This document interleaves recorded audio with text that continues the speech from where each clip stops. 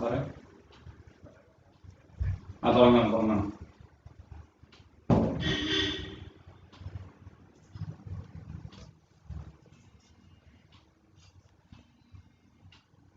Hello അതെ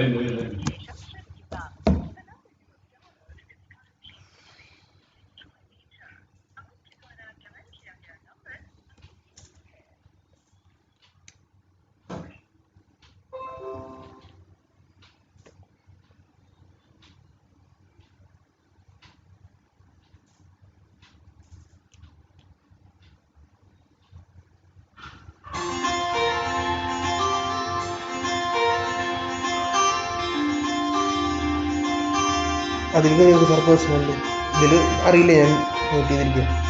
ഇതിലൊന്നും വരില്ല. അതിൽ സാറിന് പേഴ്സണൽ ഐഡിയയിലേ സൗണ്ട് കുറച്ച് വെച്ചോ.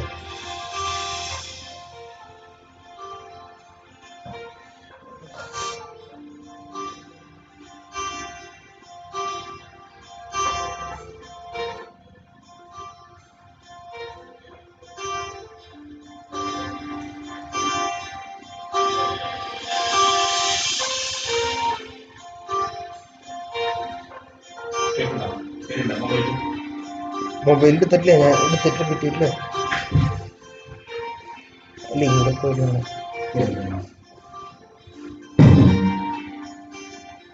ലൈവ് ശരിയായെന്ന് അറിയില്ല.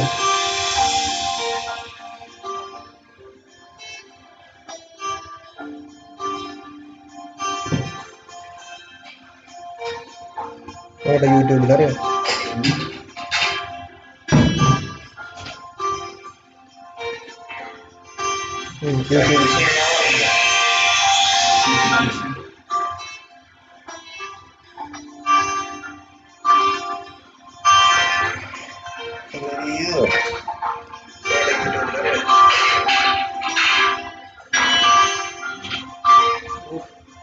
ചെയ്യാൻ പറ്റില്ല അല്ലേ? Good morning, all of you.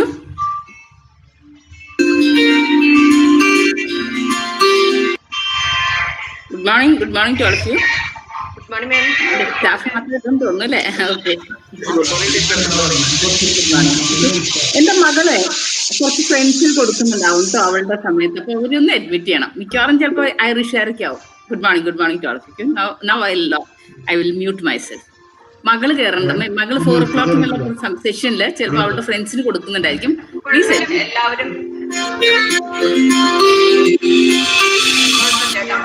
പേരൊക്കെ ഭയങ്കര ഓടായിരിക്കും ഐറിഷുകാരാണെങ്കിൽ. കുഴപ്പമില്ല മിസ്, നമ്മള് അഡ്മിറ്റ് ചെയ്യും. നല്ലതാണ്, നമുക്ക് കുറച്ച് കൂടുതൽ ഓഡിയൻസ് ഉണ്ടാവല്ലോ.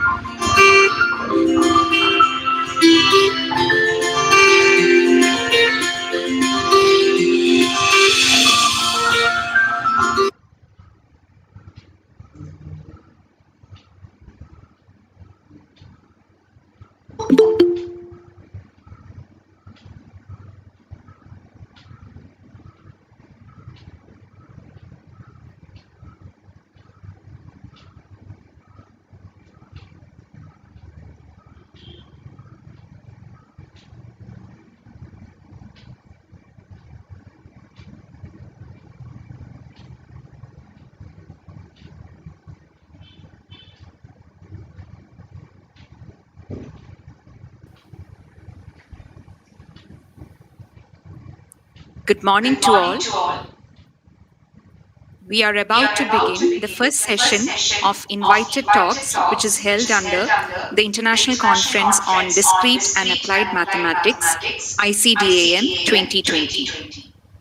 The International Conference on Discrete and Applied Mathematics, ICDAM 2020, aims to bring together academicians, scientists, researchers, engineers, and industrialists under one roof to share their expertise, current research findings, and developments in different domains of mathematics.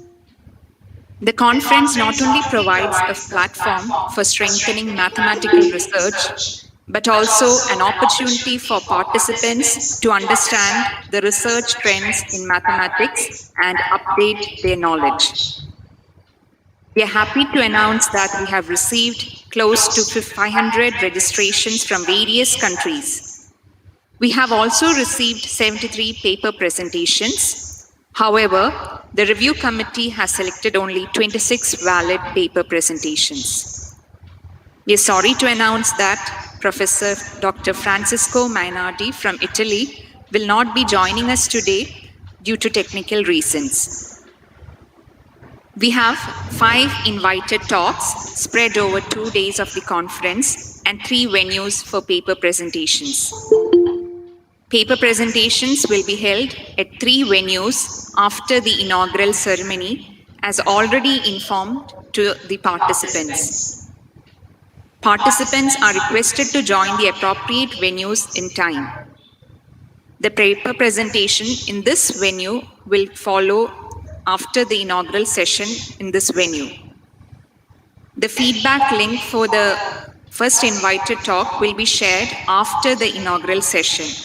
Participants, please note, feedback link for the first invited talk, which will be starting soon, will be shared after the inaugural session. Thank you.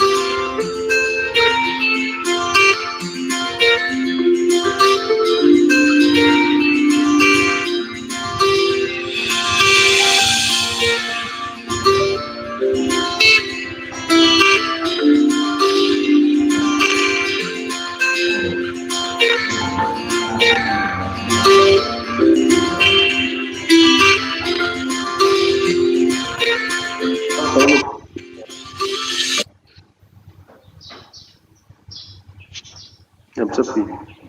What are you going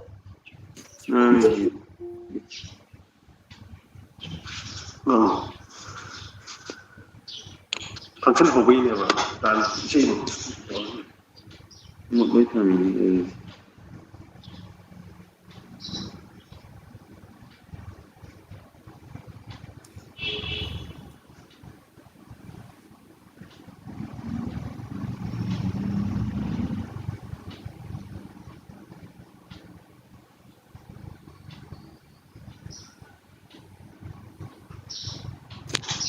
Ôi rồi, video nào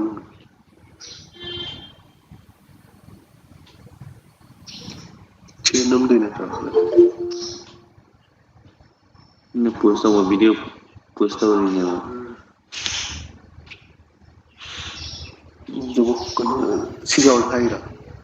There is a small announcement. Participants are requested to please mute your audios. I repeat, participants are requested to please mute your audios.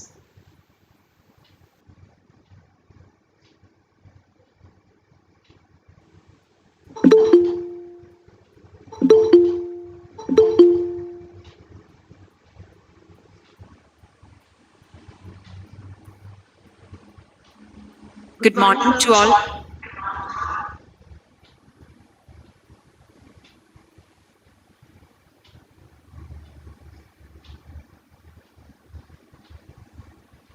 Good morning to all. We are about to begin the first session of invited talks which are held under the International Conference of Discrete and Applied Mathematics, ICDAM2020. The International Conference on Discrete and Applied Mathematics, ICDAM2020, aims to bring together academicians, scientists, researchers, engineers, and industrialists under one roof to share their expertise, current research findings, and developments in different domains of mathematics. The conference not only provides a platform for strengthening mathematical research, but also an opportunity for participants to understand the research trends in mathematics and update their knowledge. We are happy to announce that we have received close to 500 registrations from various countries. We have also received close to 73 paper presentations. However, the review committee has selected only 26 valid paper presentations. We are sorry to announce that Professor Dr. Francisco Mainardi from Italy will not be joining us today due to technical reasons. We have 5 invited talks spread over 2 days of the conference and 3 venues for paper presentations. Paper presentations will be held at 3 venues after the inaugural ceremony as informed to the participants. Participants are requested to join the appropriate venues in time for the paper presentations. The paper presentation in this venue will continue after the inaugural session. Participants also note the feedback link for the first invited talk will be shared after the inaugural session. I repeat, the feedback link for the first invited talk will be shared after the inaugural session. All participants are please requested to keep your audios muted. I repeat, all participants are requested to please keep your audios muted.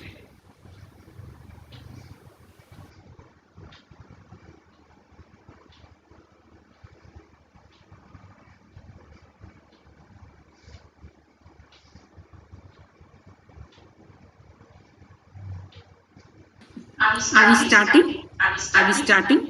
Ma'am, we'll be starting at 8:30. We have 3 more minutes to go. Okay.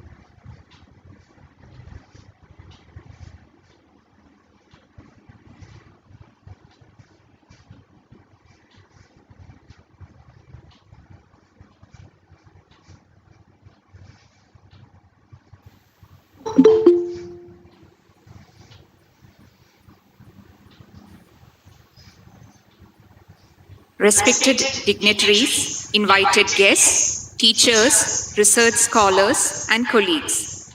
Good morning to all. We are about to begin the first session of Invited Talks. We have with us Professor Dr. Biswanath Datta, a distinguished research professor at Northern Illinois University, for delivering the session on machine learning, statistical regression, and numerical optimization. The chair for the session is Dr. Sudha Balagopalan, Dean Academics with the Academy of Science and Technology. We request Dr. Sudha Balagopalan to introduce the distinguished speaker. Thank you, Divya. A very good morning to everyone here. Okay, so this is the start of our first session in the international conference on discrete and applied mathematics, and it's a great pleasure to be here and to open out a few comments. First and foremost, it's a pleasure to see Professor Datta after a long time here, and when you see people like him across the table, somewhat like across the table on the screen, it feels that there's a possibility to reach out. And this is what I'm seeing here. And similarly, I see my professor also here. That is Nambia sir is also logged in. It's a pleasure to see him there. But at the same time, I cannot reach out. I cannot see him. But at the same time, let me hope that my voice reaches him also, as all the people here.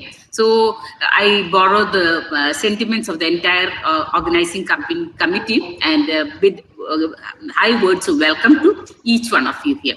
And now going into my duty, it would be grandstanding on my part to say that I am chairing this session on especially mathematics, for which I have a huge amount of respect, and then again a session by Professor Datta, whom again I hold with a lot of respect and honor. At the same time, it is giving me a chance to reach out, to listen to him, as also to perhaps initiate a discussion on a subject of much relevance to engineering. So in this context, as also knowing that mathematics will always remain my favorite subject, though I am an engineer, I will go on to my duty of introducing a great personality like him with as few words as is possible. Professor Biswanath Datta is a distinguished research professor at Northern Illinois University. He is a professor in the Mathematical Sciences Department and an adjunct professor in the Electrical and Mechanical Engineering Department at NIU. He has served as the director of the Applications Involvement Component of the doctoral program at NIU. He developed the current computational mathematics program and took a major active role in the development of the Mathematical Sciences PhD program at NIU. Professor Datta also held visiting professorship at the University of Illinois at Urbana-Champaign, Pennsylvania State University, Southern Illinois University, University of California at San Diego, State University of Campinas, Brazil, University of Adelaide, Australia, several universities in China, Japan, Hong Kong, Taiwan, India, as well as many other universities, research organizations, and industries around the world, including the Boeing Company and Wolfram Research Incorporation. His research interests are interdisciplinary that blend numerical linear algebra and scientific computing, including large-scale and high-performance computing with control and vibration engineering. His interdisciplinary research has produced computationally viable algorithms and high-quality engineering and scientific software packages that previously did not exist for scientific computing and electrical and vibration control systems design and analysis. He also pioneered the research on large-scale and parallel computations in control. His current research involves development of computationally viable and mathematically sound algorithms for active vibrations control and model updating of large vibrations systems modeled by finite element techniques. The thrust of his research are in its applications to real-life problems arising in vibration industries, including automobiles, buildings, bridges, highways, air and space crafts, and in mathematical justification of many ad hoc industrial techniques which lack solid mathematical foundations. Professor Datta has authored more than 150 research papers, 2 books, Numerical Methods for Linear Control Systems, Design and Analysis, and Numerical Linear Algebra and Applications, and several software packages, including MATLAB-based toolboxes, MathControl, MathCom, and Mathematica-based advanced numerical methods. These packages are routinely used for classroom instructions and academic and industrial research and developments. Professor Datta's research has been supported by NSF, the Air Force Office of Scientific Research, US Department of Education, the Office of Naval Research, Japan, the Boeing Company, Wolfram Research Incorporation, and numerous overseas funding agencies. In recognition of his research contributions, he has received several prestigious honors and awards. These included election to IEEE Fellow in 2000, induction as an academician of the Academy of Nonlinear Sciences, Russia in 2002, Senior Fulbright Specialist Award in 2006 and 2009, and several IEEE plaques and medals of honor. He is an IEEE distinguished lecturer and also has been honored by several IEEE sponsored conferences. Professor Datta was honored in IEEE's honoring ceremony held during the banquet of the International Workshop on Numerical Linear Algebra in Signals, Systems and Control at the Indian Institute of Technology, Kharagpur in India, 2007, and was awarded a Medal of Honor at a special honoring ceremony held at the first International Conference on Power, Control and Signals, Epsicon 10, by Vidya Academy of Science and Technology, Thrissur, India. Multiple research publications honoring Professor Datta, and in recognition of his research has appeared recently, the research monograph on numerical linear algebra in signals, systems and control. Springer 2010, a special issue of linear algebra and its applications 2011, and a special issue of numerical linear algebra with applications on inverse problems in science and industry. 2 most recent awards of distinction are the 2015 Fulbright Nehru Distinguished Chair Professor offered by United States State Department, and 2017 P.C. Ray Distinguished Chair Professorship bestowed by Indian National Science Academy. An honoring ceremony on this occasion was again held at Vidya Academy of Science and Technology, Thrissur, India in 2017. Professor Datta has served on the editorial board of premier mathematics journals in his areas of expertise, such as SciAM, J, Matrix Analysis and Applications, and Linear Algebra and its Applications, as a special editor, and Numerical Linear Algebra with Applications, Mechanical Systems and Signal Processing, and Dynamical Systems. He was the vice chair of the SciAM Linear Algebra Activity Group and has organized several successful interdisciplinary conferences sponsored by the American Mathematical Society and SciAM and MTNS, that is Mathematical Theory of Networks and Systems, IEEE. He also co-edited several proceedings books of these conferences. Much more about this, of course I was reading so much, but beyond this, he has been a big friend of Vidya, and he continues to remain a loyal friend of Vidya, and we are very, very happy, as also proud and privileged to have him as our first speaker, as our first keynote speaker in the international conference ICDAM2020. Welcome you, sir. Welcome you aboard. Thank you, sir.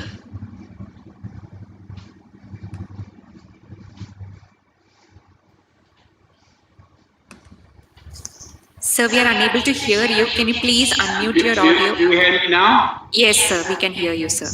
Okay. Well, thank you, Dr. Sudha, for your very elaborative introductions about me.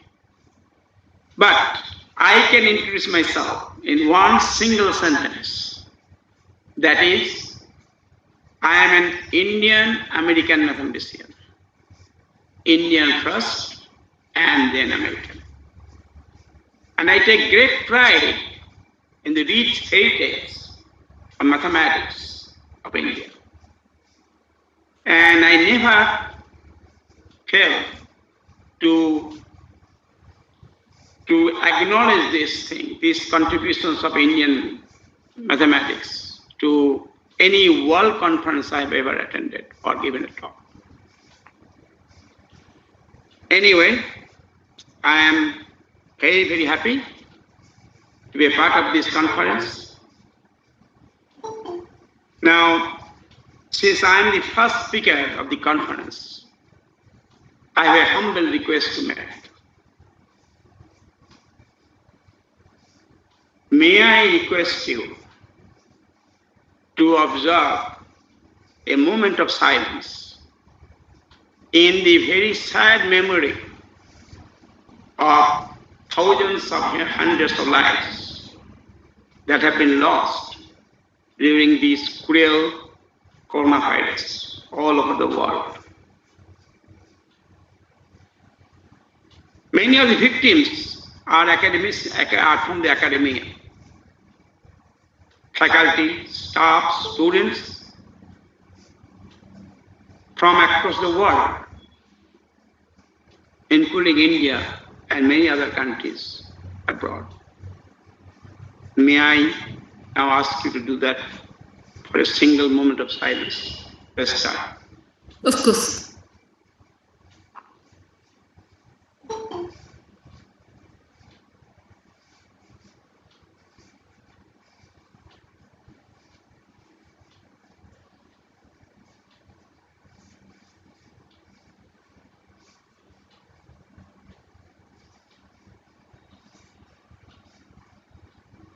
Thank you. Okay. Now coming to my talk. First of all, I would like to express my sincere and heartfelt thanks to the organizing committee to invite me to this conference. Though I decided to give a talk on a topic which may not be very relevant to the main theme of this conference. However, this is a topic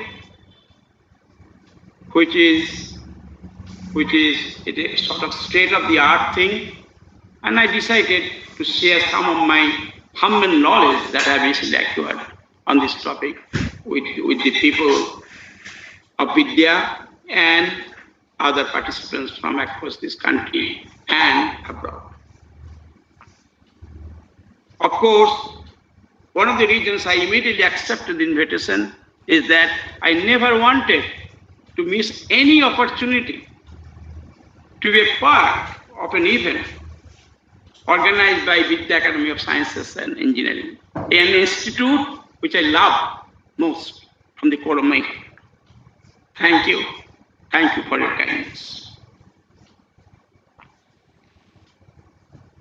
Now, about the topic of my talk, which is not in the area of my main expertise, as you know, from Dr. Sudha's presentations, but this is an interdisciplinary talk, blending machine learning, which is an area of computer science.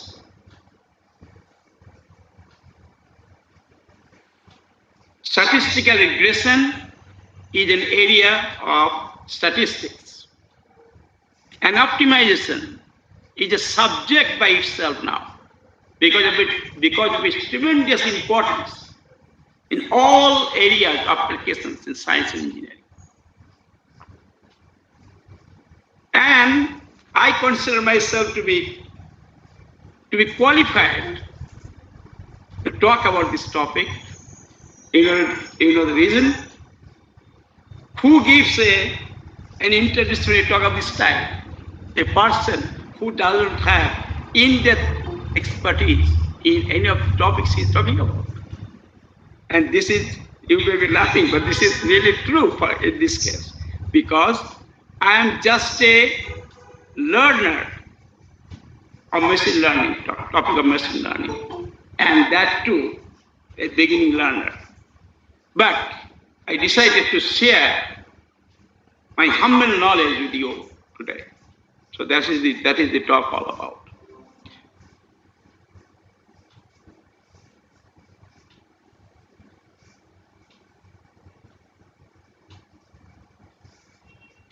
Okay, so let's stop. Now, do I share the slides from my side, or you will do that from your side? No, sir. It has been conveyed that you would be presenting, sir. I'll be presenting from my side. Now, can you see the slides now? No, sir. Not yet, sir. No, because I didn't have an opportunity to share the screen. So for that, I think I need a code to share the screen. And I don't have that code. Let me see, can I share the screen or not?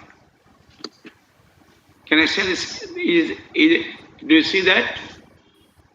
No. Okay, so it's better that you do the presentation from your side. I will just talk. Can you do that? Yes, sir. Yes, sir. We shall. Who is Sumit Bisht? Who is Sumit Bisht? You display the slides and I'll be talking and I'll be asking you to skip some of the slides as needed, okay? Okay. Yes, sir. Thank you, sir. Sumit I'm Bisht. sorry about that, it didn't work. The participant, Mr. Sumit Bisht, you are requested to stop your presentation. He requested to stop my presentation? No, not sir. No, sir. The participant was presenting his screen by mistake, sir. Oh, okay.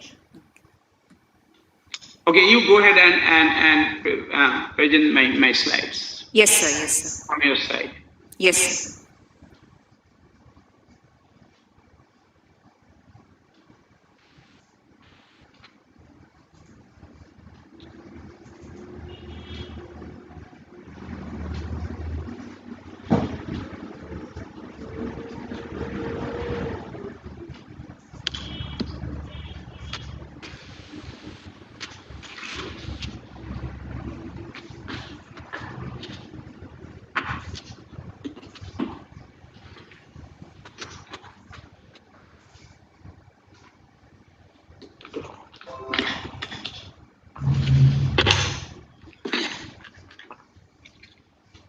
Okay, here you go. Now you can see it, right? Yes, sir. Yes. Okay. Next slide, please. Next slide. Next slide. Next slide. Okay. Now, what is machine learning? Please stay now on this slide. What is machine learning? Machine learning is the learning of the machine. Machine means computer. To perform.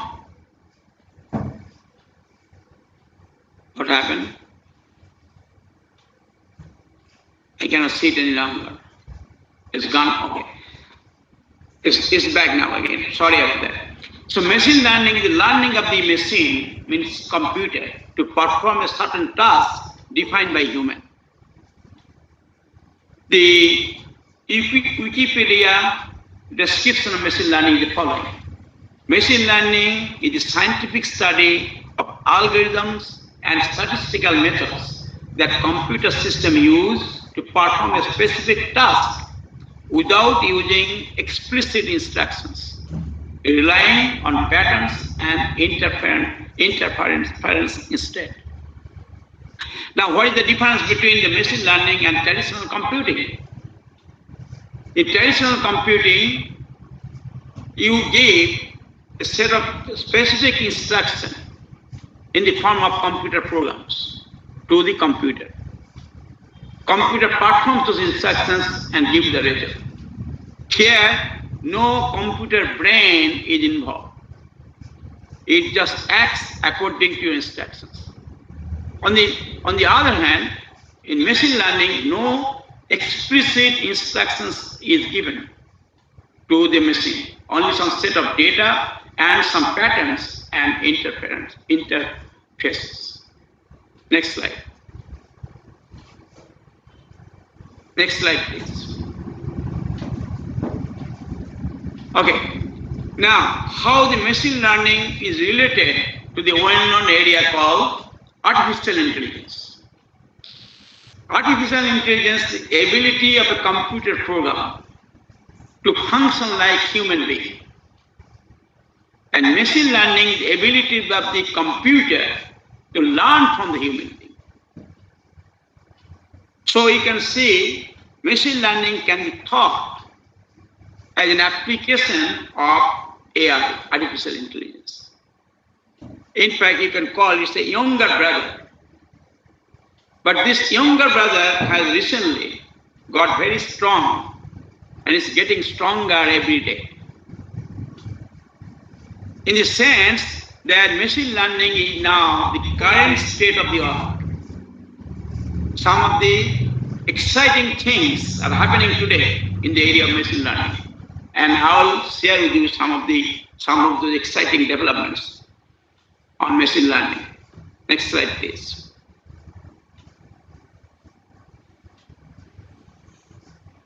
Next slide, please.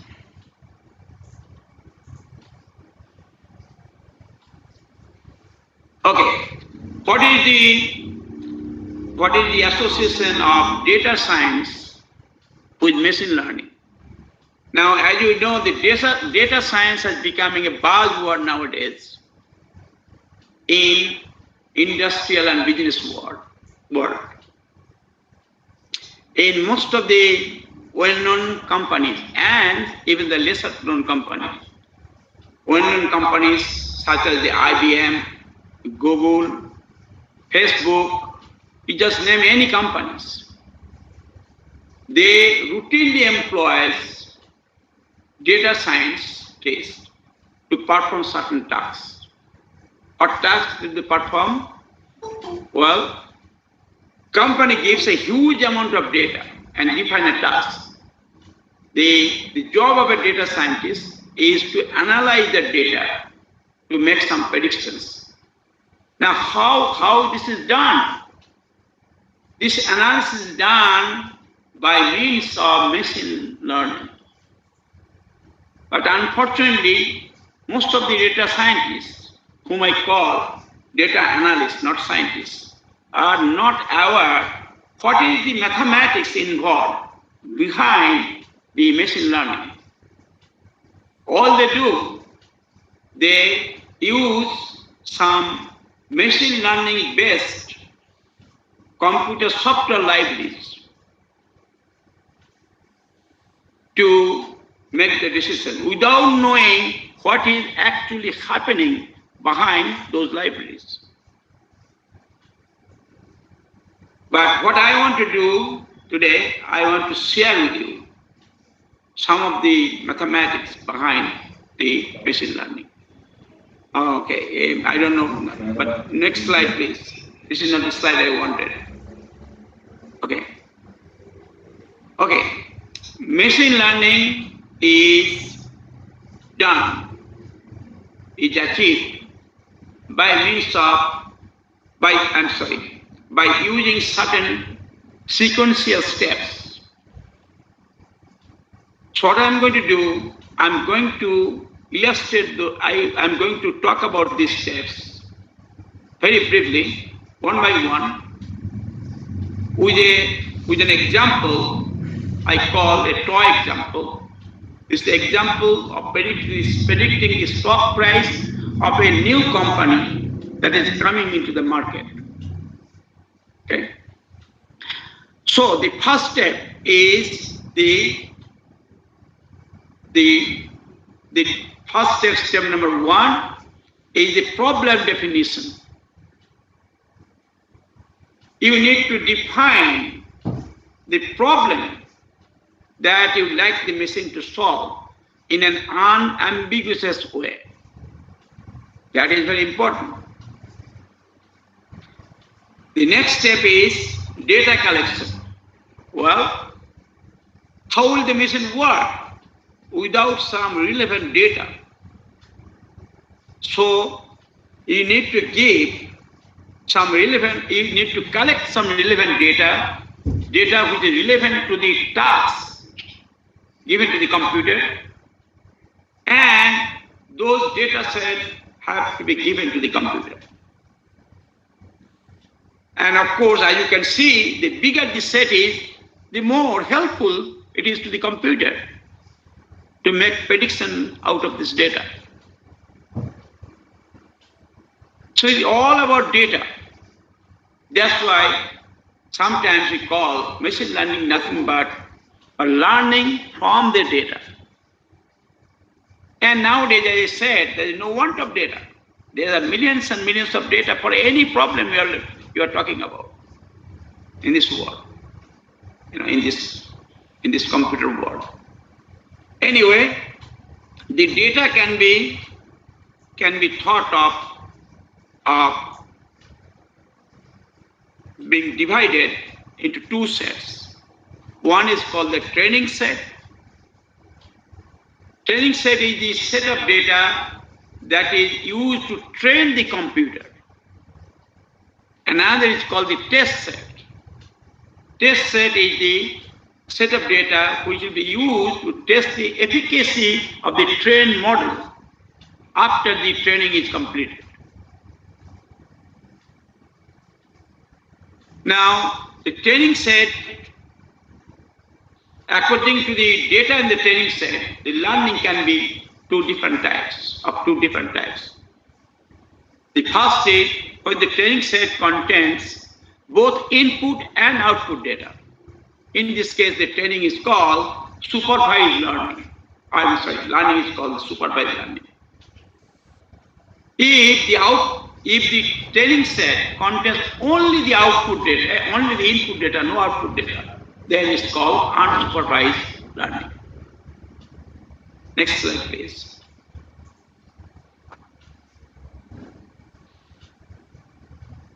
Okay, so for our example, the predicting the share price of a new company which is coming to the market.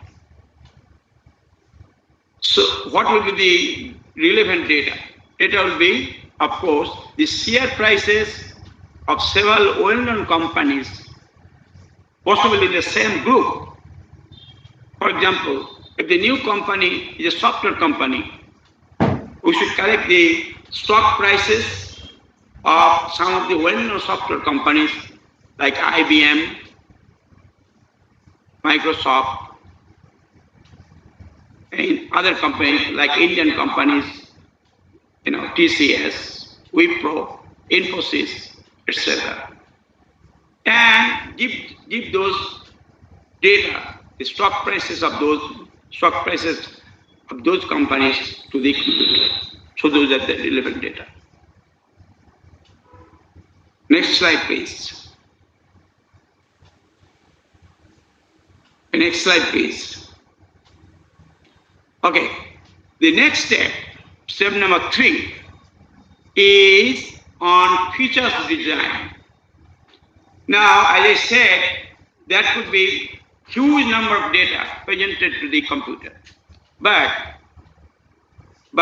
the computer has to be trained to find out which set of data have the features, have the distinguished features which are relevant to the prediction that computer is going to make on the data. And this is very important, to design the features in the data which will be helpful to make the prediction. Ideally, computers should do it by itself. Okay, or you have to train the computer to do this feature. And this is the most difficult but very important task. For example, suppose you are asking the computer to distinguish a cat from a dog. Now, if you tell the computers that here the relevant features are the 2 ears or 4 legs, they are not good features, because both the animals have the same features. But on the other hand, if you tell the computer the size of the nose or facial impression, then it will be helpful. Like the dogs have, the cats have the big ears and a small nose, and conversely for the dogs. So these are the features I'm talking about. Okay. So this is a very important step to which is called features design. Okay, next one. Next slide, please. Step number 4. Well, that's where the mathematics is coming. So the computer needs to develop a mathematical model based on which the prediction has to be made.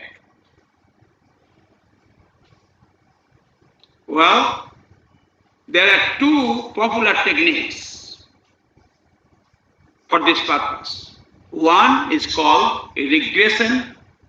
It's a statistical technique to develop a mathematical relationship between the input data and output data. So this is the supervised learning. Okay. And another is called classification. It's very similar to the regression, but here the technique is to find some classes, either 2 or more than 2 classes, to separate the training set into 2 or more classes, so that those classes can be used to make the prediction. Like if the problem is to distinguish between a cat and a dog, the training set will be divided in 2 classes, 2 separate classes, according to distinguished features. So when a new animal comes, you'll be able to identify the animal just by putting in one of those 2 classes. So that technique called classifications. Let me give you some examples, some well-known examples of these 2 techniques. I'll mostly talk about regressions and some classification techniques. Next slide, please. Okay. The regression is routinely used nowadays, as I said, to forecast the stock prices. I mean, the share price, I mean, not stock, but share price of a company. And also to forecast the box office sales of a movie, for example, new movie. What happens nowadays, before the movie is released for public view, the company releases some trailer of the movies, a partial overview. And then you can see immediately there are a lot of discussions in the social media, like in the Facebook, Twitter. And so they call it sentiment analysis. So by analyzing those sentiments, the company can decide whether the movie will hit the market, whether it will be a blockbuster movie or it will be a failure. Also, the regression technique is routinely used to predict diseases like blood pressure, heart disease, cancer, etc. Next slide, please. Now, how is it done? Well, so as I said that, as is well known now, that scientists now very strongly believe that causes of many common diseases like cancer, diabetes, heart disease are human genes. So the regression is commonly used to understand the complex relationship between the genetic features and the quantitative traits like the levels of cholesterol, glucose, etc. to identify certain disease. Of course, goal of all these things is to discover some gene-targeted therapies for such diseases. Next slide, please.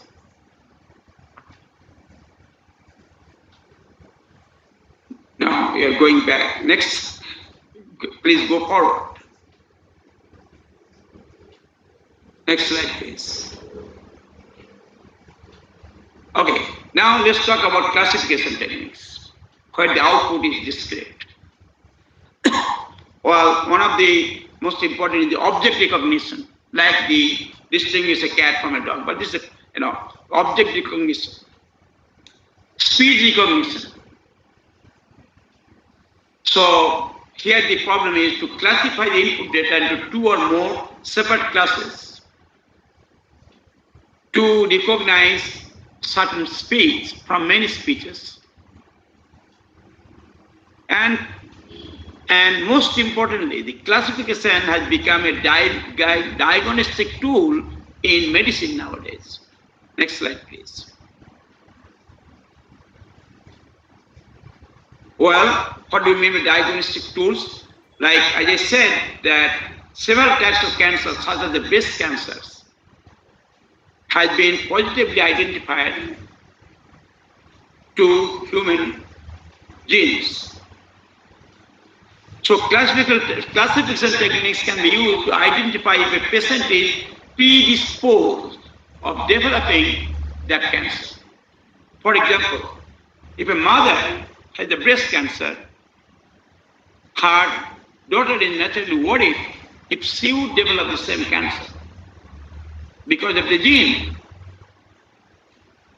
And the machine learning can predict that using classification techniques.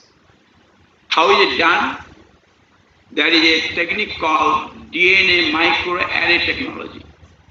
And using the technologies, the healthy genes are separated from the cancerous genes. And so into classes. So using that classification techniques, the scientists can predict whether a patient is predisposed of developing the cancer or not. Next slide, please. So sorry to interrupt you. Yeah. So we have 10 more minutes to go. Just to remind you, we have 10 more minutes to go. Okay, I have a lot to talk. Oh, okay. Sorry, sir. Okay. Okay, that's fine. Okay, So another thing is another diagnostic tools. Another sort of diagnosis that is done by using classification techniques is the identifying the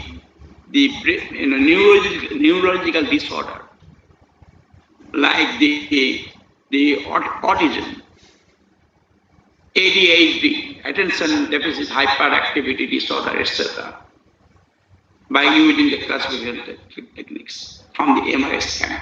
Okay, next slide, please. I don't have much time. Okay, let me talk a little bit about. Okay, next slide, please. Next slide, please. Next slide, please. I don't have time to do all those things. Okay, next slide. There are, you can look into the in the slides. Okay, next slide, please. Okay, so let me talk a little bit about regression, a technique that is used to in machine learning.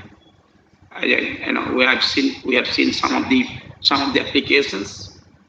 So regression is a technique, as I said, to develop mathematical model relating input data with the output data.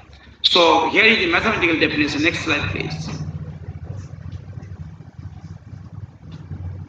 Next slide, please. Next slide, please. Okay, here is some mathematical. Suppose, okay, this is how a multi-dimensional linear regression is defined. Suppose you are given a sort of a k vector valued input, d1 through dk, and a scalar valued output y. So the problem is how to relate y to these. Next slide, please. So what we want to do, we want to establish a relationship in such a way that the yi's will be tied with the di's by means of some parameters called the regression parameters. So the problem is to find those parameters x0, x1, x2, xk, those are vectors, such that this relation will be satisfied. Next slide, please.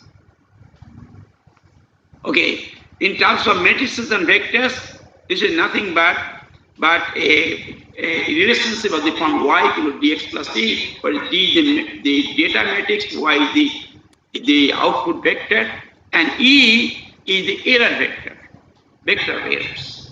Next slide, please. Okay, once this mathematical model is established, the next step for the computer is to tune the parameters of the model, regression or classification, in such a way that the parameters will be as good as possible. Next slide, please. For the regression, it has been discovered by statisticians and many mathematicians that the technique of least squares is the best fit. Least squares means minimizing the sum of the squares of the errors. And the least square functions is the one that is needed to be minimized. Next slide, please. So, next slide, please. So, this is the minimization problem. And there are some beautiful methods in the literature of optimization to solve such problems. But the question is, do we need such a sophisticated method to solve this least squares problem, linear least squares problem? The answer is no. Why not? Let's see. Next slide, please. It turns out the least square function is a convex function, and convex optimization is a piece of cake. In the following sense, that this type of function can be minimized just from the gradient equations involving the gradient of that n-dimensional functions.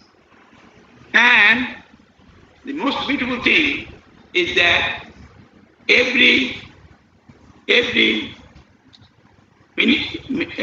minimum solution and local minimum solution is also a global minimum. So the statisticians, they never looked into this aspect.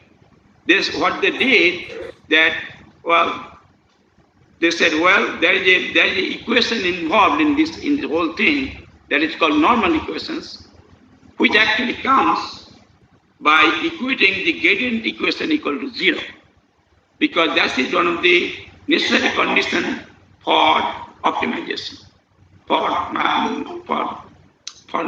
n-dimensional optimization. And it turns out the necessary condition for a convex optimization is same as sufficient conditions. So the bottom line is, next slide, please. The bottom line is that by equating the gradient equation equal to 0, what do you get? Next slide, please. Next slide, please. Next slide, please. Next slide, please. Okay, no. Oh, wait. Go back to that slide, please. So what happens that by what you end up by doing this thing is that this equation called normal equations, which is d transpose dx equal to d transpose y, given d and y, find x. This equation is called normal equations, and it turns out that d is a full rank. Then d transpose d is not only singular, it is symmetric, positive, definite, so it can be inverted. So one natural way of solving this thing is to inverting the matrix d transpose d. That is very easy, and that's what statistician has been using for years. But as a numerical analyst, I don't like that, because there are some obvious numerical difficulties associated with that. The difficulty is that, next slide, please.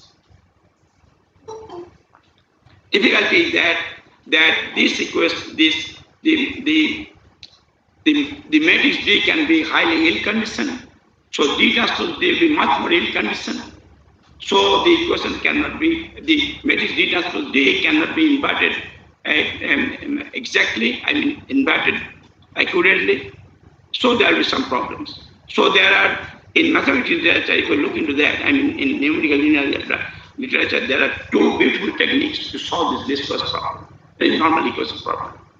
One is based on the keyword decomposition, and it's called ASP decomposition. And that has been now routinely used, is being routinely used to solve this problem in numerical hybrid way. And I don't have time to talk about that thing. But what I have to do, I have give me 5 more minutes. I have to talk a little bit about the numerical experiments that we have done on three real life examples using the software library based on Python, which is the major computer language of machine learning. Can you go to the several slides, please? The skip several slides. Keep going. Please. Going, okay. Let's keep going. We don't have time. Let's go going. Keep going, please. Just going to the experiment sections. Go ahead, please. Please, go ahead. Keep going. Okay, wait. Okay. So there are 3 numerical examples on real life numerical examples on real life problems. One was to predict the housing price in the city of Boston. Another is to predicting the number of coronavirus in the state of New York, which was a hotspot in the beginning. So another is the prediction of, not prediction, it optimize the portfolio of investment. Okay, let me talk just a little bit about this, the last 2. So to predict the number of coronavirus cases in the state of New York, what we did, we took the data from New York Times from March 1 to June 14 of 2020. So there are 100 sets of data. Out of 90 was used for the training set, 10 was used for the test sets. Linear, there are 2 techniques for used, linear regression and something called piecewise linear regressions. And they were applied to solve this real life problem. And the result was, keep going please. You can see the result. You can see the result now that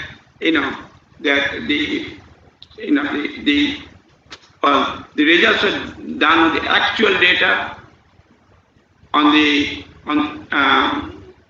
actual data on the training and the test, the linear regression data, linear regression on the training and the test, and the piecewise linear regression on training and the test. So 6 sets of analysis here. And let's look at the next set, please. Next slide, please. Next slide, please. Okay. No, next slide before. So it turns out, slide before. No. Okay. It turns out, you can look into that graph. It turns out that the piecewise linear regression is much more appropriate than the actual linear regressions. The reason is given in that slide. You can look into that. Okay, just a few words about the portfolio optimization. This is a problem everybody should be interested in. Well, the problem is, suppose you have some money to be invested in the stock market. Okay, and you are given the options of several assets, several stocks. So the question is, how are you going to optimally allocate your portfolio to those assets in such a way that certain certain expectation will be met. What are those expectations? Well, we can think of this expectation. First stage, slide before, please. Slide before. That's why I want to control what happened. Slide before, please. Slide before. Slide before.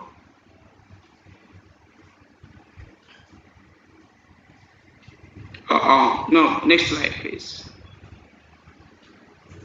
Okay. Wow. Next slide, please. Next slide. Okay. No. Okay. There are three ways to look into that. First is you want to minimize. Okay, forget about the slide. You want to minimize the risk variance. Okay. The second is you want to maximize the expected return of your assets. And third is you want to do both at the same time, minimize the risk variance and maximizing the profit, expected profit. We mathematically expect the return of the profit. This is a well-known optimization problem, and this was invented by a Nobel laureate, okay, who got the Nobel Prize because of this. He was a professor at University of California, San Diego, where he kept the Nobel Prize, and I was associated with that university for some time, as Dr. Sudha said before. So anyway, we ran the data on a hypothetical case on the stock prices of three big companies: IBM, Walmart, and Southern Electric.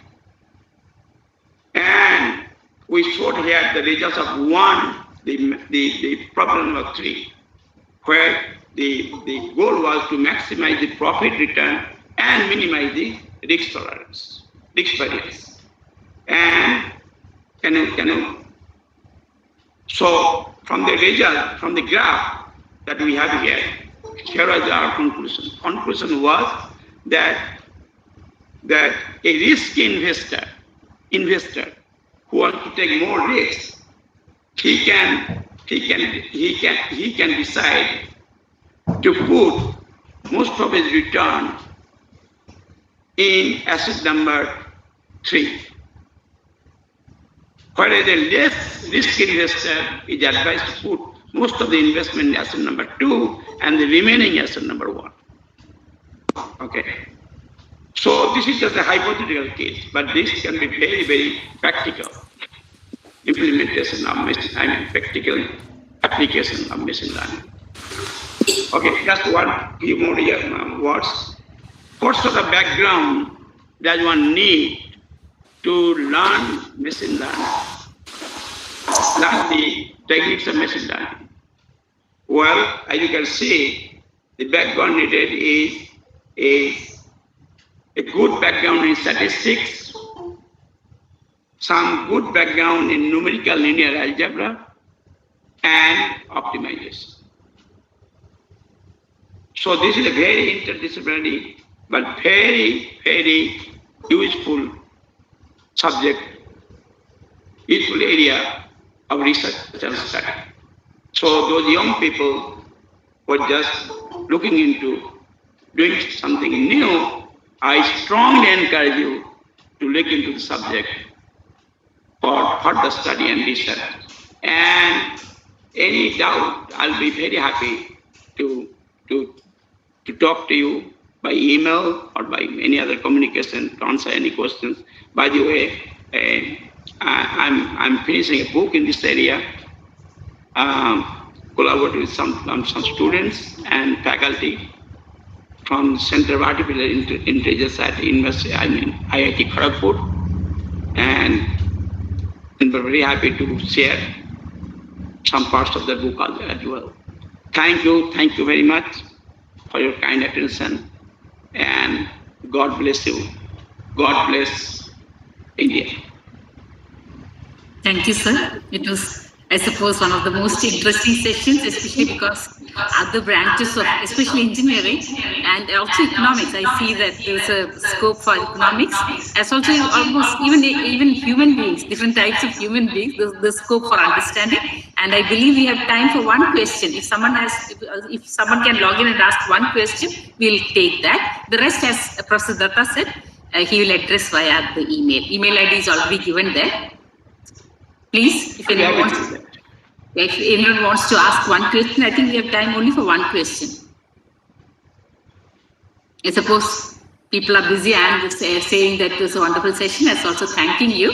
Okay, in fact, we found the session resounding with some of the talks that we had earlier, especially with respect to modeling the pandemic. In fact, we have had 2 sessions on a similar note, but of course they were handled differently. And we also had a session on stock market similarly, but of course it was again the role of advertisements in that session. So the understanding has deepened with respect to whatever you have presented. Okay? So I'm so happy. I'm so happy. Of course, we will be looking into your slides again, provided the organizers. Yes, please do that. Please feel free to distribute the slides to anybody who is interested. Then we'll have questions for you. I hope you'll be able to answer them. Thanks a lot, sir. I believe we have completed the scheduled time for this. So let's hope that the organizers will take it on, and thank Professor Datta for that wonderful session, as also for being with us in these times, especially because it's a solace to see that you are there when we hear about so many tragedies happening all around. As I said, that I'll be happy to do anything possible in my humble way. Okay, so to promote the notable goal of Vidya Academy of Science and Technology. Thank you, sir. We have started like advancing the knowledge of science and technology. So what we had started earlier, we'll try to take it forward. The Center for Computing, and as you said earlier, we have started, but nothing has happened. At least this discrete. I'll make it happen. I'll make it happen. As soon as the things get clear here, I'll make a trip to India. I'll make it happen. Thank you for the blessing, sir. Thank you for the blessing in all senses. Thanks a lot. It's not only blessing. I'll be personally associated to get the things done, to make it happen. Okay, sir. Thank you, sir. Organizers, please take it on. The floor is yours.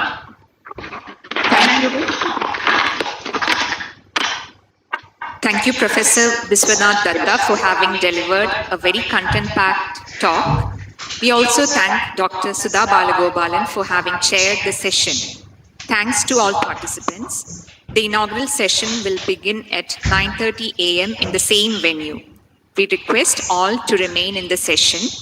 The feedback link for this session will be shared after the inaugural session. I repeat, for the attention of the participants, the feedback link for this session will be shared after the inaugural session. The inaugural session will start at 9:30 a.m. Thank you. Okay. Have a good day. Have a good conference. It was a pleasure meeting you all. Thank you, sir. Are you staying up? Or have you had? It's 7 o'clock here at night. Okay, so please have your rest. And regards to your wife also. I would love to stay longer, but it's past my bedtime. Yeah, you should take your rest, and our regards to your. Well, I can stay longer, but I'll let you. So please come again another day. Please come again another day. Thank you. Oh yes, sure, no problem. Thank you, sir. So let me take on. So every day will be the conference will go on for 3 days. Few days. Today and tomorrow. Yes, sir. So tomorrow at the same time, you'll start the conference at the same time tomorrow? At 9:30, sir. A little later. Oh, okay. India is still India, even if you're left. Okay, I'll see if we can log in and get together with you. Okay. When my daughter is presenting, you will be sleeping. Perhaps she's sleeping so now. What time is that presentation? My daughter's presentation is at 4 o'clock in the evening today, in Indian Standard Time. 4 o'clock Indian Standard Time. Yeah, Sonia is presenting. So that is 6 o'clock in the morning here. She's sleeping now. Okay, she's sleeping 3 hours. Okay, so we'll meet again. Okay, I'll catch up some other time. Okay. Okay, sir. Thank you, sir. Bye bye. Thank you again. Thank you. Have a good day, good conference, and good night for me. Bye bye. Yeah, good morning. Honorable Vice Chancellor has joined. Good morning, ma'am.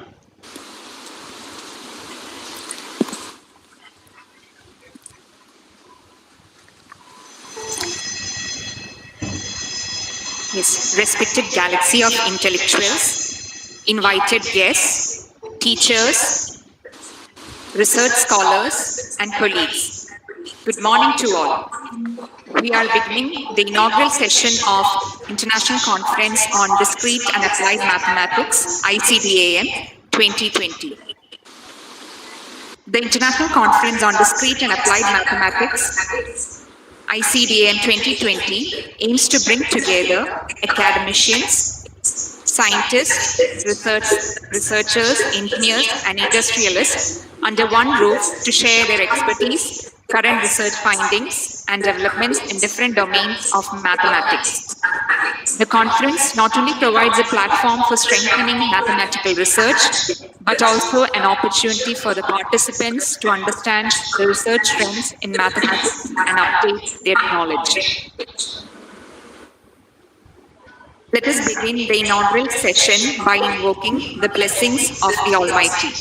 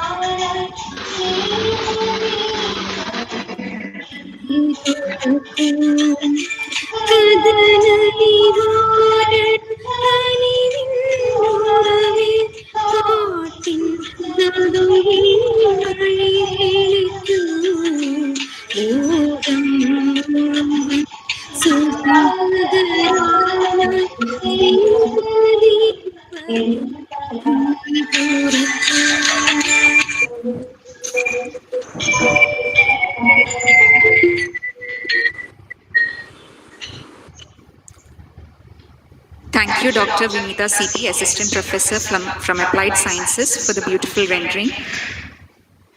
On behalf of the organizing committee, we invite our principal, Dr. Saji C.B., to welcome the participants. Thank you, Professor Divya. Am I audible? Yes, sir. Yes, sir. You're audible. Thank you. Honorable Chief Guest of the Day, Dr. Rajeshri M.S., Vice Chancellor, APJ Abdul Kalam Technological University. President of today's function, Executive Director, Engineer G. Mohanachandran. Chief Patron of VICT, Engineer P.K. Ashokan. Dr. Sandeep Priyakos, Academic Secretary, Kerala Mathematical Association. Shri Suresh Lal, Administration and Finance Director. Dr. B. Anil, Academic Director, VICT. Dr. P. Pratapachandran Nair, our former Principal and Professor Emeritus. Dr. Sudha Balagopalan, Dean Academics. Dr. V. N. Krishnachandran, Vice Principal as well as the Chairman of the Department. Dr. G.B. Jose, Head of Applied Science Department as well as Convener. Distinguished domain experts from various parts of the world who would be interacting with our participants, including Dr. Vishwas Datta, who has just delivered the keynote address from Northern Illinois University, Dr. Sonia Balagopalan, Dublin City University, Ireland, Dr. K. Germina, Central University of Kerala, and Dr. Sunil Matthew, NIT Calicut, along with Professor Francisco Menardi, University of Bologna, Italy. He may not be joining today because of technical issues. He'll be hopefully joining tomorrow. Delegates, researchers, and students from various parts of the country as well as the world. It is indeed a great pleasure for all of us to have you here during the inaugural function of the two-day international conference on Discrete and Applied Mathematics, ICDAM 2020. We are conducting this conference online in view of the COVID-19 pandemic. In fact, this pandemic has given academicians, engineers, mathematicians, and scientists more opportunities than challenges. We were able to find solutions to almost all the challenges that was posed by the pandemic.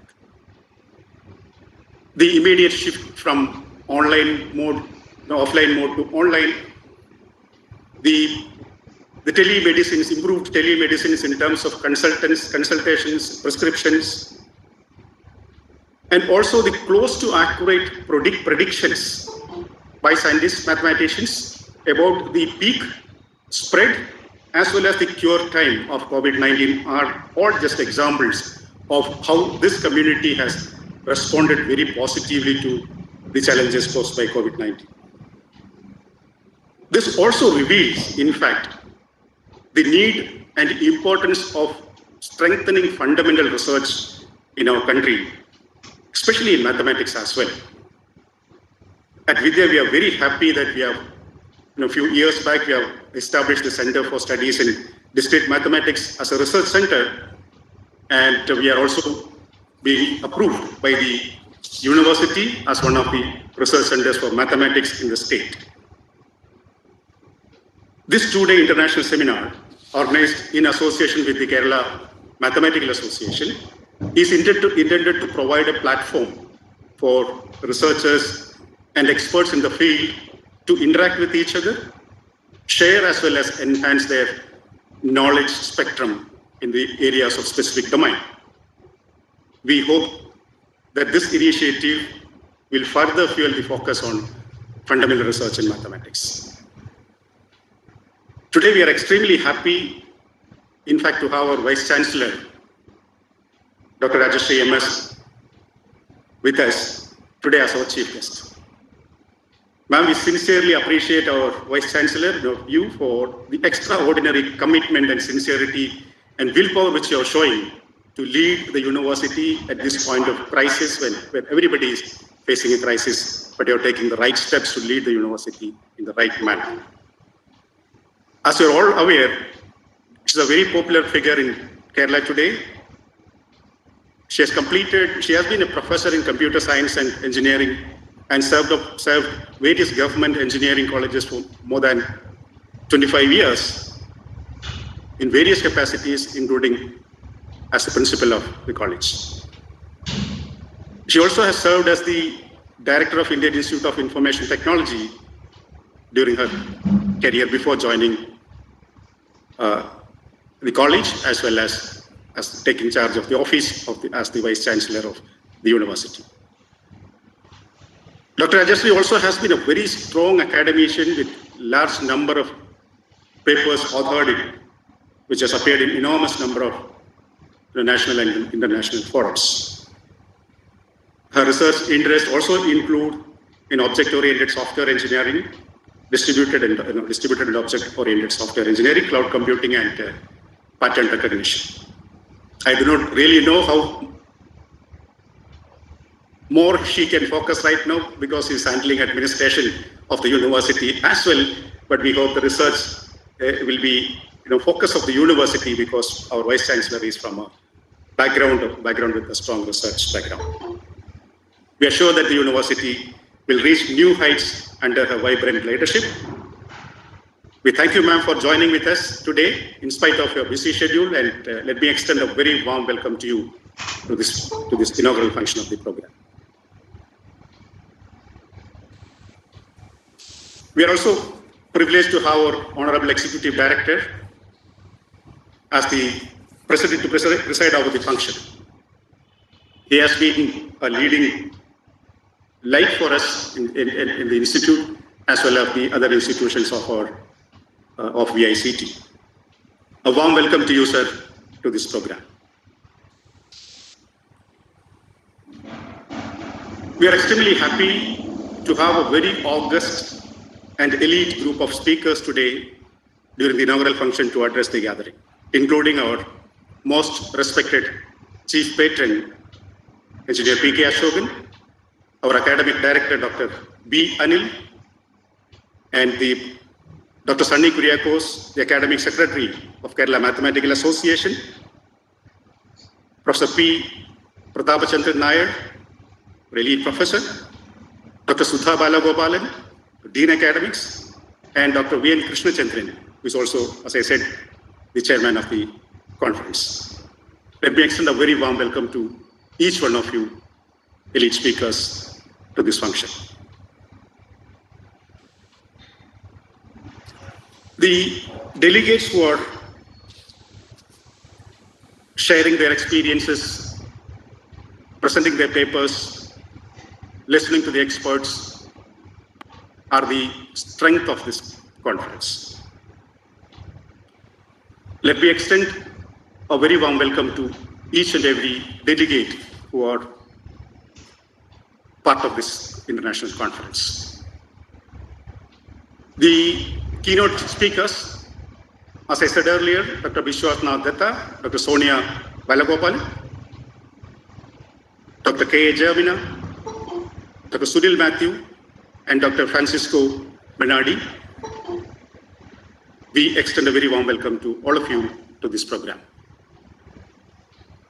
I'm sure this program of two-day interactions during the conference will benefit the research community as well as the students who are hoping for research, planning to do research, to make good connections, good network between experts, and enhance your knowledge.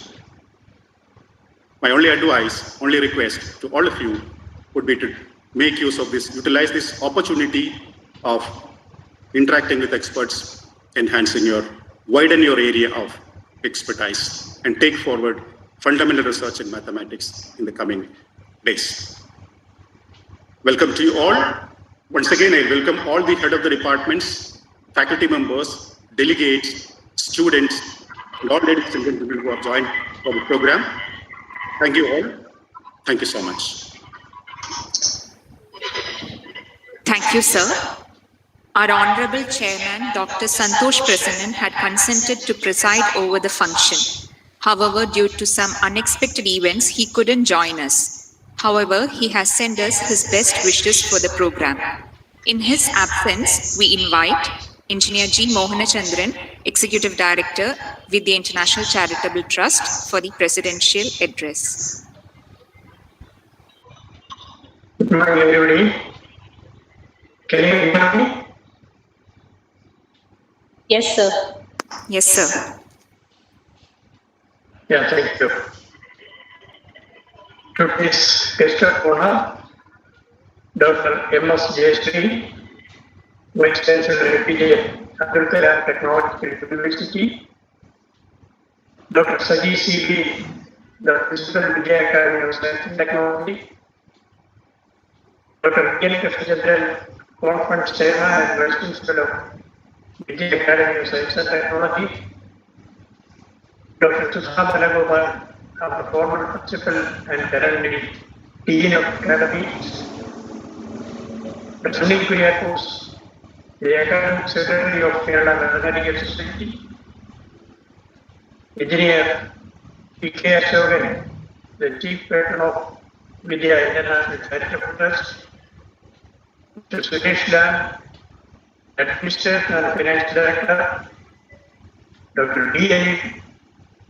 Academic Director, VCP, Dr. P. Pradhavendu Nair, our former Principal and Professor Emeritus, Dr. G.B. Jose, Head of the Department of our college, and dignitaries and academics joined this conference from different countries, including our beloved trustees, honorable advisors, functionaries of CSTM in the campus, off the campus, staff, students, delegates, and others, and the organizing committee members.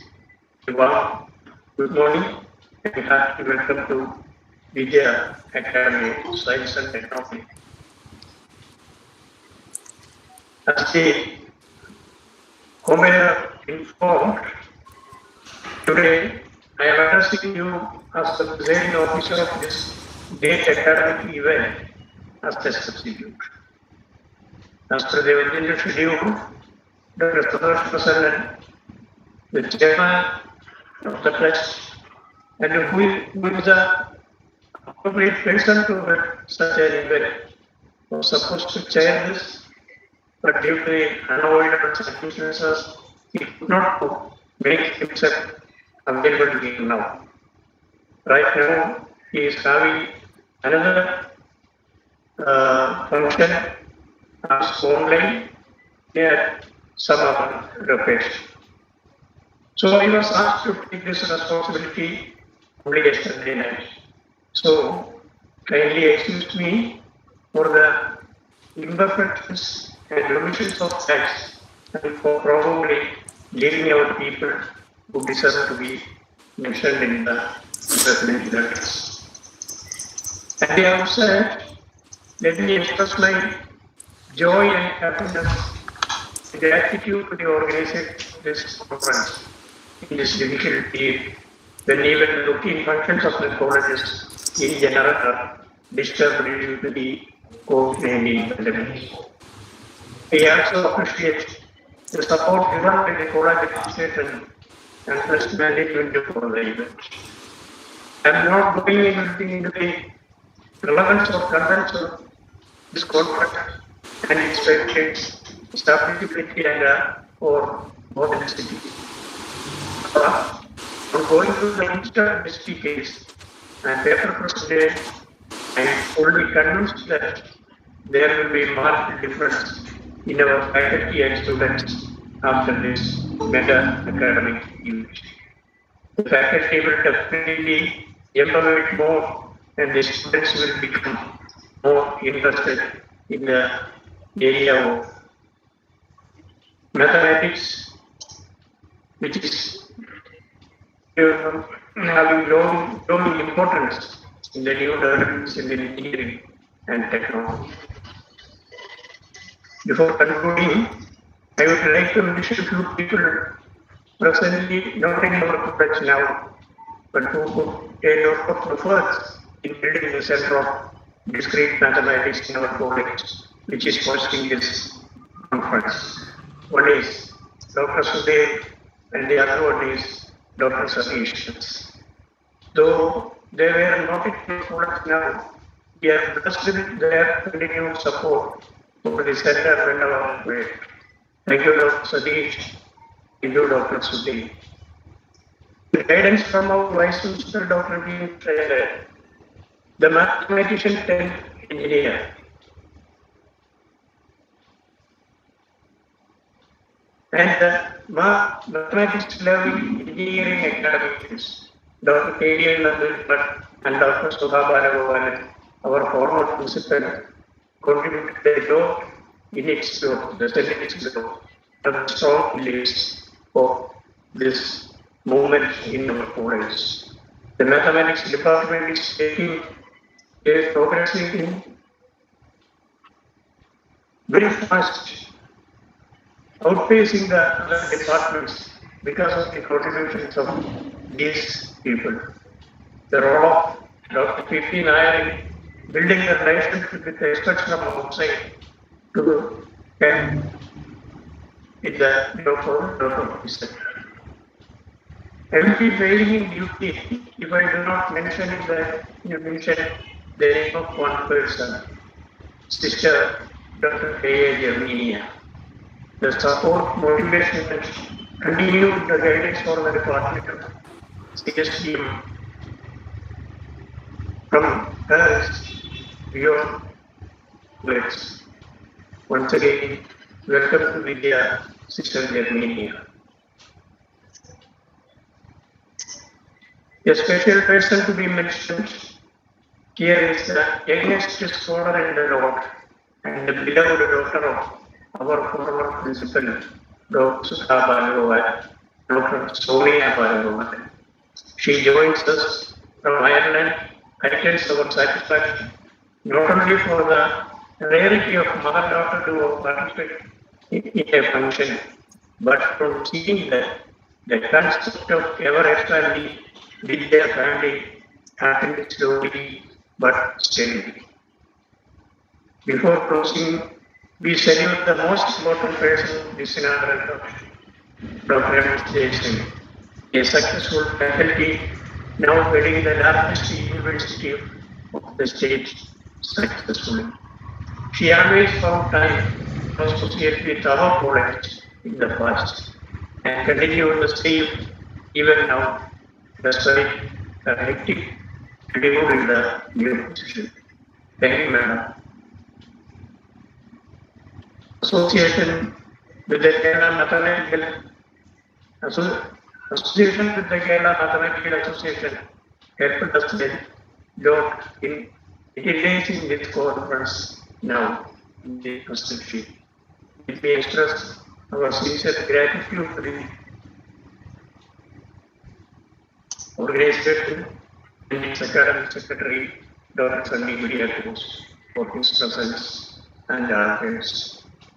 With these words, let me conclude giving us access to the conference in the Center of Excellence, CFDM of Vidya Academy of Science and Technology. Thank you. Thank you, sir. Dr. Rajashree MS is an expert in computer science and engineering and has served in various government engineering colleges under the State Technical Education Department for more than 25 years as lecturer, assistant professor, professor, and finally principal. She has also held the position of the Director of Indian Institute of Information Technology and Management, Kerala, IITMK.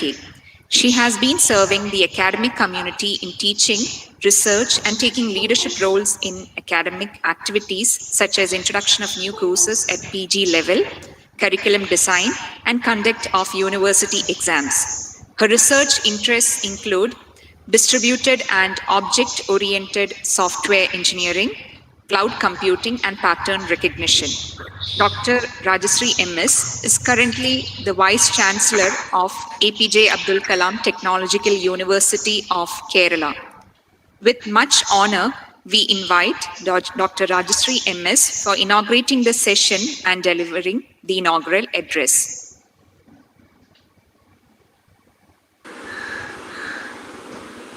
President of the function, Executive Director of Vidya, Sri Mohan Chandran, Principal of the Institute, Dr. Saji, array of academic and research administrators of the college, delegates who are part of this conference, faculty members, students, ladies and gentlemen. A warm good morning to you all. So these days, for the past 6 days, we have such interactions, meetings, seminars, webinars, but somewhere the personal touch is lacking, but still we are able to exchange our views on various aspects. So that is a very welcome thing to happen. And first of all, I'm very happy to be part of this very meaningful conference on mathematics, discrete and applied mathematics. So I am also very excited to see that Vidya has this said for studies in discrete mathematics. In fact, Professor Gangan Pratap has mentioned that when he was part of this institute, he was also part of the center that was there for some time. So it gives a very different perspective to the whole subject of mathematics when such a center is there in such an institute along with other engineering departments. Now, coming to engineering, we have never neglected mathematics as one of the core basic subjects in engineering, and it has been there for years, as long as engineering field was there. But now what happens is we concentrate on sophisticated mathematics in scientific investigations and technological innovations. But when it comes to design of a course on mathematics for our programs like UG programs or PG programs, I don't know how much emphasis we give to this fundamental thought that mathematics, the strong analytical and mathematical components should form the basis of technological aspects in all the engineering fields. And my another concern that I have in this area, that is engineering and mathematics, the relationship between engineering and mathematics, is that nowadays mostly engineers depend too much on tools that will be some way distancing them from the mathematical principles. See, when engineers used to work with bare machine to implement their models or simulate something, the closeness with which the mathematical components and the mathematical fundamentals were applied is somehow lacking now because of the introduction of various, the middleware tools and the sophisticated mechanisms that all engineering branches have. But it is when we look at it from application point of view, this is a good point. I should not underestimate the use of tools or so, because the engineers will be able to concentrate much on the applications, and on the domains they will be able to contribute very innovative and good engineering solutions. But when it comes to fundamental engineering design and fundamental engineering solutions to problems, so this approach may not be a good practice, I would say, because from the first principles of mathematics, if we are able to model an engineering problem, it is much more versatile than quickly solving the problem with the mathematical tools and capabilities and other kind of things that we have. So that is my one personal observation. And also regarding the curriculum design, I would again like to stress that when we look at engineering problems and when we bring in mathematics to engineering, that relationship has to be there when the curriculum is designed. The need for the sophisticated mathematics in scientific investigations and technological innovations should be emphasized in the curriculum design, and only then the students of engineering will take it as a fundamental knowledge area, and they will feel that this is a fundamental tool that is to be used. Now we know that the various advanced domains, like like the principal was pointing out, in the COVID pandemic, we have been extensively using mathematical models to make very important policy decisions, like how long and when a country should go to lockdown, and when are we going to have peaks in the disease spread, and how much our mechanisms will be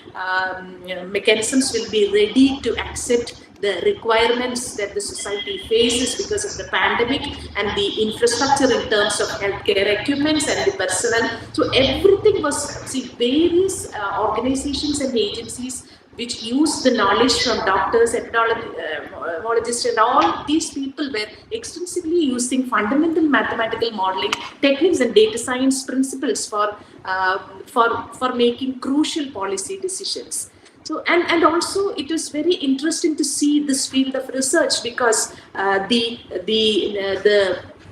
climate of a particular area or a part of the globe, how it affects the spread of the disease, and then what will be the trends that will be there in a country like India, where we entered a little late into the mainstream disease spread group, and all those things were very interesting. And everything that played here is nothing but simple mathematical principles, and this led to wonderful applications. So that is the point that we need to stress when we deal with mathematics from an engineering application point of view, and that is where teachers in the field of engineering should also pay attention to. As a computer scientist, as a person who also did basic education in computer science, we have always appreciated the importance of mathematics, because it's computing and mathematics is not it's not different. It is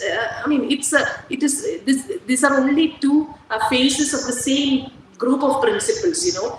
And see, when you may use tools, but the fundamental principles with which the problem is being solved, the mathematical and the analytical, the components and the principles, so they have to be appreciated by the students who are learning. And I hope that the Center for Studies in Discrete Mathematics and Kerala Mathematical Association will also intervene in this thought process and see how we can empower the engineering education of the state with such principles and such fundamental thoughts in the curriculum design and the delivery of the courses as well. And then as a very humble step, this year KTU is also coming up with a minor in applied mathematics. And I don't say that it is going to be a great basket of courses or something, but I'm seeing only this as a first step, which needs to be refined further by combining the knowledge of mathematicians and engineers, so that this can be this can form a basket which will provide the competencies, the knowledge in mathematics required for multidisciplinary streams, all streams of engineering. So this is my sincere hope when we are introducing this elective this year, and in a couple of weeks I'm hoping that this will be rolled out. And I'm seeing a lot of opportunities, because now we have truly embraced the interdisciplinary way of thinking and the interdisciplinary way of learning, and it has to be a bottom-up approach. When we design courses, when we design a mathematics course for an electrical engineer or a mechanical engineer, it is not from a mathematician alone, but it is from an engineer who practices in the field of this respective domain. He should also give his inputs when designing such courses. Only then can we have such courses introduced. And it's also very interesting to note that not only scientific and engineering applications, but the finance is one area where mathematics is extensively used now, and there are specific job roles for mathematicians there. If a mathematician is able to increase the business or enhance the business of a financial enterprise, then the game totally changes. And so these are all the capabilities, and these are all the potentials that we have, open potentials that we have in front of us and for our students. And if we see, when we look at fresh engineering students who come in the first year, they have a lot of affinity to mathematics, but somehow they fail. See, from my experience, I've seen that they fail to integrate this affinity and the passion for mathematics to their engineering application. I know something has to be done somewhere to see that this gap is addressed, and then the students with that kind of passion will be able to do wonders, and faculty members should act as change agents to bring in this changed culture in our education system. So I'm not spending too much of time with my own views on this. I'm very hopeful that there are a lot of deliberations that are going to be in the conference, and I would like to see what happened at the end of the end of this conference as a small manuscript and how it can be developed further. I'll be very keen to look at that. I thank the organizers, the principal, and the whole team of Vidya. I saw Ashokan sir, who is also a friend of mine, who was here, and the entire team of Vidya, and also the faculty members and scientists from Mathematical Association, and all the dignitaries, all the mathematicians and scientists who are going to be part of this conference, and with the strong belief that the engineering community will have a changed view of their appreciation for mathematics. I am formally declaring the conference is open. And I wish all good luck for the event, and also for for Vidya Academy of Science and Technology. Thank you once again. Thank you, ma'am. Now we invite Professor Dr. V.N. Krishnachandran, Conference Chairman, ICDAM 2020, to provide an overview of the conference.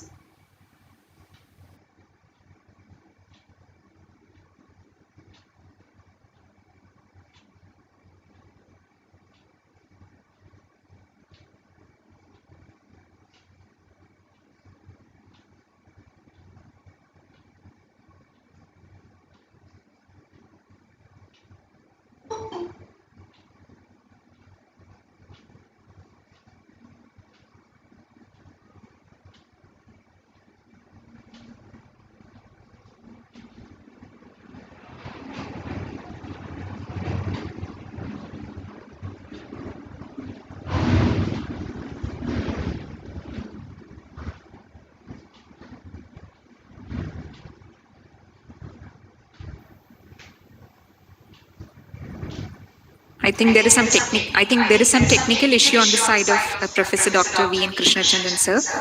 Now I request Dr. Sudha Balagopalan, Dean Academics, to introduce the keynote speakers. I can hear you. Can you hear me? Yes, sir. Now we can hear you, sir. Okay, then I can talk. Okay, yes, sir. Now we invite Professor Dr. V.N. Krishnachandran, Conference Chairman, ICDAM, to provide an overview of the conference. Okay, thank you. There was some technical issue. I was out of the scene for a few minutes. Excuse me. I'm sorry for that. Okay, good morning. Very respected Vice Chancellor of KTU, other dignitaries who have joined for this annual function.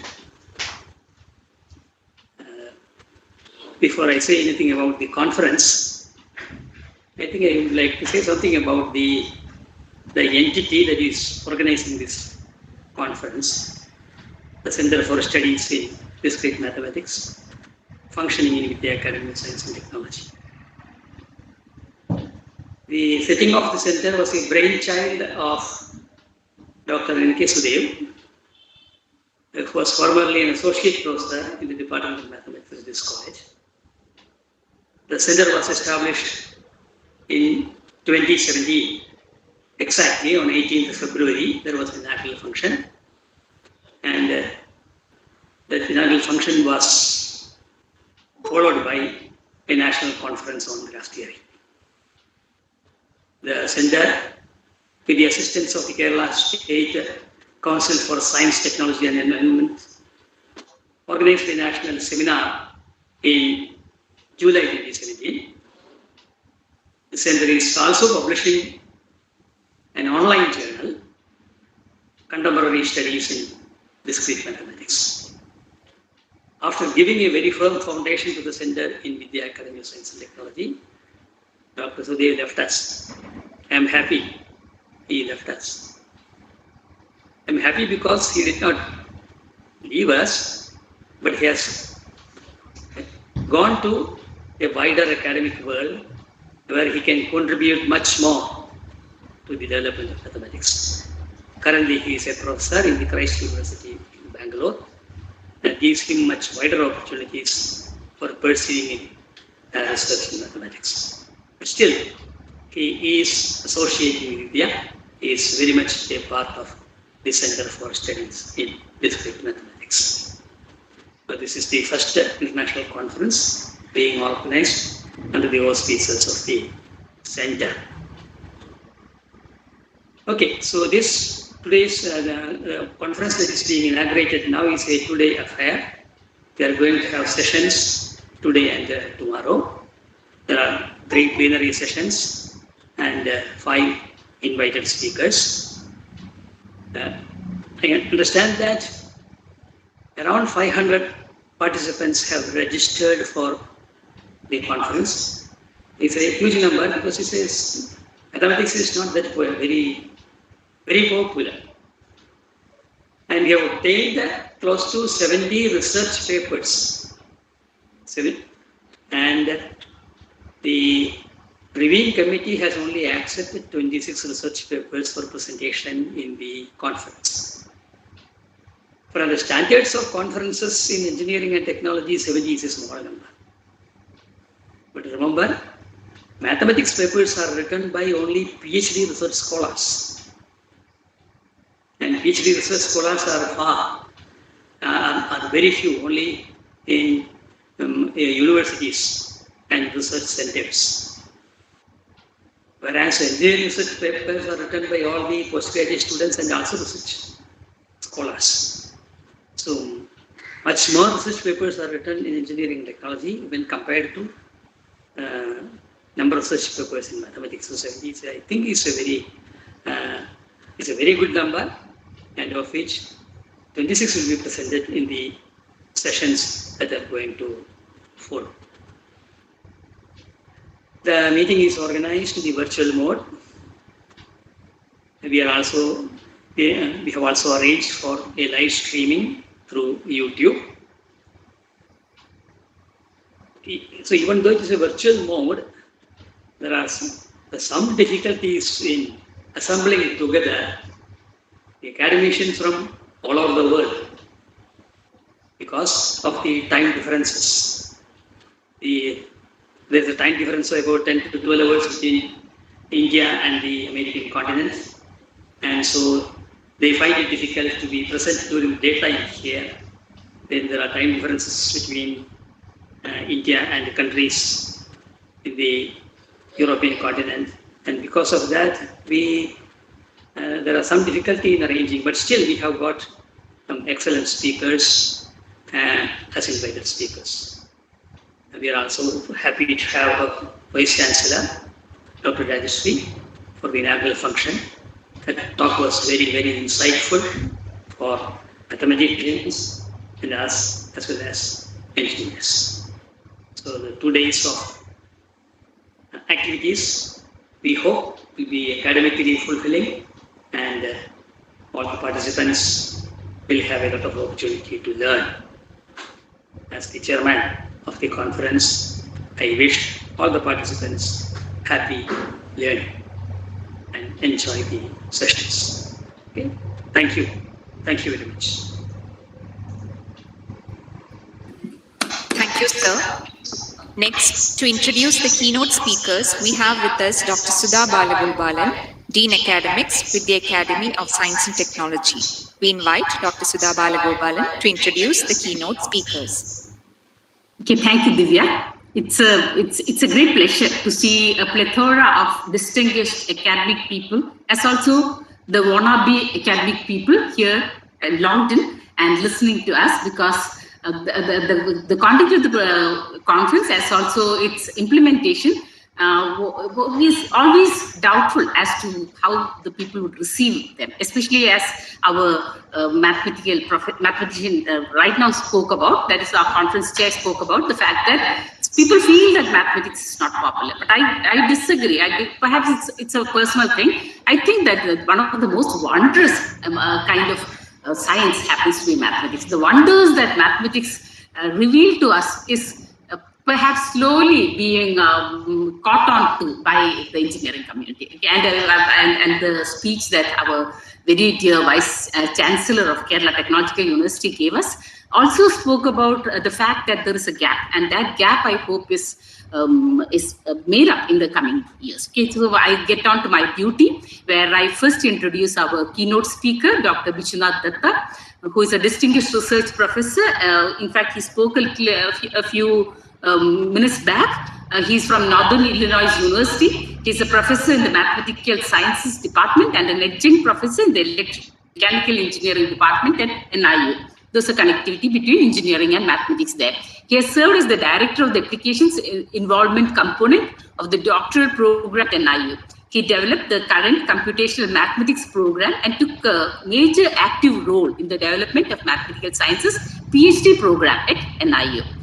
Professor Datta also held visiting professorship at the University of Illinois at Urbana-Champaign, Pennsylvania State University, Southern Illinois University, University of California at San Diego, State University of Campinas, Brazil, University of Adelaide, Australia, several universities in China, Japan, Hong Kong, Taiwan, India, as well as many other universities, research organizations, and industries around the world, including the Boeing company and Wolfram Research Incorporation. This is a major point of attraction for us, that the industries require mathematics to a remarkable extent, and perhaps this would be one of the outcomes of the conference, that we would slowly be a part of perhaps implementing some of the requirements of important industries, at least in India. Professor Datta's research interests are interdisciplinary, that blend numerical linear algebra and scientific computing, including large-scale and high-performance computing with control and vibration engineering.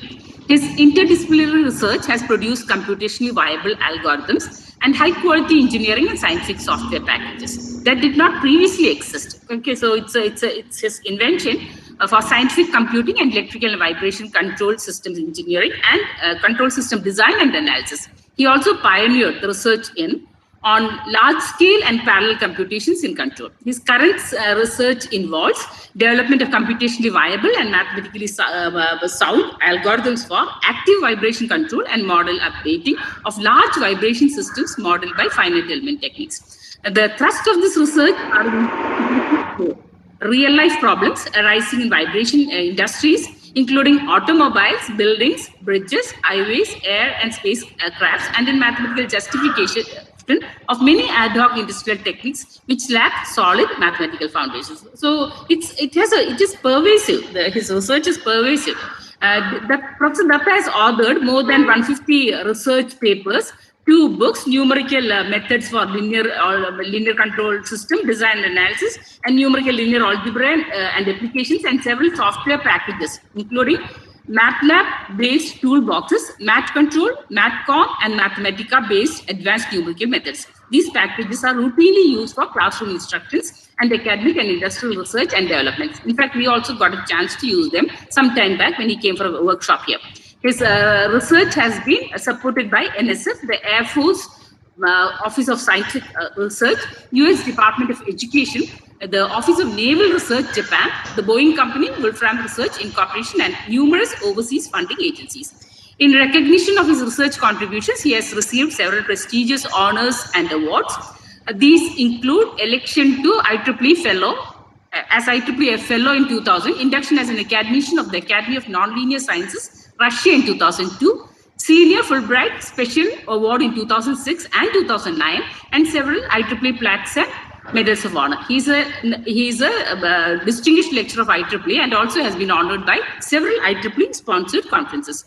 Professor Datta was honored in an IEEE honoring ceremony held during the banquet of the International Workshop on Numerical Linear Algebra in Signals, Systems and Control at Indian Institute of Technology, Kharagpur, India, 2007.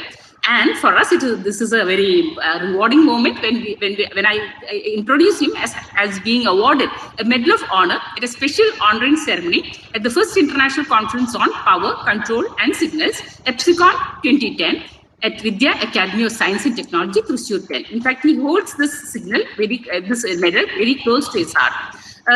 Multiple research publications honoring Professor Datta in recognition of his research has appeared recently. The research monograph on numerical linear algebra in signal systems and control, Springer 2010, a special issue of linear algebra and its application 2011, and a special issue of numerical linear algebra with applications on inverse problems in science and industry.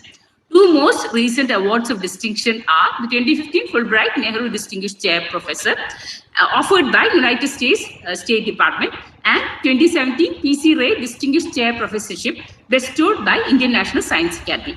An honoring ceremony on this occasion was held at India Academy of Science and Technology, Thrissur, India in 2017. I would proudly add that KTU was a co-signatory in this regard. Kerala Technological University was also a signatory in this regard for getting the honor for him. Professor Datta has served on the editorial board of premier mathematics journals in his areas of expertise such as SciAM, matrix analysis and applications and linear algebra and its applications as a special editor, and numerical linear algebra with applications, mechanical systems and signal processing, and dynamical systems. He was the vice chair of the SciAM Linear Algebra Activity Group and has organized several successful interdisciplinary conferences sponsored by the American Mathematical Society and SciAM and MTNS IEEE. He also co-edited several proceedings books of these conferences. Going on to our next important distinguished speaker, happens to be our conference chair, none other than Dr. V. Krishnachandran sir. He acted as a stand-in for our Italian professor at the most opportune moment. So let me go on to introducing him. Dr. V. Krishnachandran received his doctorate from Kerala University. His PhD supervisor was the renowned semi-group theorist, Professor K.S.S. Namboodiripad. A considerable part of his teaching career was spent at Government Engineering College, Thrissur. While there, he was on a sabbatical leave for 1 year as a British Council scholar in Loughborough University of Technology, UK. He retired from government service as principal, Government Victoria College, Palakkad, in May 2007. Currently, he is holding the position of vice principal and head of the Department of Computer Applications in the Academy of Science and Technology. His main area of research interest is theory of semigroups, with special focus on the topology of semigroup of linear endomorphism. He is also interested in classical geometrical investigations. He has published several research papers in international journals. He has considerable expertise in TeX typesetting systems created by Dr. D. Knuth and its many later variants like LaTeX. He has successfully conducted several workshops on LaTeX. He is also deeply interested in computer algebra systems like Maxima, Maple, and Mathematica. In his spare time, he finds enjoyment in Wikipedia, the web-based free encyclopedia that anyone can edit, enriching its contents by contributing articles, editing existing pages, and uploading image files. He has contributed more than 200 articles to Wikipedia on a variety of topics. Going on to our next speaker, who is also my daughter, Dr. Sonia Balagopalan, received an undergraduate degree from Indian Statistical Institute, Bangalore, and MSc and PhD from Minot University, Ireland. She has worked as a postdoc at the Hebrew University of Jerusalem in Einstein Institute of Mathematics and has taught at Minot University and Dublin City University. Her research interests include the intersection of algebra, combinatorics, and geometry. Going on to the fourth speaker, that is Dr. Sunil Matthew. He's an assistant professor in the Department of Mathematics, National Institute of Technology, Calicut, in India since April 2010. He has published over 60 papers in international, national journals and conferences. He has published 6 books, out of which 4 are from Springer Publications and 2 are Lambert Publishers, from Lambert Publishers, Germany. He has to his credit 1 book chapter publication under Springer Publishers. He is an editor of 3 journals, namely Journal of Applied Mathematics and Computing, Springer, New Mathematics and Natural Computation, World Scientific Journal, Journal of Uncertainty in Mathematical Sciences, JUMS, iSpaces Journal. He is the reviewer of more than 50 journals in IEEE, Elsevier, Springer, Wiley, and World Scientific. His area of general expertise are biocomputational modeling, cancer detection research, fractals, chaos, graph theory, and fuzzy graph theory. He has completed 3 projects funded by Department of Atomic Energy of India, University Grants Commission, Government of India, and NIT Calicut, FRG, respectively. His non-academic interests include article writing, music, and travel. Now coming on to a big motivator for as far as Vidya is concerned, Dr. Sister Germina. She completed schooling, graduation and post-graduation in Kerala, MPhil from St. Joseph's College, Trichy, and PhD from MS University, Tirunelveli in 1996. She initially joined as assistant professor at MMASC, Manandawadi, affiliated to Kannur University, Kannur. She also served as an associate professor at University of Botswana.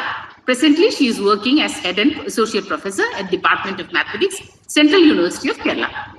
Her research interests include discrete mathematics, graphs, sign graphs, and hypergraphs theory. She has published 175 research articles in referred journals, of which 72 of them are in Scopus, ESCI, or SCI journals. She has supervised successfully 18 PhDs, 8 MPhil scholars, and at present, 3 research scholars are doing research under her supervision. A book, and we are proud to say that Professor Sudev, the founder of our body which is conducting this university, was her research scholar. Okay, so moving on to at present, a book and 2 chapters are published in Scopus indexed book, Scopus index book, Handbook of Research on Advanced Applications of Graph Theory in Modern Society under IGI Global Publishers. Her achievements include adjudication of 37 PhD theses of various universities in India, recipient of International Bharat Shiksha Ratan Award for the dedication of teaching and research in mathematics, and being conferred by Global Society of Health and Education Growth in 2011. She also received the Outstanding Woman Educator and Scholar Award for the astounding teaching and scholarly activities in the field of mathematics, conferred by National Foundation for Entrepreneurship Development in 2017, and received award for Excellence in Prominent Educationalist of Asia, conferred by Achievers Association for Health and Educational Growth, New Delhi in 2019. Awarded the Metrics project from DST SERV, Government of India, New Delhi. She has reviewed more than 312 research articles and is serving as referee or reviewer for 15 journals, and chaired sessions on graph theory, and delivered an invited talk at the International Conference on Statistics 2011 at Concordia University, Montreal, Canada. She has given an invited talk on frustration index in signed network at special session on algebraic combinatorics as part of the AMS Fall Eastern Section meeting in 2019 at Binghamton University, New York, USA. She has a life membership of Kerala Mathematics Association, Academy of Discrete Mathematics and Application, IndoCrypt, Indian National Academy of Science, Indian Mathematics Association, Forum for Interdisciplinary Mathematical Sciences, Canada, and Ramanujan Mathematical Society. So it's true that we have a plethora of some of the most distinguished people offering the invited talks, and joining them would be another interesting group of people who would be giving the contributed talks. Thank you.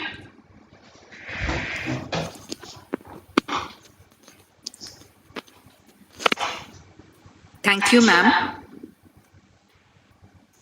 The guest of honor, Dr. Rajashree MS, would like to take leave now as she has some engagements. So we thank you, ma'am, from the bottom of our heart for joining the inaugural session. Thank you, ma'am. Thank you. Thank you, Professor. Now we move on to the felicitation address. We call upon Dr. Sunny Kuriakose, Academic Secretary, Kerala Mathematical Association, to felicitate the audience.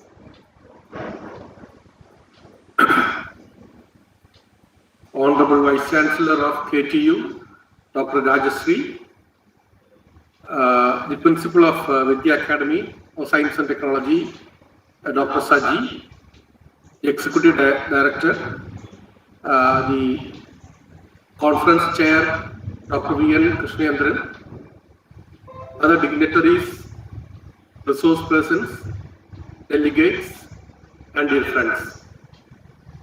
At the very outset, let me congratulate the Center for Discrete Studies and Applications, and also Vidya Academy of Science and Technology for conducting this 2 days international conference, Discrete Mathematics and Applications. Dear friends, as you know, this particular conference is being organized in association with the Kerala Mathematical Association. I represent the Kerala Mathematical Association. The Kerala Mathematical Association has been doing government service to the mathematical fraternity for more than 3 decades. Our President, Dr. T. Trivikraman, has been the main source of energy and main source of inspiration. He could have come and give this felicitation, but as his present health does not permit, it is entrusted to me. Dear friend, I know that Kerala Mathematical Association is not a new name to the mathematics teachers, students of Kerala. We are conducting lots of seminars and conferences on various topics. Whenever a syllabus is revised in any of the universities, we come forward and teach these teachers the topics which are not familiar to them. I recall the series of lectures we have conducted on graph theory in Calicut and in Ernakulam. At that time, graph theory was not that popular in Kerala. Graph theory was not in the syllabus of the university, mathematics syllabus in the university. But when graph theory was introduced, KMA came forward and conducted so many lectures. So also in the case of automata theory, when automata theory was introduced, KMA came forward and conducted various lectures, series of workshops in order to help the mathematical fraternity. Dear friends, Mathematics Association, the Kerala Mathematics Association has a very widely accepted journal, Bulletin of Kerala Mathematical Association.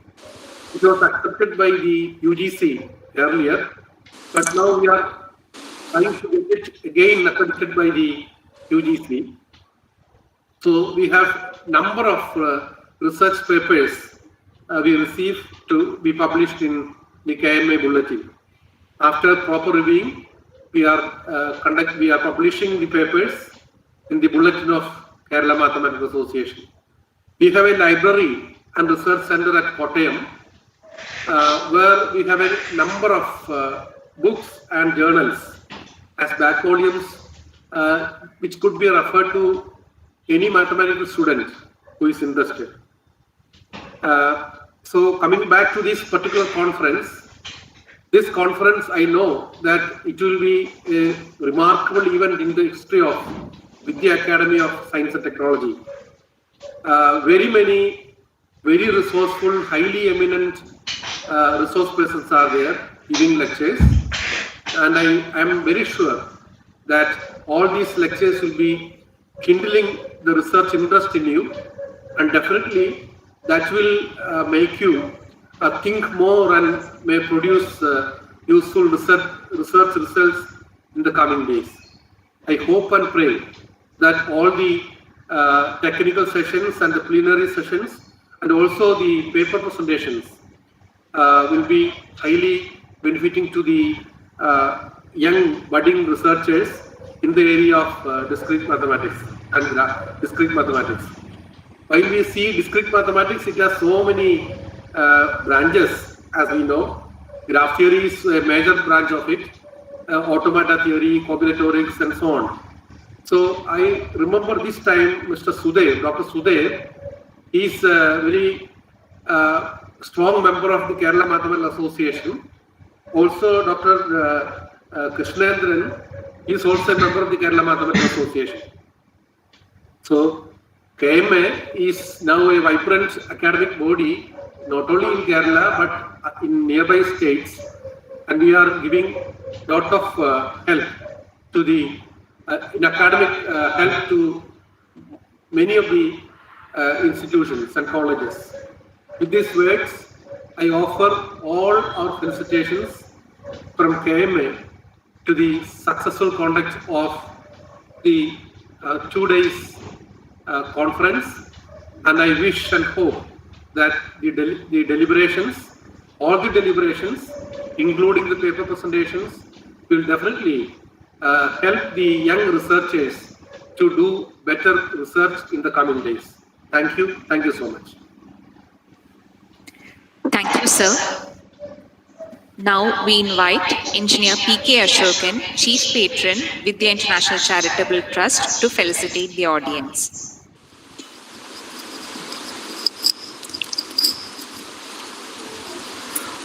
Respected President of this function, Engineer G. Mohanachandran, respected Vice Chancellor of Kerala Technological University, Dr. Rajastri, other scholars, dignitaries present in this meeting today, I wish a good morning to all of you.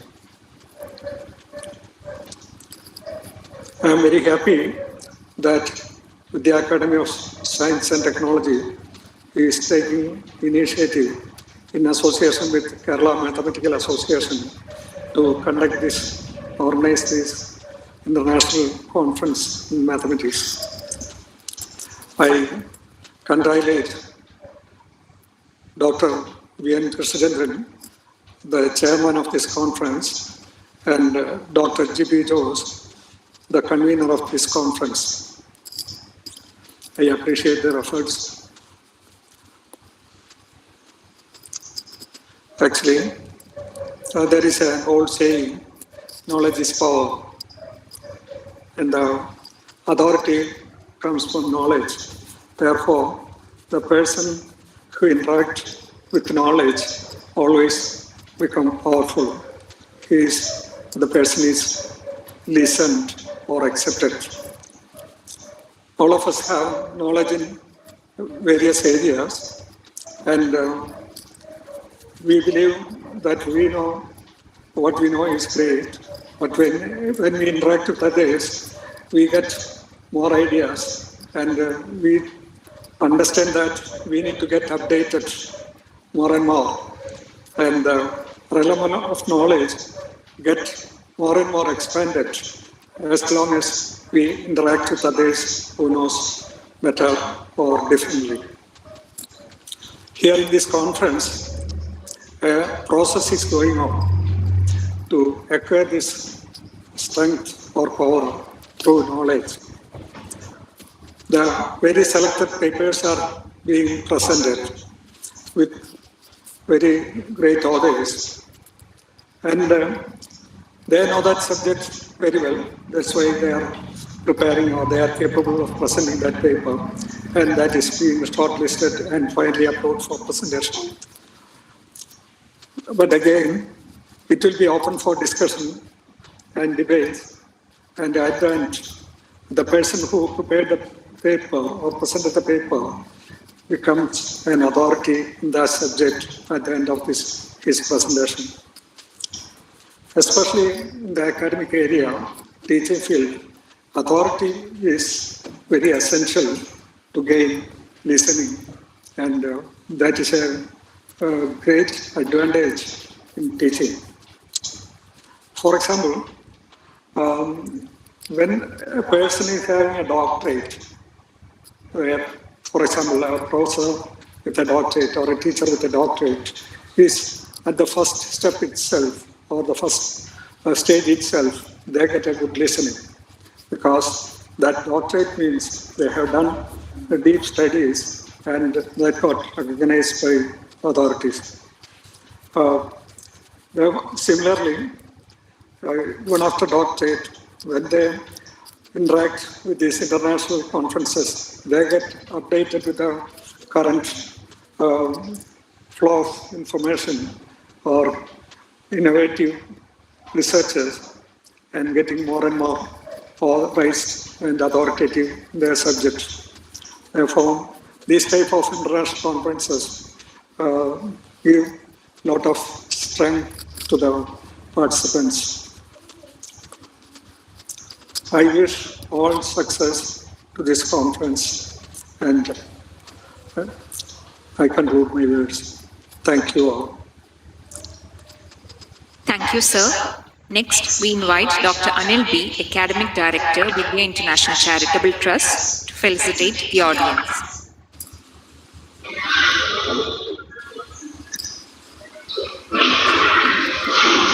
Respected Chair, Engineer G. Mohanachandran, distinguished Chief Guest, Dr. M.S. Rajeshri, Chief Patron, Engineer P.K. Ashokan, Principal, Dr. C.P. Saji, Conference Chair, Dr. V.N. Krishnachandran, other distinguished persons, experts, and students.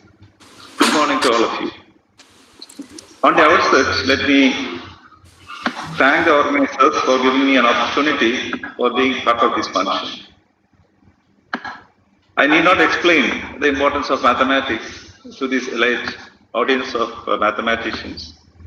However, I want to share my views of mathematics as a layman who used the tools of mathematics at various stages of my academic pursuit. Similar to air, mathematics is everywhere.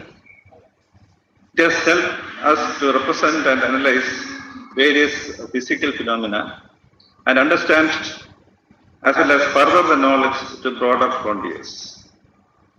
In addition to physical systems, the quantitative techniques are elaborately used in management, financial analysis, transportation, communication, gaming, and of course, almost all facets of our life. The bioinformatics and system biology helps to study and understand various aspects of biological systems, DNA sequencing, analysis, and drug development, etc. With the invention of computers and rise of computer science and information technology, discrete mathematics got prominence. Everything in computer science, starting from programming, development of algorithms, data processing, signal processing, pattern recognition, networking, and artificial intelligence, all depend on discrete mathematics. I am glad that Center for Studies in Discrete Mathematics have taken the initiative to organize international conference on discrete and applied mathematics. This offers a platform for the researchers and students to present their work and share knowledge, and also for having networking with the peers. So due to COVID-19, the conference is now conducted in the online mode. Though it affects the face-to-face communication, the participation in the conference has gone up. It's a good sign. So I hope that the conference will give better visibility to Vidya, the national and international levels. I request the participants to continue the association with the experts and also with the peers to exchange ideas to further their knowledge. I wish the conference all success. Thank you. Thank you, sir. Now we invite Dr. Pradapachandran Nair, former Principal and Professor Emeritus with the Academy of Science and Technology, to felicitate the audience.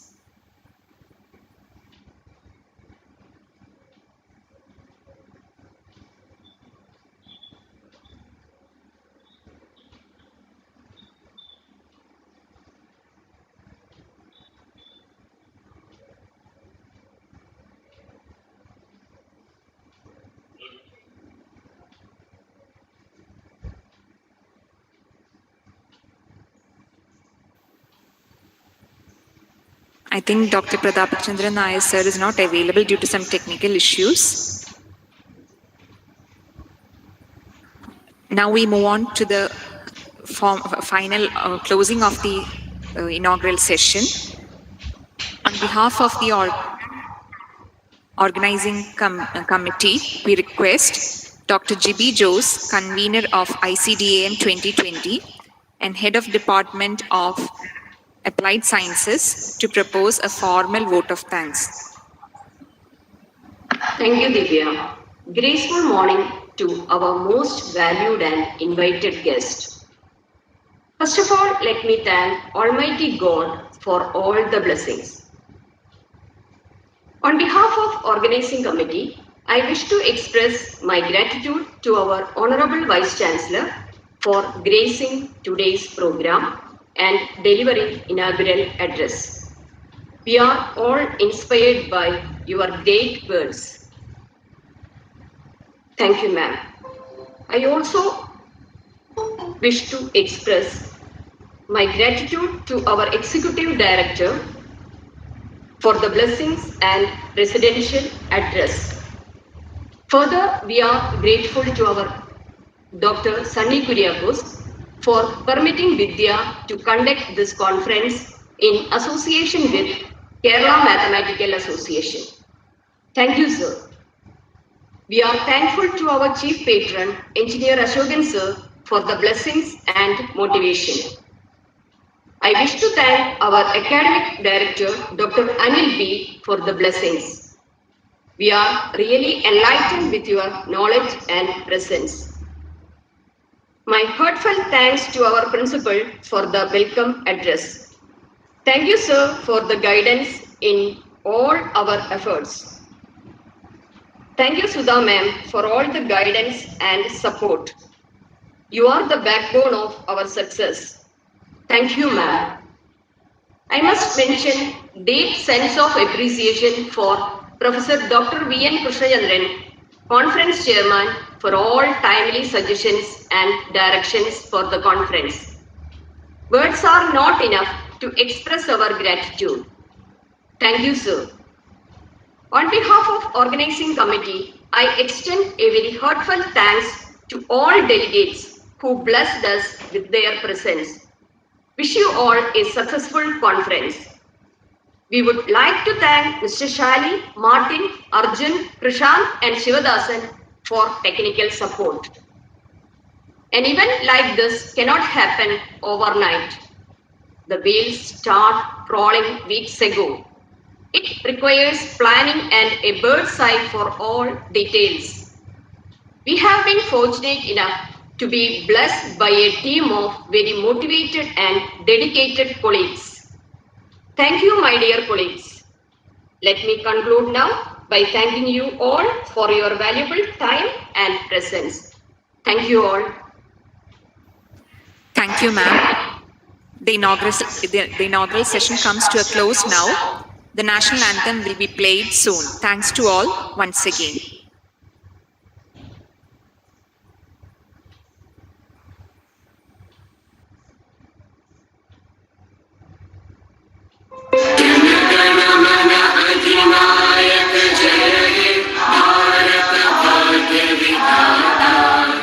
Punjab Sindh Gujarat Maratha Dravida Utkal Ganga Vindhya Himachal Yamuna Ganga उच्चल जलधि तरंगा तब शुभ नामे जागे तब शुभ आशीष मांगे गाहे तब जय गाथा जन गण मंगलदायक जय हे भारत भाग्य विधाता जय हे जय हे जय हे जय जय जय जय हे.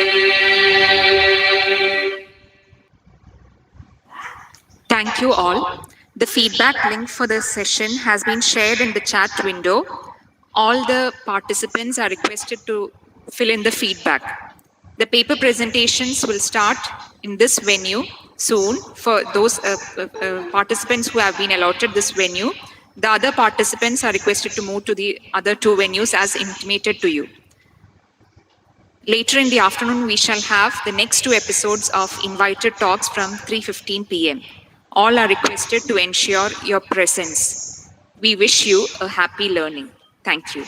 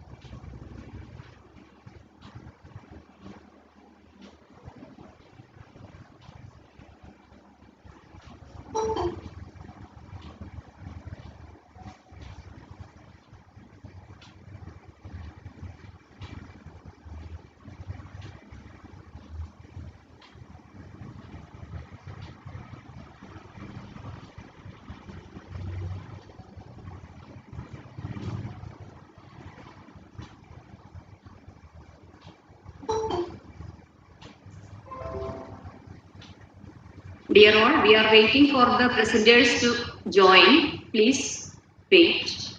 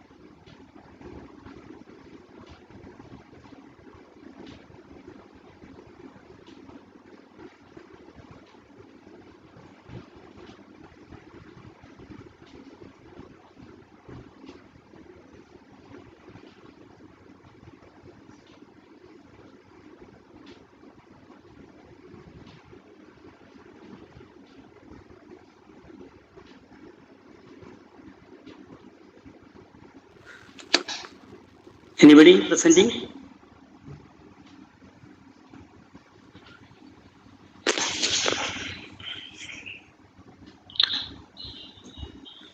Anybody presenting?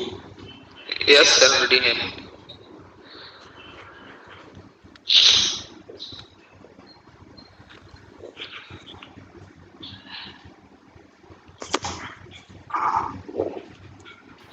Mr. Tausif, you can yes, present ma'am. now. You can present now. Okay.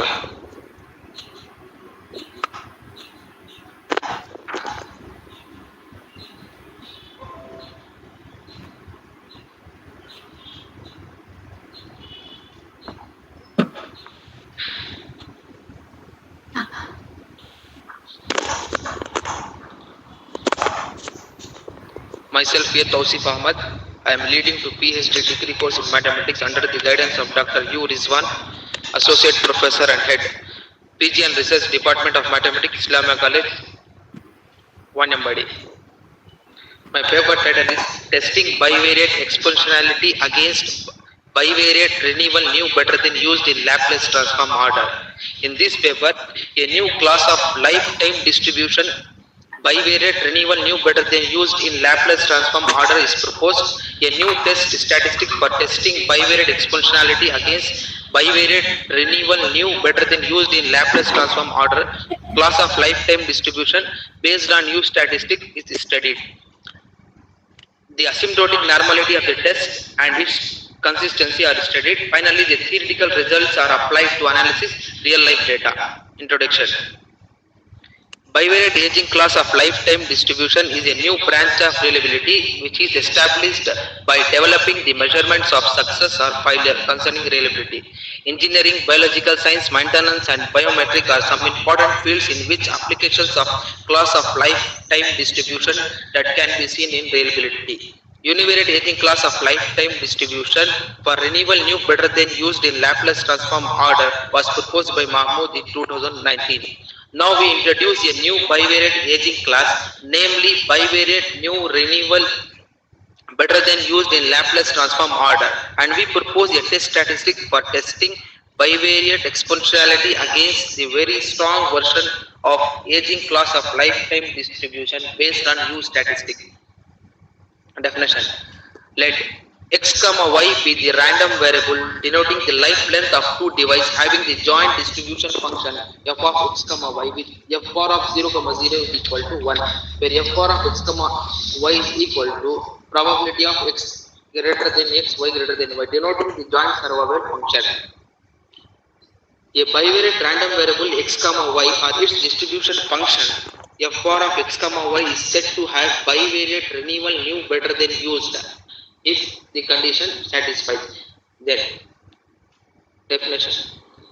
A bivariate random variable x comma y or its distribution function f bar of x comma y is said to have bivariate renewal new better than used in Laplace transform order if integral 0 to infinity exponential to the power minus lambda of x plus y to w bar of x plus t comma y plus s d into dy dx less than or equal to w bar of t comma s integral 0 to infinity exponential to the power minus lambda of x plus y w bar of x comma y dy dx for all x comma y greater than 0 and t comma s greater than 0.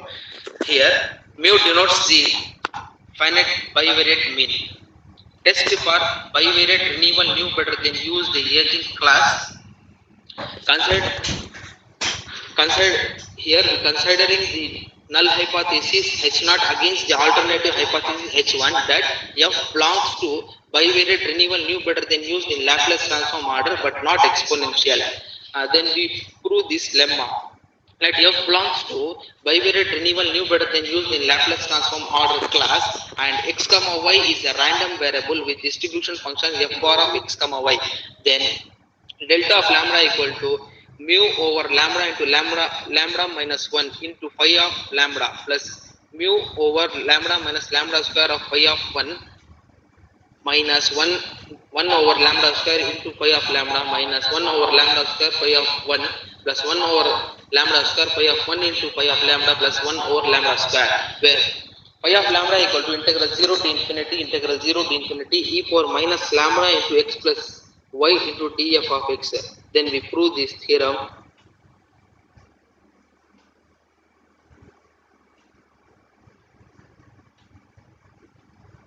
The test statistic and consistency for BRNBUL alternative under H0 delta of lambda equal to 0 and under the null hypothesis H1 delta of lambda is greater than 0. The estimate of delta of lambda can be rewritten as capital delta of lambda.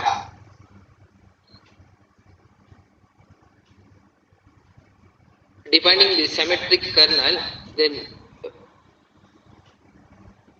the U statistic UN is equal to 1 over NC2 summation phi of xi yi. Then we prove this theorem as n tends to infinity, root n of delta cap of lambda minus delta of lambda is asymptotical normal with mean 0 and variance sigma square. Then we prove this theorem. Under H0, the limiting distribution of Tn is normal with mean delta of lambda, and the variance of root n Tn is a function of lambda 1, lambda 2 and lambda 1, 2. Since the variance of root n Tn is very complicated under H0, since Tn is a function of U statistic, jackinifying would not only reduce the bias but also enable us to estimate the variance of V variance of root n Tn. The estimate of variance of root n Tn is equal to n over n minus 1 summation I is equal to 1 to n Tn I minus Tn star whole square. Then using the result from CEN 1977, root n Tn over V cap of variance cap of root n Tn whole to the power half is asymptotical standard normal. This proof.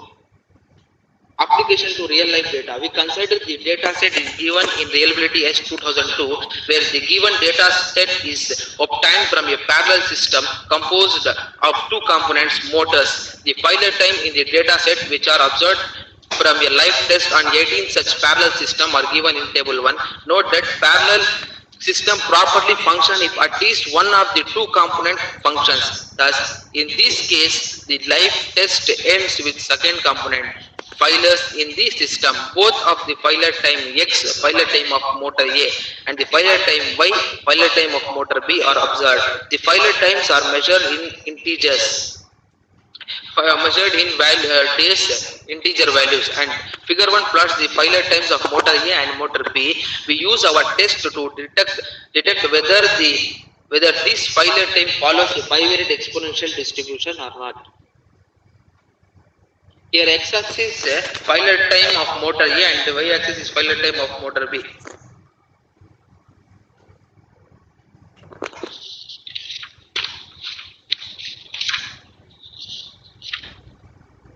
Using the data in table 1, we obtain the value of the test statistic Tn delta of lambda is equal to 4.70051. Thus, root n Tn over V cap variance of root n Tn whole to the power half is equal to 239.4686. Hence, we reject H0 and we accept H1. We shows that the data set has bivariate renewal new better than used in Laplace transform order property, but not bivariate exponential. Conclusion. Statistical test for testing bivariate exponentiality again. Bivariate renewal new better than used in Laplace transform order. Class of lifetime distribution based on used statistic is discussed. The asymptotic normality of the test statistic and its consistency are studied. The theoretical results are applied to analysis real life data. This all we reference we have refers to. Thank you. I thank the organizers of the international conference and discrete and applied mathematics.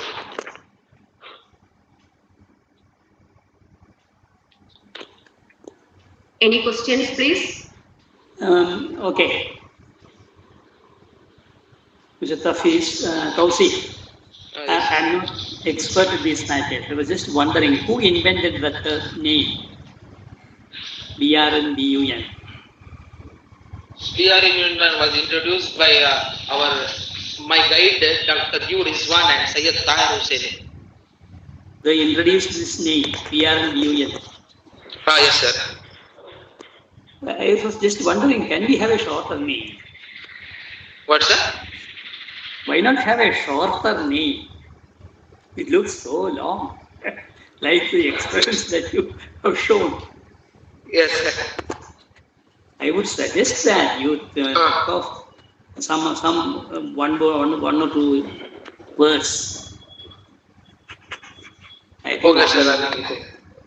Just think about that. Not okay, sir. Because every time when you say all the words, it fills one whole line. Yes, sir. Okay, that's all. I see. I'm no expert in what you are talking about, but looks interesting. Okay, sir. Thank you. Okay, that's very interesting. Okay, Oh, thank you. sir. Oh, Thank you. thank you, sir. Any other questions?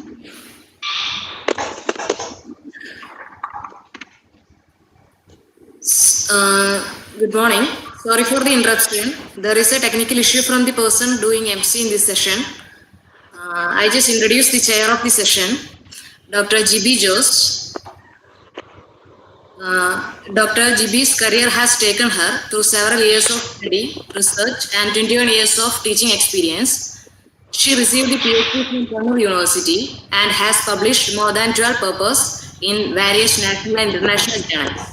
She has also published one book, namely Generalized H Functions. She has given invited talks, coordinated various programs and conferences in the college.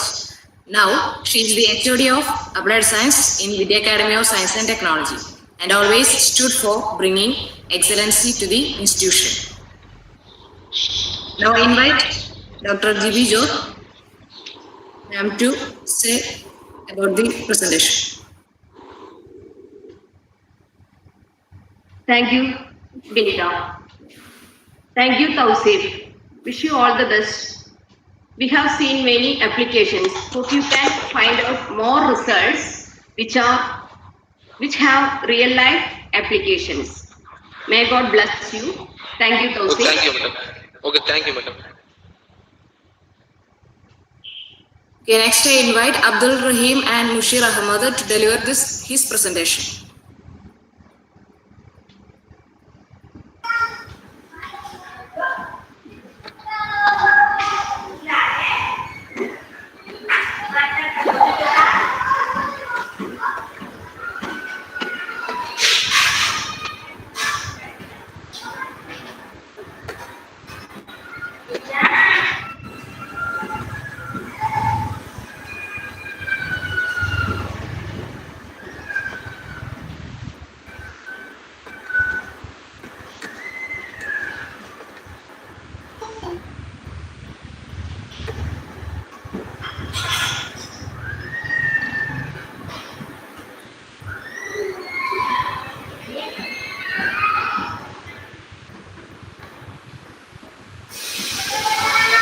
Hello everyone, welcome to all of you. My topic is an adjustable approach of fuzzy soft maximum minimum decision making method in automobile. Presented by Abdul Rahim, Assistant Professor, Department of Applied Science and Humanities, Faculty of Engineering and Technology, Jamia Millia Islamia, New Delhi. My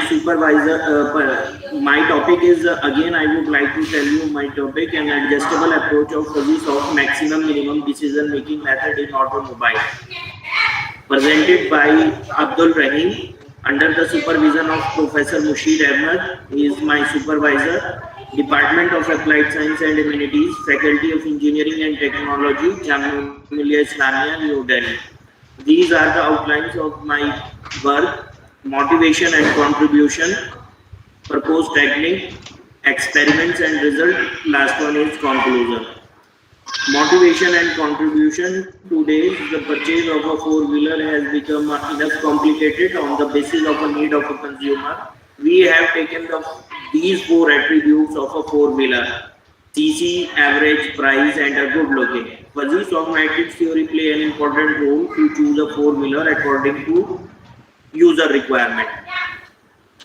Cogman and Allingo presented fuzzy soft matrix theory and its application in decision making. There is a major task for this work. Here, we covered these attributes are CC, average, price, and good looking. We got the value of all these attributes. So on the basis of a questionnaire of 100 students, we got the value of all these attributes. For example, the CC of a Centro is 1086 CC. Therefore, 85% student give membership value 0.7 and 15% student give membership value 0.5 to it. So we assign a membership value 0.7. These membership value help to make a bar graph, which is given in the next slide, support to construct a fuzzy soft matrix. So what is a fuzzy soft matrices? This first portion contains the illustration of a fuzzy soft set in the form of fuzzy soft matrices. With the help of this process, we can store a soft set in a laptop memory, and we can handle these type of operation without facing any type of problem. In a figure first, with the help of a figure first, we can construct a fuzzy soft matrices, and after that we can apply a end product on a fuzzy soft matrices. There are three equations, 1, 2 and 3. With the help of these equations, we can apply a end product on fuzzy soft matrices. After that, we apply a fuzzy soft maximum minimum decision making method, and with the help of equation 4, 5, 6 and 2, we can apply it. In the end, we obtain a fuzzy soft MM has one column which represent maximum minimum judgment fuzzy soft matrices. In the end, we obtain an optimal solution, which is given by a equation A. Fuzzy soft maximum minimum decision making method. So now fuzzy soft maximum minimum decision making method built with the help of definition and follows these steps. Select a sufficient subset from the collection of parameters. Next, for every set of a parameter, make a fuzzy soft matrix, obtain appropriate product of fuzzy soft matrix, and obtain a maximum minimum judgment fuzzy soft matrix. In a last, we obtain a prime fuzzy set on G. So here is a practical application. There are 5 different type of cars. The set of a car is given by a H, and the attributes of these cars is also given. The set of attributes of all these cars is given by S, and these attributes are CC, average, price, and good looking. And husband and wife like these type of a group of a specification. The husband wants these type of the attributes of a husband, which wants in a 4-wheeler is given by a P, and the wife wants a different type of attributes. The set of a wife is given by a B. So in a figure 2, membership value, we obtain a membership value according to their CC. So there are 5 type of cars: Santro, Marazzo, Glano, Alto, Quid. So in a figure 3, we obtain a membership value according to their average. So in a figure 4, we obtain a membership value according to their price. In a figure 5, we obtain a membership value according to their location. We see the body structure and all function of all cars and assign a membership value in a figure. So these figure helps to make a fuzzy soft matrices. So on the requirement of a husband, we got a fuzzy soft matrices, and the husband fuzzy soft matrices is given by K, and the wife fuzzy soft matrices is given by M. We apply a end product on these 2 matrices, and now we apply a fuzzy soft maximum minimum decision making method on it. So in the end, we obtain a column matrix which is given by equation 9. So in equation 10, we obtain a optimal solution. So CR4 is the excellent car for a husband and wife. Result. This last selection building approach is based on the concept of fuzzy and soft set, and this approach is appropriate in comparison of others. This work having the utilization in the field of automobile for buying a car. These are the bibliography. Thank you. Thank you, Mr. Abdul Rahim. Now the session is open for discussion. Okay, ma'am.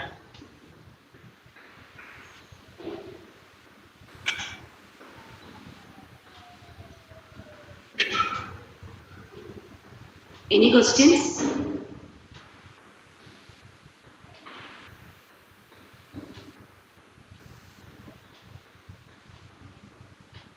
please give your comments. Abdul Rahim, Yes, ma'am. thank you for your presentation. Thank you. Wish you all success in your research. Thank you. I think you can find out more results Okay, ma'am. future. Okay. Thank you. Thank you. May God bless you. Thank you. Thanks a lot, ma'am. Now I request P.R. Ramesh Rao to deliver his presentation.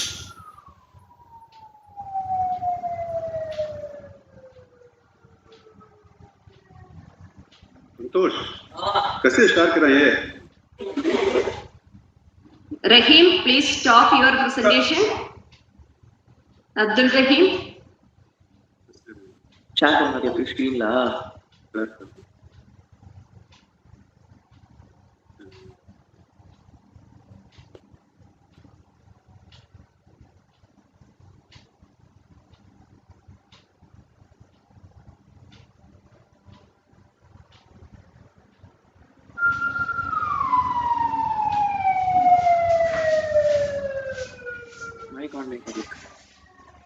It is audible, madam? I am audible? Yes. Yes, proceed.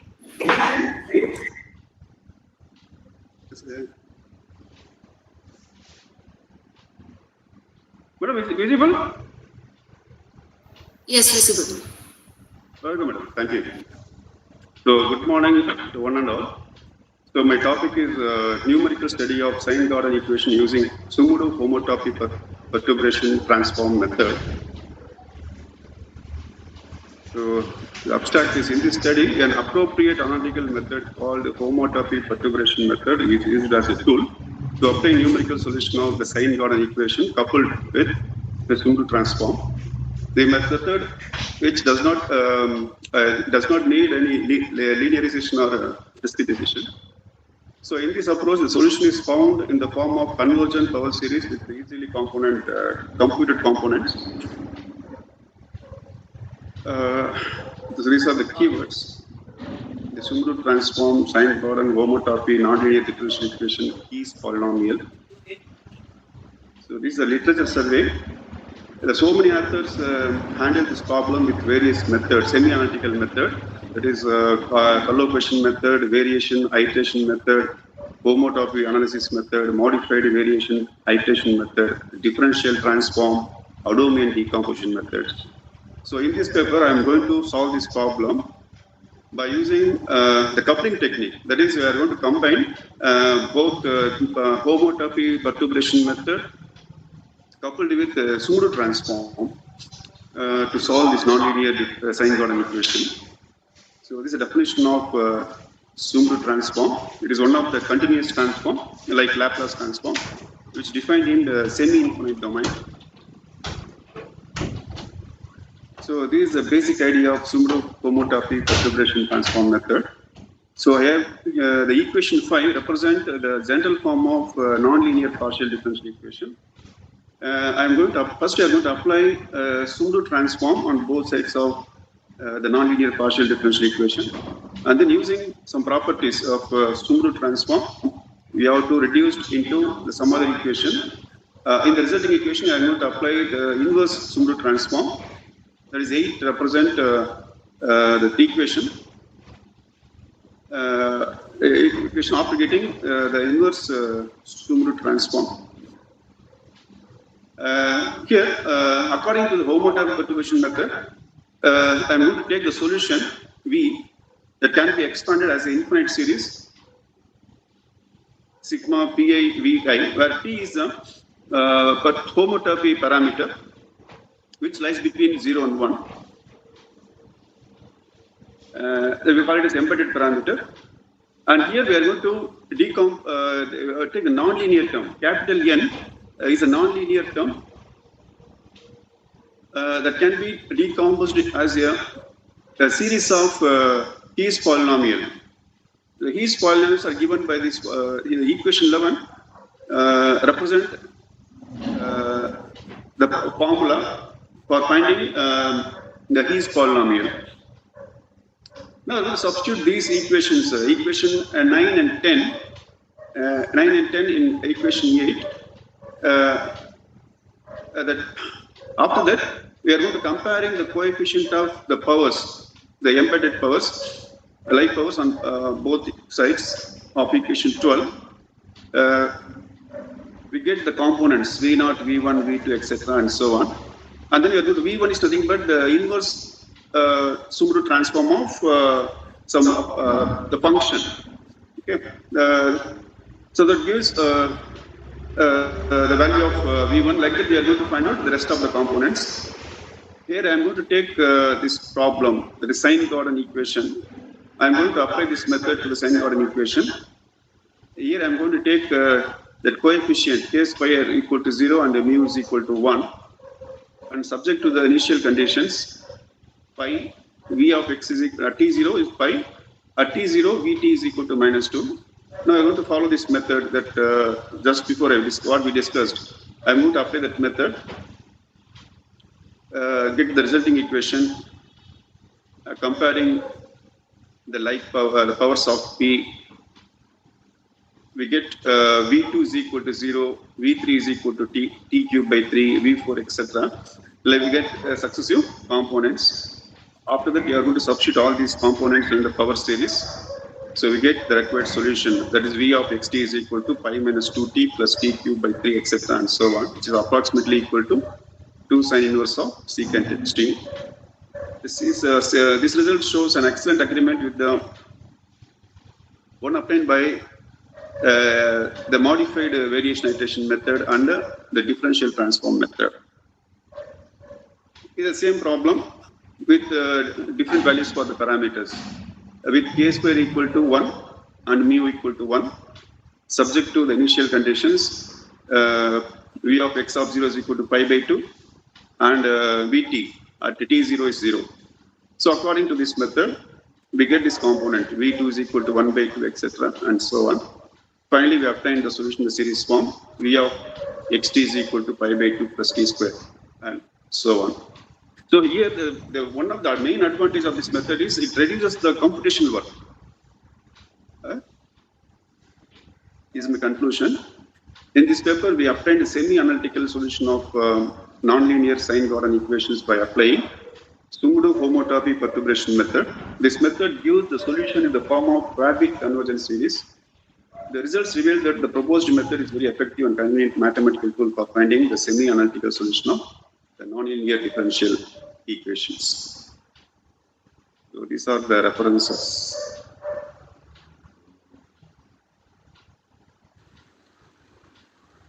So thank you, madam. Any questions, please? Okay, just one question. Sir. Sir, yes, sir. Yes, sir. Where does this equation come from? Sine-Gordon equation. Sir? Has any physical context where this appears? It looks very simple, elegant. Is there any physical context, physical application where this appears? Sir, Sine-Gordon is one of the basic non-evolution equations, sir, that describe the various important nonlinear phenomena. I'm asking you, where does this appear? For example, the wave equation is in connection with the waves, and the heat equation is connection with the yes, sir. like that. Is there any physical context where this is appearing? Because that looks very interesting. The propagation of magnetic flux and the stability of fluid motion. Stability of? Fluid motion. Fluid motion. Okay. And the propagation of magnetic flux. Okay. Thank you. Thank you. Is that it's a long history of study? Has this been studied for quite long, or a recent? Which one has this, sir? No, is this a recently? Recently, this development method is there. Okay. Nearly 4 years back. Okay, it looks very interesting. Okay. Thank you, sir. Yes. Thank you, sir. Thank you, madam. Mr. Ramesh Rao, is there any convergent conditions? Madam? Any convergent conditions?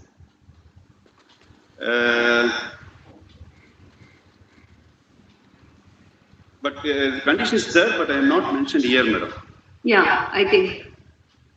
Why don't you mention it? I think we need convergent conditions in equation 11. Okay, just to try it. Okay, thank you. Okay. Very interesting topic.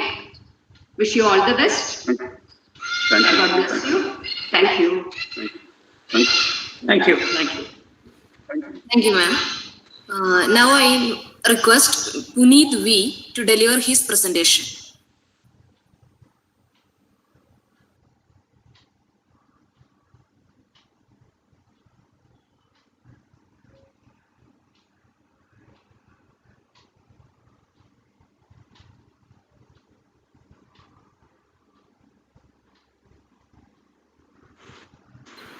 Good morning, ma'am. Am I audible? Yes, sir. Once you can share the screen.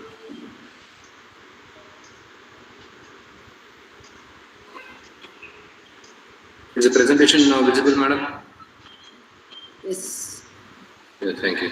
Good morning, this is Puneet V. I'm doing my research under the guidance of Dr. Manjunath S., Assistant Professor at Christ DMTB University. And my study was like this: magnetoconductive flow of Kazan nanofluid due to Stephen Boeing in the presence of bioactive mixes. The importance of each of these terminologies we'll be seeing later. This is abstract. So here as active mixes we use gyrotactic microorganisms, and in order to get the realistic results we also include thermophorus and Brownian motion, which comes into picture when there is a motion of solid particles, and the results are computed using a soft tool called Mathematica. And the introduction, the thermal conductivity of non-metallic fluids was found to be very less, and due to the growth of industries, they expected a fluid which has the capability of conducting more heat.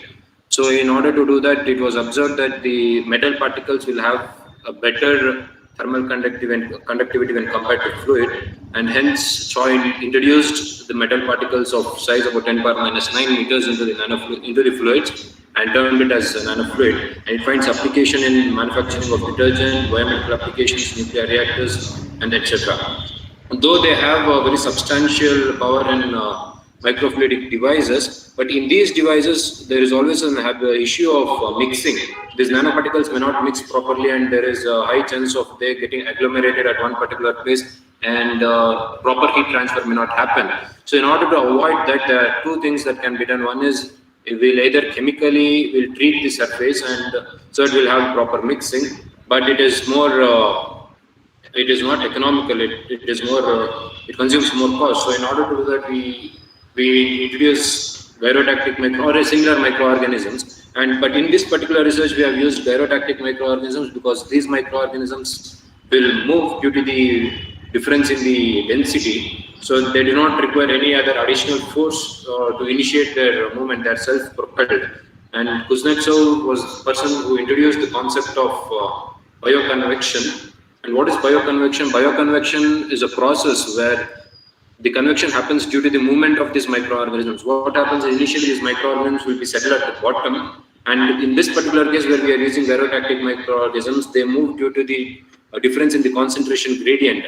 So since when they are at the lower surface, the upper surface of the system will be less dense. So these microorganisms tend to move upwards, and then when they move upwards, the density at the lower end will be less. So they again come to the lower surface, and hence they form a Bénard cell. And this is caused not because of the temperature, because till now we have not introduced temperature here. It is caused just because of the movement of microorganisms. Hence we call it as bioconvection, where we again see similar to Rayleigh-Bénard convection, where temperature plays an important role, and here the movement of microorganisms plays an important role. There are several mechanical processes involved in the prejudice of microorganisms to swim in a particular direction in response to certain stimuli. As I said, the one is this gyrotactic microorganism which moves due to the gradient, concentration gradient, and we have gravitaxis which moves due to the gravity, and we have the phototaxis which moves due to the gradient of light, and so on. And there are many other classes of microorganisms that moves without any additional force. So these are the very minimum literature. Aziz, he extended the study of Kuznetsov to boundary layer study within Tham, and they all continued the same. And we used Kazan nanofluid model, which yields zero shear straits, which yields infinite viscosity at zero shear rates, and certain fluids that belong to this are jelly, honey, fruit syrup, etc. And Oilakin was first to study the bioconvection in Kazan nanofluid. And theoretical investigations on microrotation was studied by Mahmood, and Bhattacharya studied the magnetohydrodynamic flow of an electrically conducting fluid. So this is the physical configuration. You can see a stretching sheet over there which is extending towards X and Y direction, and the microorganisms as well as the nanofluid. So continuity equation, this gives us the streamlines and also maintains the system stable. The momentum equations gives us the velocity, u, v, w are the velocity components, x, y, z are the axis, beta is the Kazan parameter, mu is the viscosity, and hi, hj, hk are the induced magnetic field. Here we use induced magnetic field because whenever we discuss about the flow of fluid, there is a current that is generated in the fluid, and that current yields to the induced magnetic field. So we also include that in this particular study. Equation 2 gives the velocity along x-axis, and equation 3 gives the momentum along the y-axis. The induced magnetic field equations are given by equation 4 and equation 5. Equation 6 gives us the energy equation, and here we have used dB is the diffusivity of Brownian motion, and dt is the diffusivity of thermal conductivity.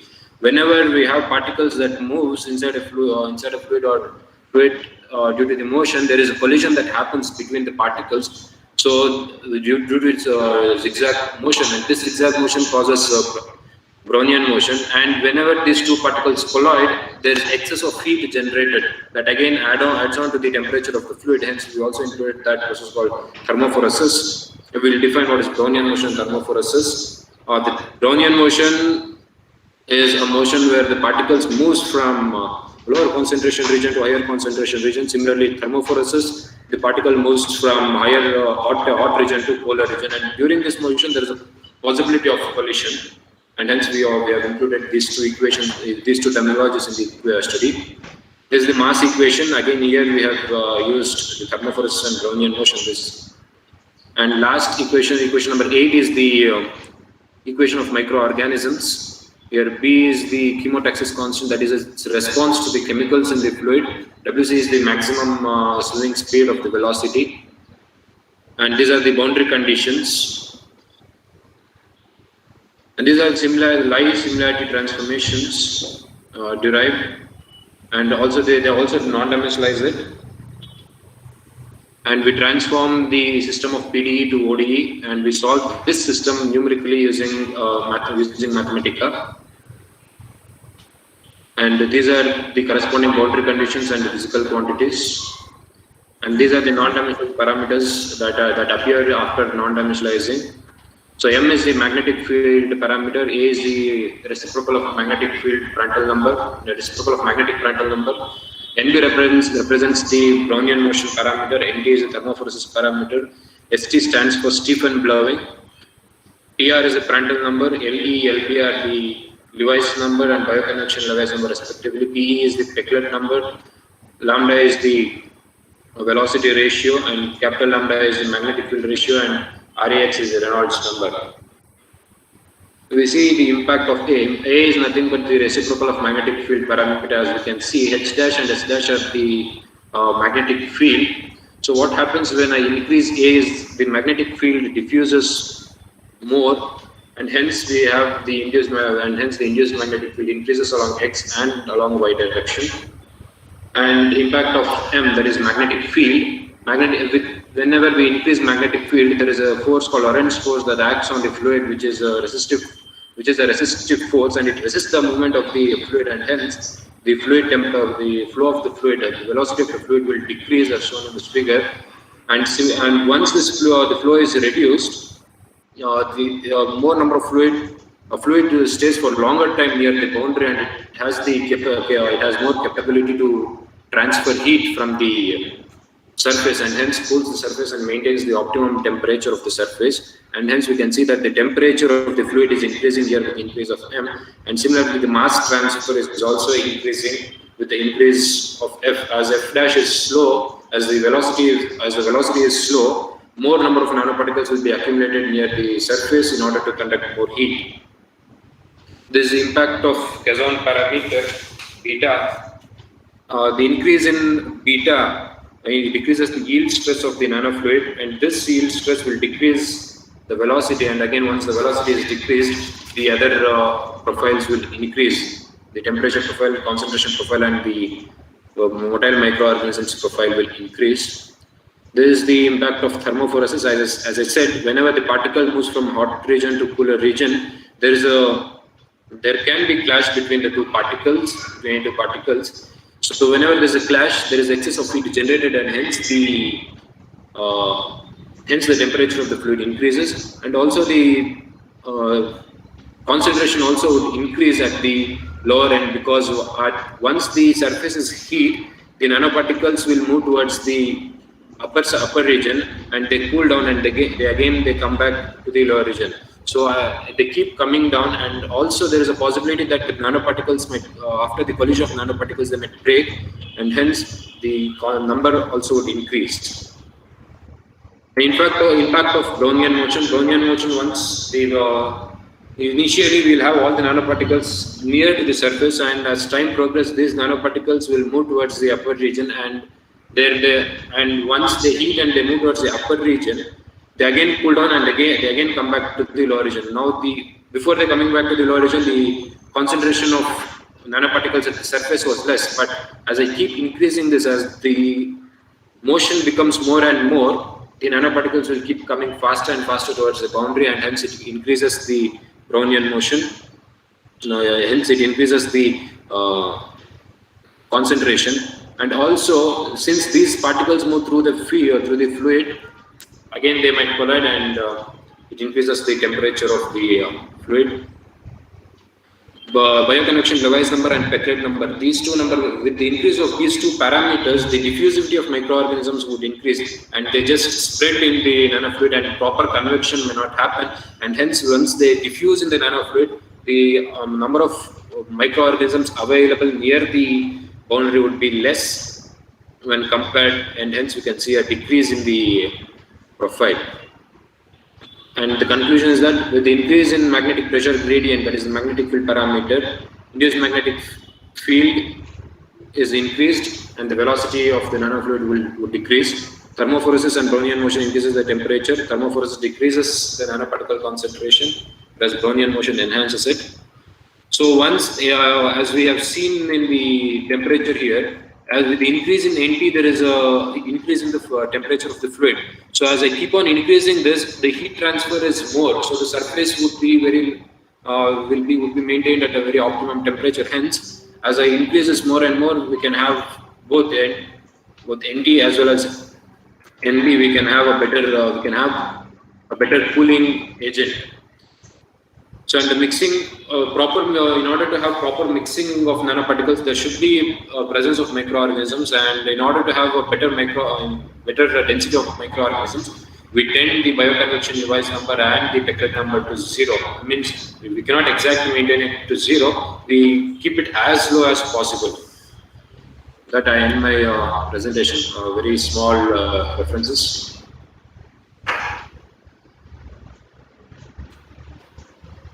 Thank you. Thank you, Mr. Puneet V. Now the session is open for discussion. Questions, please.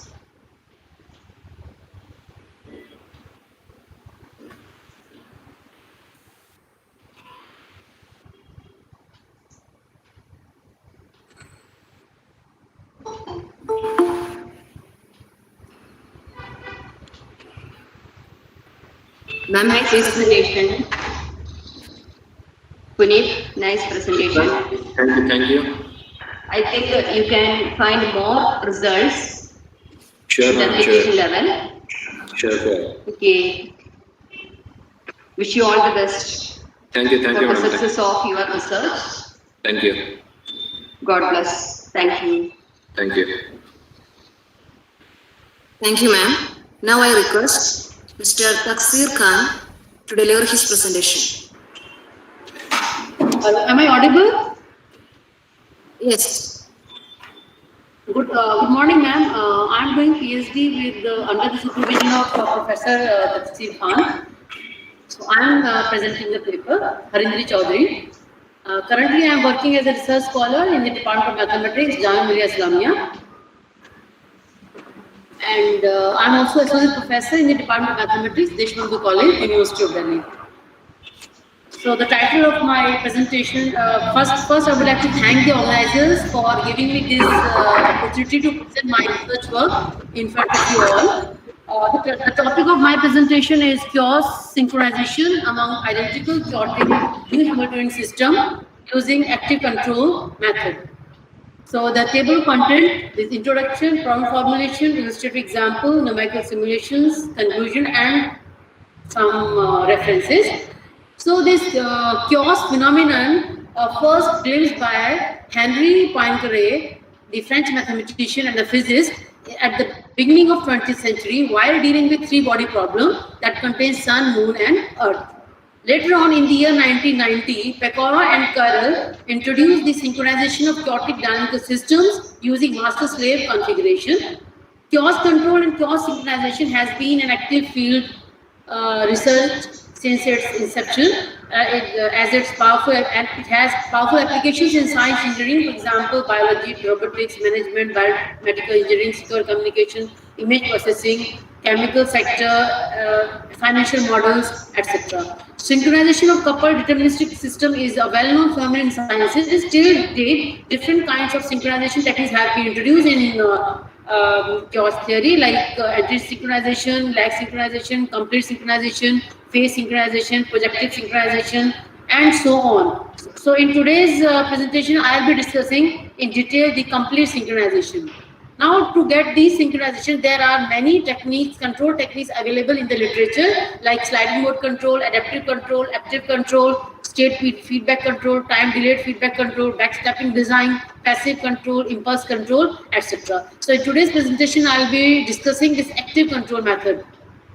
So in the literature, chaotic system has been defined as a system having at least one positive Lipno exponent and the dimension of the state equation should be at least 3. Some classical chaotic dynamical systems are Lorentz system, Liu system, Rossler system, Chen, Chua system, Kai system, and so on. So in this paper, a systematic approach to investigate the complete synchronization among identical Hamiltonian chaotic systems has been proposed by using active control method. So just to prove my theoretical results, I'll be performing numerical simulations using MATLAB designing, and there I'll prove that the analytical results and the computation results are in excellent agreement. So now the paper is organized like this. Section 2 contains the preliminaries to be used throughout the paper. Section 3 describes the basic structure characteristic of the Hamiltonian chaotic system. Section 4 comprises the complete synchronization. Section 5 numerical simulation, and Section 6 concludes the paper. So here this system which I am going to discuss here is introduced by Sundar Pathan Vaidyanathan and his team. And his collaborators. The considered chaotic system is defined like this, where xm1, xm2, xm3, xm4 is a state vector, and for the parameters a and b occurring in the differential in the system, if I take a equal to 0.98 and b equal to 0.96, the system displays chaos. It becomes chaotic, and the Lipno exponents he calculated in his paper as 0.0015, 0 and minus. So there is existence of one positive Lipno exponent, which shows that theoretically proves that it is chaotic. Now you can see the phase portraits. You can see how chaotic the system is for these parameters. Now, as I told you that we'll be synchronizing this using master-slave configuration. So the initial system which I wrote, that x dot m1, the system was given in equation 1, that acts as a master system, and I will correspondingly define the slave system. Since the synchronization is identical system, so I will take the slave system as the identical as that of the master system. So and the slave system here, the controllers U1, U2, U3, U4, they are the active non-linear controllers to be constructed in such a way that complete synchronization between the two identical Hamiltonian chaotic system will be attained. And the construction of these controllers are basically based on Lipnov stability theory. So here the state errors are defined like this. The first error is the slave equation of the slave, first slave minus the second master minus the first master, sorry, and error 2 is second slave minus master slave, error 3 is third slave minus third master, and error 4 is fourth slave minus fourth master. Now here the main goal of the paper is to define controllers so that these state errors will converge to 0 with t tending to infinity. Now correspondingly, just to differentiate the error dynamics and put the values of master and slave, I'll obtain my error dynamical system in this form. Equation which is represented by equation 4. Now 5 are defined like based on, by looking at the equation 4, I will construct my active controllers in such a way where K1, K2, K3, K4 are gaining constants. They're all positive and they're gaining constants. Now substitute all these controllers in the equation 4. We find that our error dynamical system turn out to be this. Now consider the classic Lipnov function. Now here I will be using the stability theory, Lipnov stability theory. There we define a Lipnov function in such a way that it should be positive definite and its derivative should turn out to be a negative definite.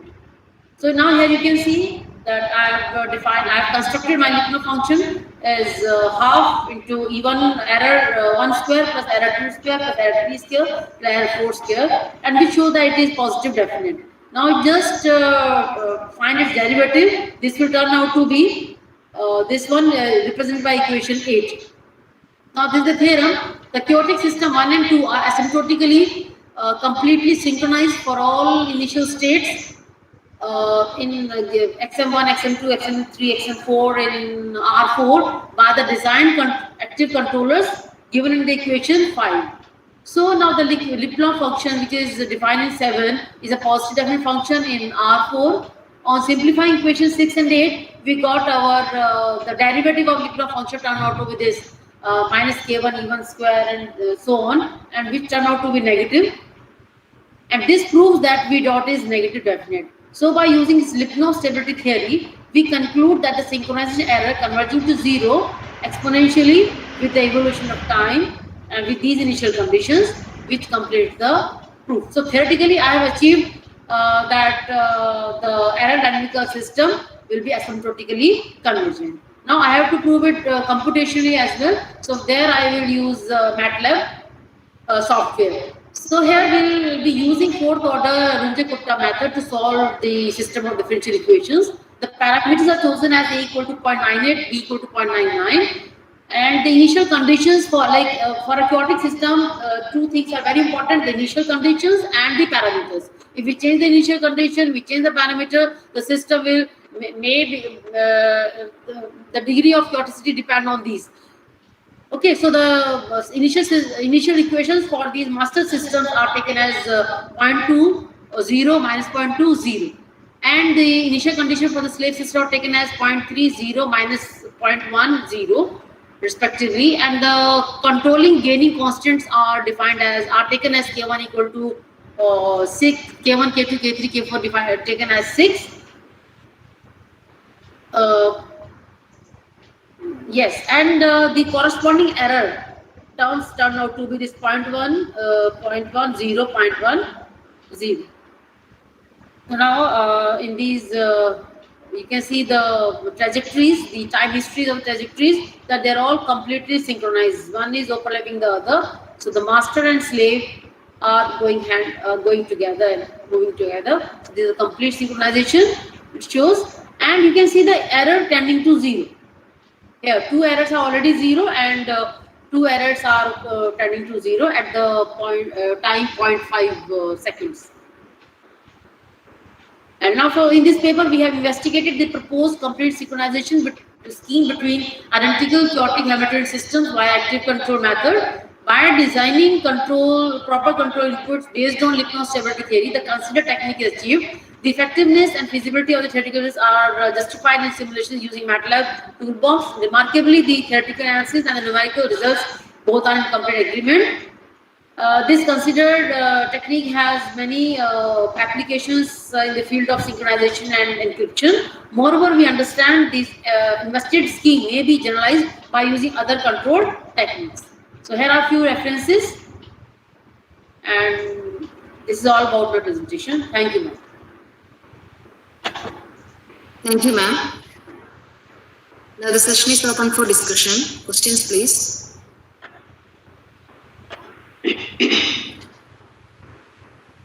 Madam?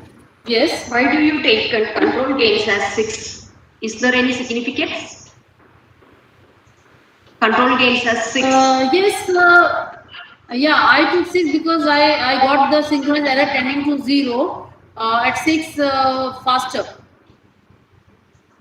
In comparison to if I take equal to 1. How do you find this? The hit and trial method. Yeah. Okay. Because they are positive numbers. So I have to choose case in such a way that my synchronous error converging to 0 in a lesser time. Have you checked and I have to take. Yeah, ma'am. Any other value? Have you checked any other value for control gains? Yeah, I can take 10 also. I can take 25. I can the synchronous error will convert fast if I take my value of k very large. But I have to take k not very large and close to 0. So that synchronous in such a way that it should be close to 0 and synchronous error converging to 0. Error converges if I take it at 6. Okay? Yeah. Error converges to 0 at 6. Okay? Okay. Okay, thank you. Yes, any other questions?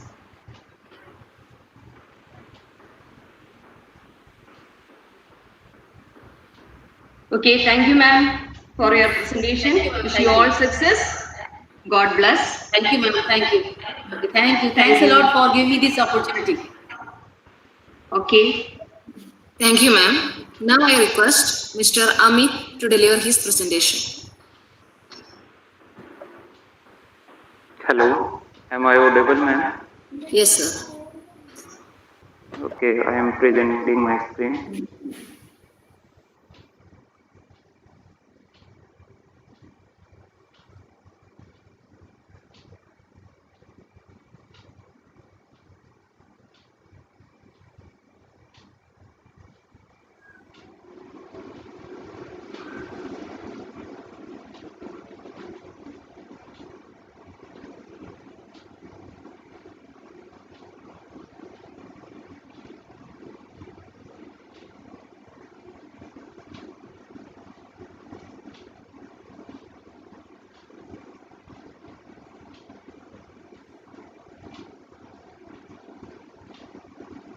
Is it visible, ma'am? Yes, sir. Okay, thank you. Good afternoon, everyone. Respected chairperson, myself, Professor Amit, and my co-author is Gitika Dureja, Assistant Professor, Department of Mathematics, IBPG College, Panipat, Haryana. My topic of talk is analysis of two-unit system with two kind of failure using RPGT. Abstract of my topic is the reliability engineering constitute the core of the economy and the development of the infrastructure of a system. For a developing country like India, we know that we have limited resources, so it is all more important to use its resources in a very optimal way to achieve higher production by having increased reliability of the system or equipment. Therefore, analysis needs to be done more economically, accurately and quickly without any cumbersome method and calculation. The main objective of this paper is to find the key parameters of the two-unit system with different kind of failure using the regenerative point graphical techniques, that is RPGT, instead of the representative point techniques, which is quite lengthy and cumbersome, as one has to do a lot of calculation and simplification work in this method, that is regenerative point techniques. And I have used here regenerative point graphical techniques to solve out and simplify the calculation works very easily. The system consists of the two subsystems. The subsystem A is online and other is kept at standby, whereas the subsystem B is operative. The system fails completely either due to the subsystem A or of subsystem B. The failure time distribution of the units, here the failure time distribution of both the units have been taken to be negatively exponential function, while the repair time of the subsystem units follow the common general probability density function. Introduction. Before my this work, many researchers including Tuteja and Malik Kumar and Chandar and Bansal have analyzed various systems using the regenerative point technique to find the key parameter of the system. The regenerative point techniques is very lengthy and cumbersome, as one has to do a lot of calculation and simplification work. To solve out this issue, I have used representative graphical techniques to solve out the calculation very easily. Now, to overcome these difficulty, Gupta introduced regenerative point graphical technique for one unit system. Gupta Singh and Kumar Gupta VK and Sital Vanita, all these persons have used RPGT to find the one unit system. The key system parameters such as a time to system failure, they all have tried to find the parameters such as mean time to the system failure, steady state availability, busy period of the server, and expected number of visits by the server. The objective of this paper is to do the reliability availability analysis using the RPGT introduced by the Gupta of a stochastic system, which has been discussed and analyzed by the Ashok and Sanjeev using the regenerative point techniques. Now here the system consists of two parts, A and B. The subsystem A consists of two identical units and the system B consists of only one unit. One unit of subsystem A is online and other is kept as a standby mode. Whereas the subsystem B is operative, system fails completely, either system A is fail or either system B fail. The failure time is distributed over negative exponential and repair time of the system follow the common general probability density function.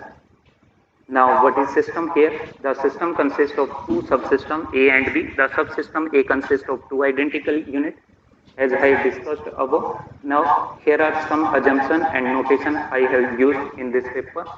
Assumptions are: first is the system fails completely either due to the failure of subsystem A or subsystem B. Second is failure is detected instantaneously and the standby unit is switched on immediately by means of a perfect device. As any devices fail, very soon we start switch on the other device, so the system may work continuously. Third is repair is immediately available on demand and the repair of a failed unit is taken up immediately, and after repair the unit works as a like new one. Fourth is if the subsystem B fails before the completion of the repairs of a unit of the subsystem A, the later failed unit is taken up for repair firstly and suspending the repair of the unit of the subsystem A already in hand. And the server restarts repairing the unit of subsystem A after finishing the repairing of the subsystem B, and it will take a fresh visit of the server. And fifth assumption is the failure distribution are negative exponential, while the repair time distribution are considered arbitrary. Here are some notation which are used throughout this paper. First notation is I to J SR, that is the RF directed simple path from I state to J state. R takes positive integral value for different path from I to J state. Second is I to J SF, that is a directed simple failure free path from state I to J state. Next is IJ or IJK. IJ denotes the probability going from state I to J, and Ijk denotes the probability going from state I to J into state J to K. Next is mu I dash. Mu I denote here mean sojourn time of the state I, or total unconditional time spent before transition to any other regenerative state, given that the system entered the regenerative state I at time t equal to 0. Next is Qijt. It will denote the probability density function of the first passes time. Next is PR. PR means here probability, and Eij already discussed, that is the state transition probability from the regenerative state I to the regenerative state J without visiting any other state. Eij is nothing but Qij0 star. Here star denotes the Laplace transformation. Next is RIT, the reliability that the system in the regenerative state I at a time t. Next is eta I, expected waiting time spent while doing a given job, given that the system entered the regenerative state I at time t equal to 0. Next is Fi. Fi denotes here fuzziness measure of the I state. It will take value 0 if I is a failed state, and it will take value 1 if I is a up state. Next is A, that is the constant failure rate of the subsystem A. Next is beta, that is the constant failure rate of subsystem B. Next is GT. GT denotes the probability density function, and capital GT denotes the cumulative distribution function of the repair time of the subsystem A and B.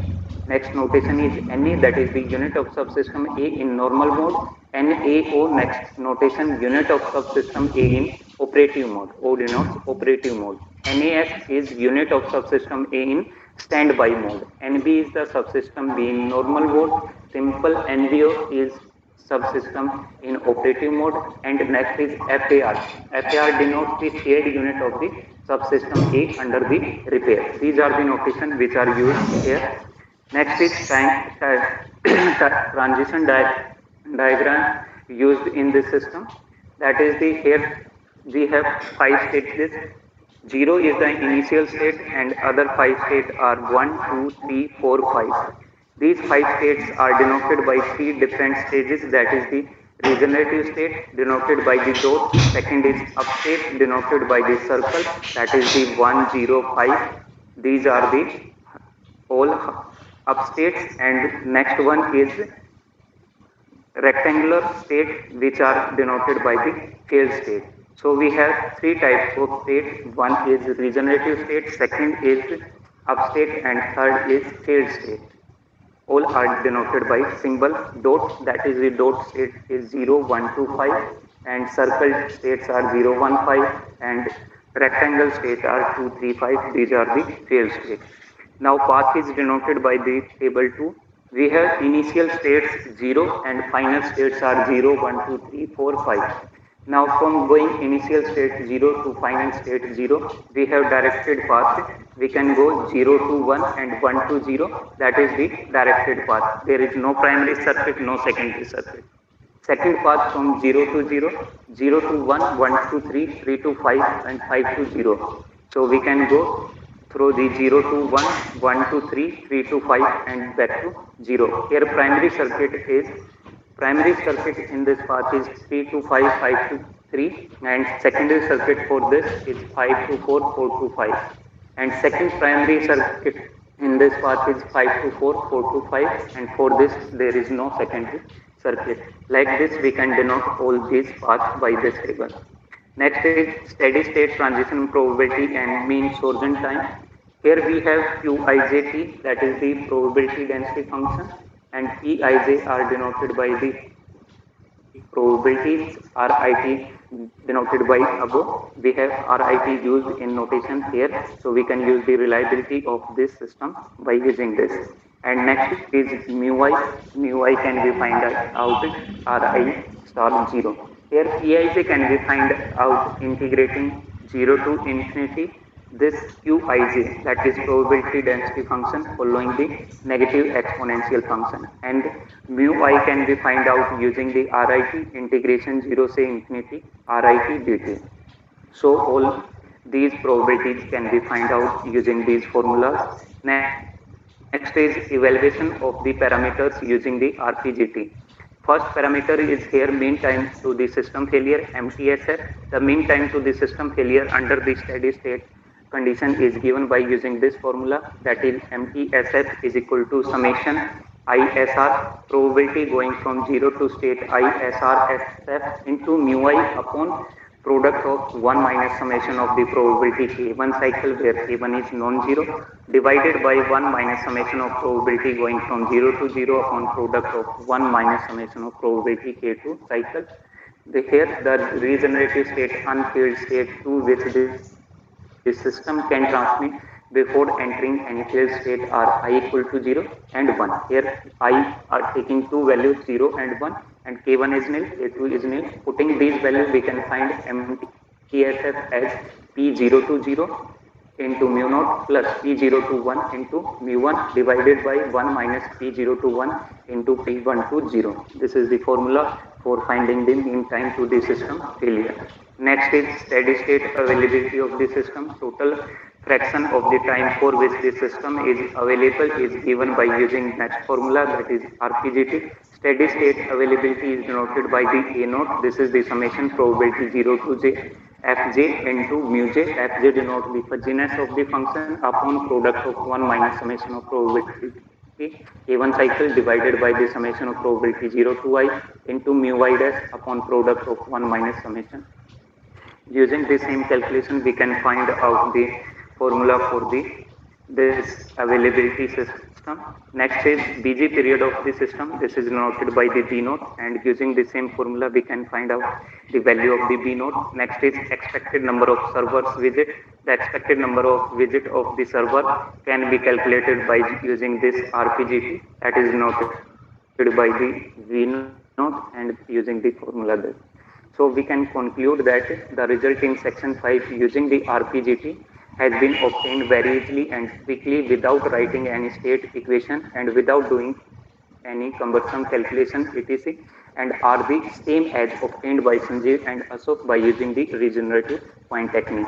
So this RPGT is very helpful to finding the calculation very easily and is very fast. These are the references which I have used. Thank you so much. Thank you, sir. Now all the presentations are over. Any questions?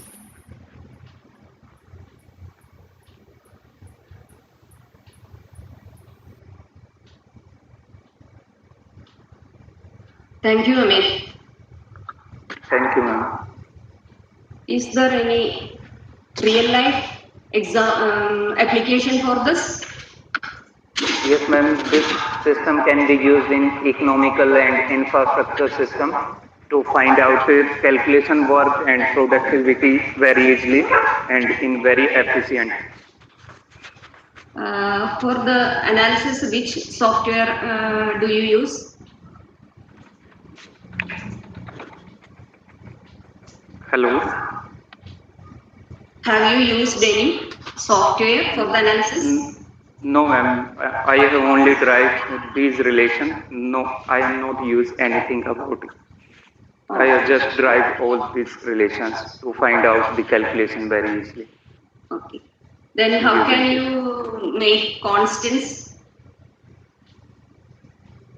How can you make constants? Which constant, ma'am? I have forgotten that equation. Number? Yes.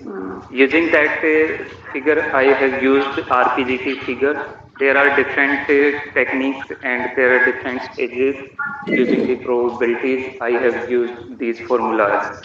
And further, I have used the references which are 1 unit system. Okay. I used all this process from there to convert into the 2 unit system. Okay. Hello, Amit. Yes, ma'am.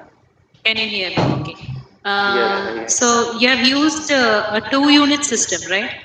Yes, I have used 2 unit system. Okay. So when it is a 2-unit system, I think you can derive the number of states would be less. For a 2-unit system itself, you are having so many states, right? Yes, we have 2 subsystems. So when you Okay, I am telling you. Here state 0, 1, 5 and 4. That is the upper part of this system. That is the subsystem of the A, and lower part is the subsystem of the B. Yeah, and it is parallelly connected. Yes, parallelly connected. These are Parallelly connected. So when you're having two subsystems itself, the number of states is getting large. So yes, we can increase. So when you increase the number of components or number of subsystems, what is the method you're having an idea to adopt? Yes. I think the number of states would be more. Yes, When the number of states is more, but there maybe calculation work is very quite lengthy in that case. So I use less number of states here. Okay, so I will try for this also. I am working on this also, increasing more number of states. What is the effect on this? So actually, the Markov model, when you use yes, the stochastic model, when you use, when the number of states is more, you will have to go to other models. You cannot stick on to this model when you have more number of states. Okay. So as long as the number of components are less, this method is okay. You cannot use this as a general method. Okay. Rest regenerative point technique already exists also. The regenerative point technique, the points where it is regenerating, it is starting as a new system like, right? Is it not, Amit? Hello?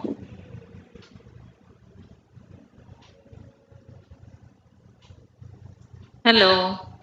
Amit is gone? Hello. Okay. Yes, ma'am. Okay. Sorry, ma'am. So, मैं disconnect हो गया था. दोबारा repeat करोगे? Okay. Till what you heard? You are asking about if we increase the number of the states. Yeah, after that, when you increase the number of states, you cannot stick on to this method. That is what I wanted to tell you, because you'll have to use to more advanced method. As long as the number of states is very less, it is okay. It is fine. It's a very good method. No problem. Okay, but when the number of states increases, you will have to go shift on to more advanced method. Okay, and regenerative point. Okay, regenerative point technique also is available in the textbooks also. Okay, so it's already available. These methods are all already available, and always try to give a, as GB ma'am said, the application part, the real life application part has to be added along with the results that you have found, and that will give more reach to your paper. Okay. Okay, ma'am. I will take care. So try to add that. Try to add that before it is being put into the proceedings. Okay. Okay, ma'am. Thank you. Okay. Okay. Thanks for your remarks. Thank you. Thank you.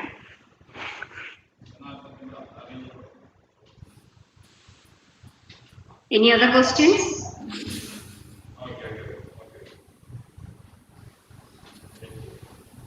Okay, thank you, Amit, for the nice presentation. Wish you all success in your research. God bless you. Thank you. Thank you so much, ma'am. Thank you. Thank you, ma'am. On behalf of ICDAM2020, I would like to extend my sincere thanks to our Honorable Chair, Dr. GB ma'am. Ma'am, I strongly believe that your valuable suggestions has certainly benefited the participants. Dear participants, we are grateful to you for your presentation over this platform. Thanks a lot to our audience for making this session lively. Thank you all.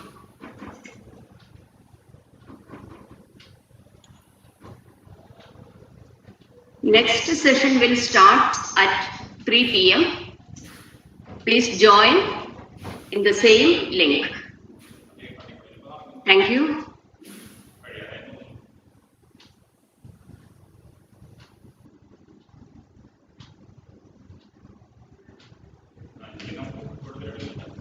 Thank you all. We'll be meeting at 3 o'clock.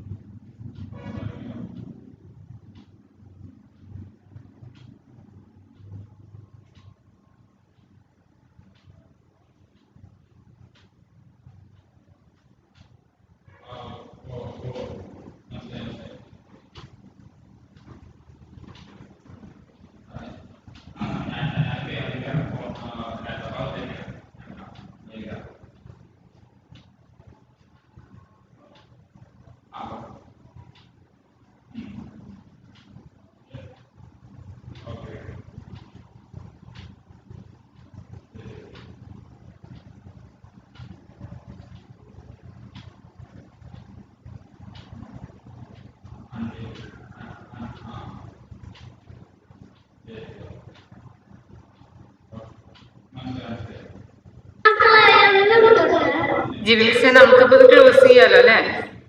ഞാന് other പാർട്ടിസിപ്പൻസിനൊക്കെ remove ചെയ്തു.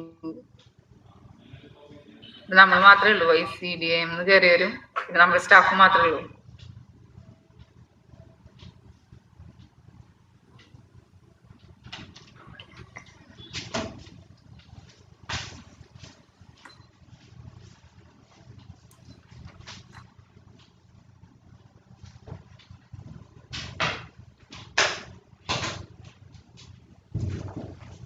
മാർട്ടിനെ left ആയിക്കോ. ഞാന് ഇനി ആരൊക്കെ നമ്മുടെ ആൾക്കാർ തന്നെയല്ലേ എവിടെ ഉള്ളൂ?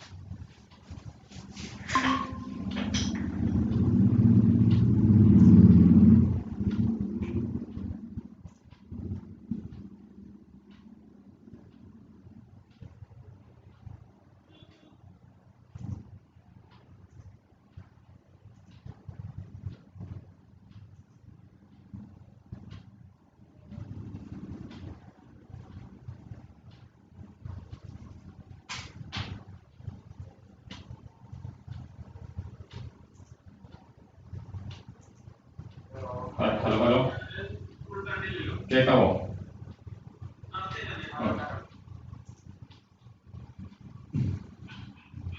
മറ്റേ പ്രോഗ്രാം കഴിഞ്ഞു കേട്ടോ, രാവിലത്തെ കഴിഞ്ഞു, പ്രസന്റേഷൻ കഴിഞ്ഞു.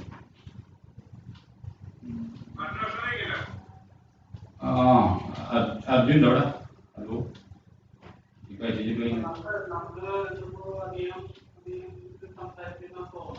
ആ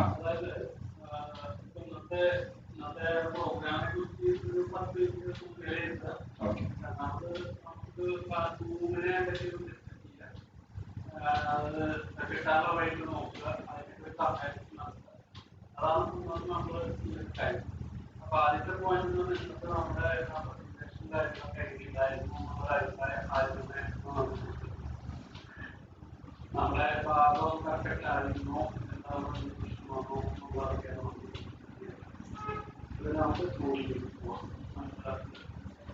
രാവിലെ അത് പെട്ടെന്ന് പ്രസന്റേഷൻ പറഞ്ഞപ്പോഴേ, ഹലോ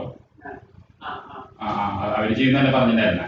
ഞാൻ ജസ്റ്റ് ഓപ്പൺ ചെയ്തപ്പോ WPS കയറിപ്പോയി. അവിടെ ആള് വെയിറ്റ് ചെയ്തോണ്ടിരിക്കല്ല. ഒരു മിനിറ്റ് സ്റ്റോപ്പ് ചെയ്തു.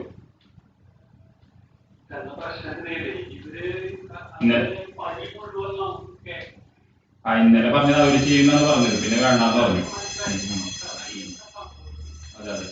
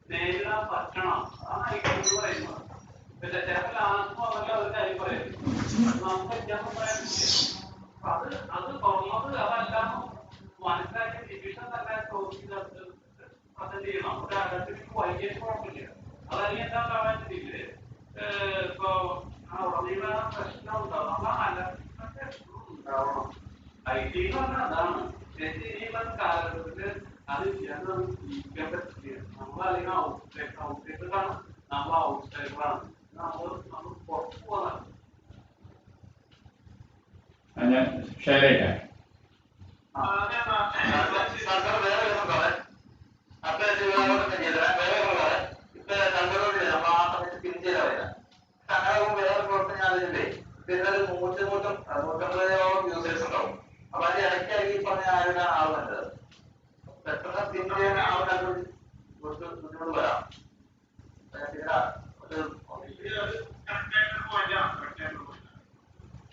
അതായത് ഫ്രണ്ടിലേക്ക് വന്നാലും നമുക്ക് കിട്ടുള്ളൂ.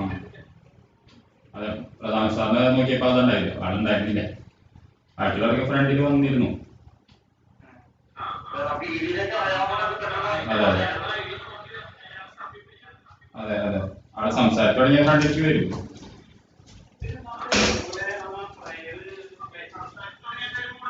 അതെ അതെ അതെ.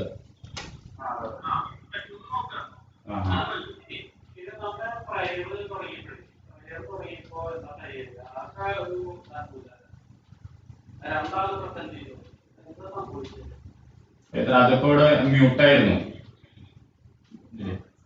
അപ്പൊ തന്നെ ഹലോ, ഇവിടെ സിസ്റ്റത്തിൽ മ്യൂട്ടായിരുന്നു ഗൂഗിൾ മീറ്റില്. അതെ അതെ,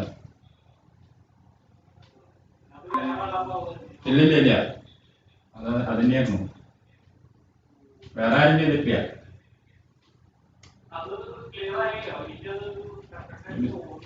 ലാസ്റ്റ് നാഷണൽ ആന്തം കറക്റ്റ് ആയിരുന്നു. അതെ അതെ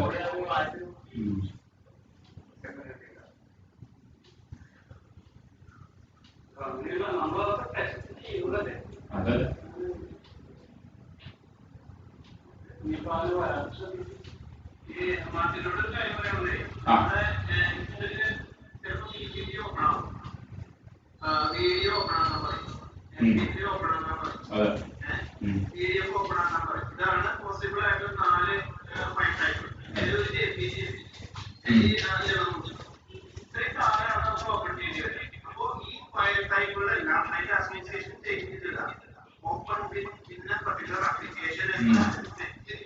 ഓക്കെ, അത് WPS ഇന്നലെ ചെയ്തത്, PDF ഉണ്ടായിരുന്നുള്ളൂ.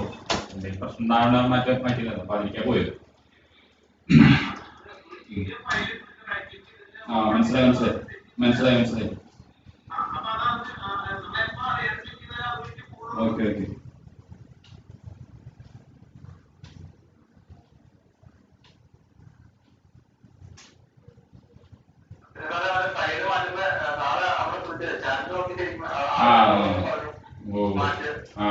ക്ലിയറായില്ല ആ സമയത്ത്.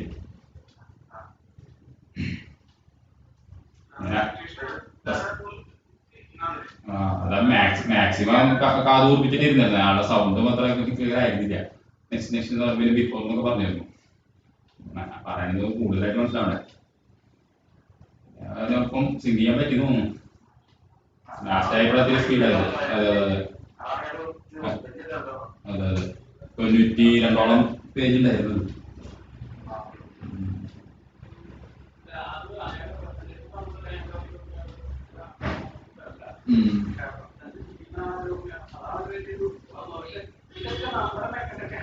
അത് ടെക്നിക്കൽ പ്രോബ്ലം എന്നാ പറയുള്ളൂ. ടെക്നിക്കൽ പ്രോബ്ലം എന്ന് പറഞ്ഞാൽ IT ആണല്ലോ.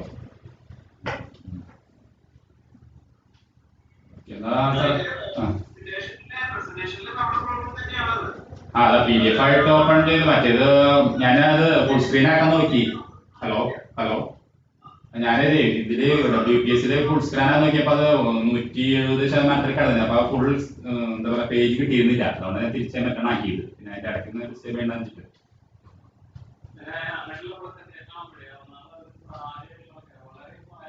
അതെ അതെ അതെ.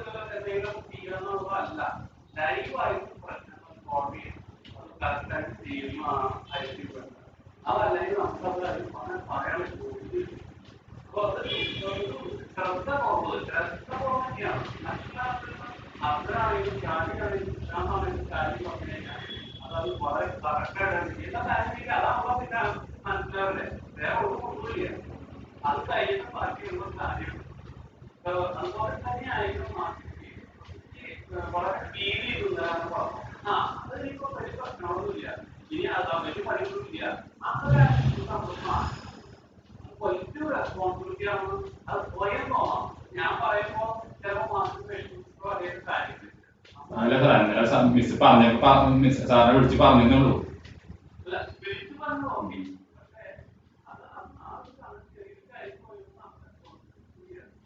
ഇല്ല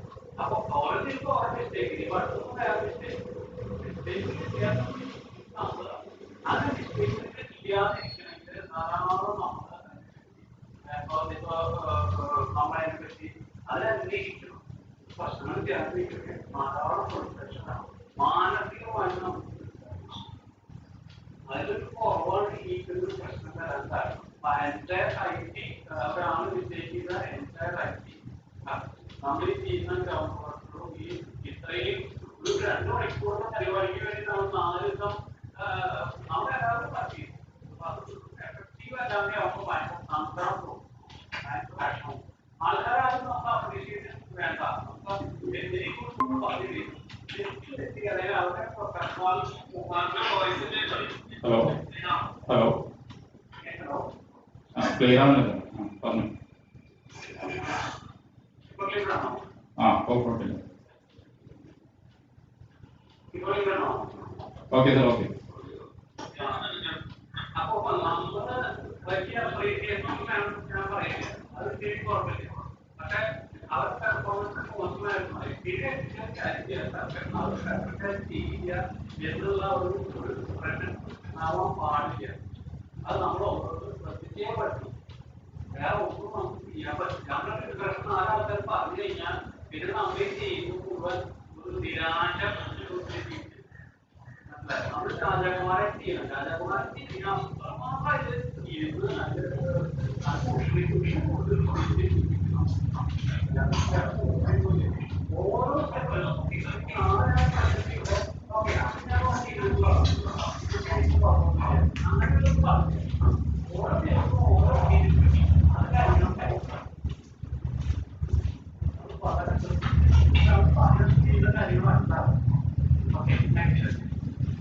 എനിക്ക് തോന്നുന്നത് അതെന്താ വെച്ച് കഴിഞ്ഞാല് ചില നമുക്ക് പല കാര്യങ്ങളും ഇതിന്റെ ഒരു ഉത്തരവാദിത്വമല്ല കൈകൊള്ളില്ല നമ്മുടെ മനസ്സിൽ തോന്നി കഴിഞ്ഞ് കഴിഞ്ഞാൽ നമുക്ക് അവിടുന്ന് ഒരു റിലാക്സിങ് ഒരു മെന്റാലിറ്റി വരും. അതാണ് കുഴപ്പം. ഇതിപ്പോ നമ്മുടെ പേഴ്സണൽ കാര്യമാണ് വിചാരിക്കുക. എന്റെ പേഴ്സണൽ എന്റെ വീട്ടിൽ എന്റെ ഭാര്യ കുട്ടികൾക്ക് നാം വെച്ചിട്ടുണ്ടെങ്കിൽ അത് നമ്മൾ ചെയ്യുന്നവരോടല്ലേ അതേമാതിരി ഞാൻ വെയിറ്റ് ചെയ്യണം. ഓക്കെ ഹലോ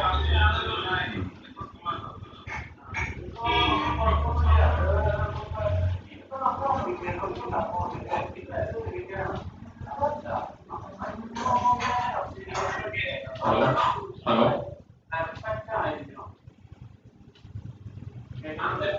ആദ്യം മൈക്ക് ഓഫ് ചെയ്തോളൂ.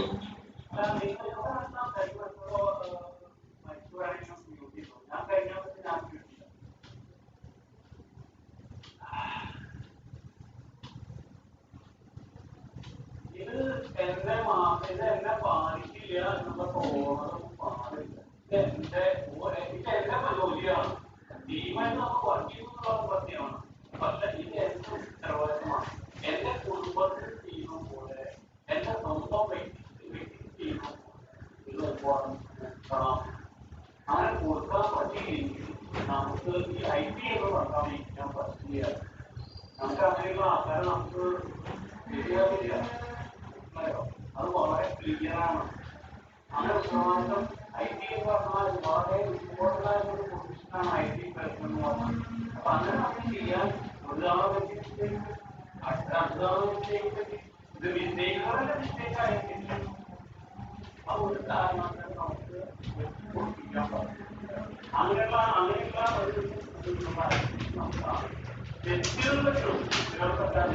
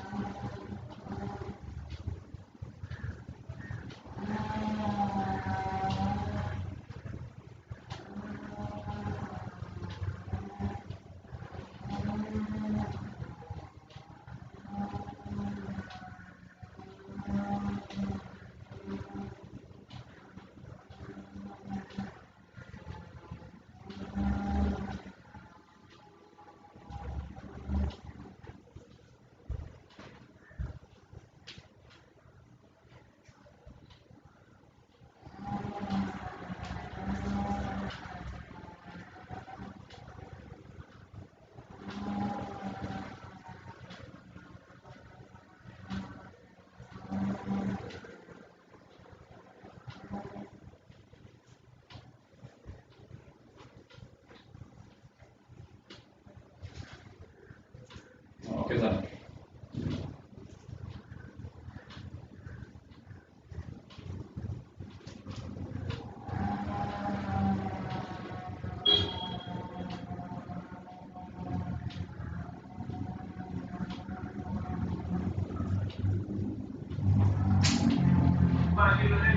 ചെയർമാന്റെ പ്രോഗ്രാമിൽ പങ്കെടുക്കണം. നമുക്ക് കണ്ടുപിടിക്കാണെന്ന് തോന്നുന്നു. അല്ല എനിക്ക് തോന്നുന്നത്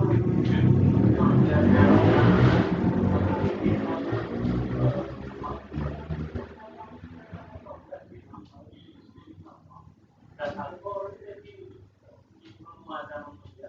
രണ്ടാമത്തെ കാര്യം ആ രീതിയുടെ ഓവർ ചെയ്ത് കയറി നമ്മളവിടെ മാറ്റി നമ്മുടെ കോൺഫിഡൻസ് അവർക്ക് പറയാനുമ്പോൾ വേറെ കാര്യങ്ങളും ചെയ്യുമ്പോൾ നന്നായിട്ട് പ്രസന്റേഷൻ കൊടുക്കാൻ നോക്കില്ല ചെയ്തോളും എന്നാണ് എന്നോട് ഉണ്ടാവുന്നത്.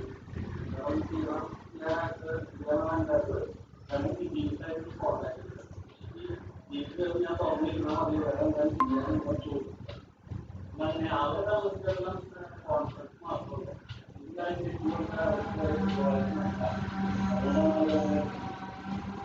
എനിക്ക് തോന്നുന്നത് രണ്ടുപേരും ചോദ്യങ്ങൾ ഉണ്ടാവില്ല ഇപ്പൊ അതിന്റെ ഇടയ്ക്ക്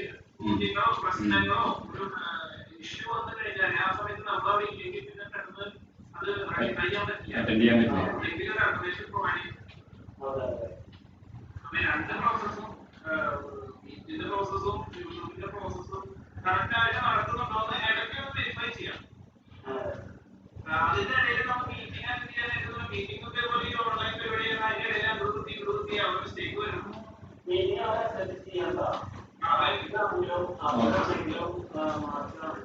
ശരി, ഓക്കെ ഓക്കെ.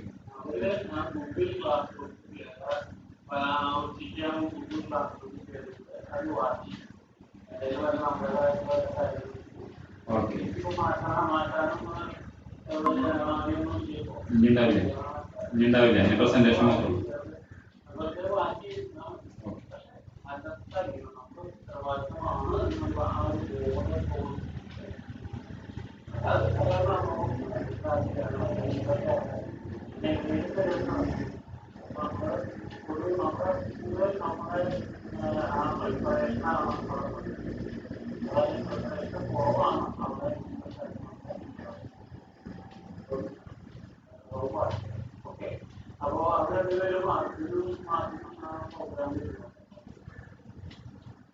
Okay sir.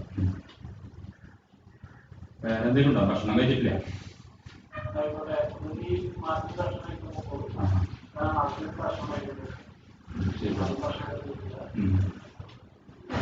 വേറെ എന്തെങ്കിലും ഉണ്ടെങ്കിൽ ചാറ്റ് ചെയ്താൽ മതി. ചാറ്റ് ചെയ്താൽ മതി.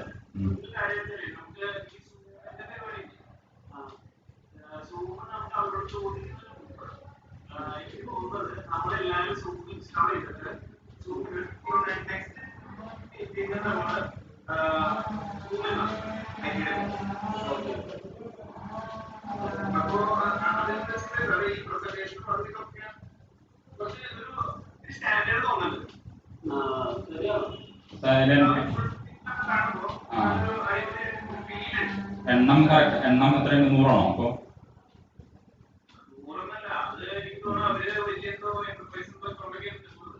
ഓക്കെ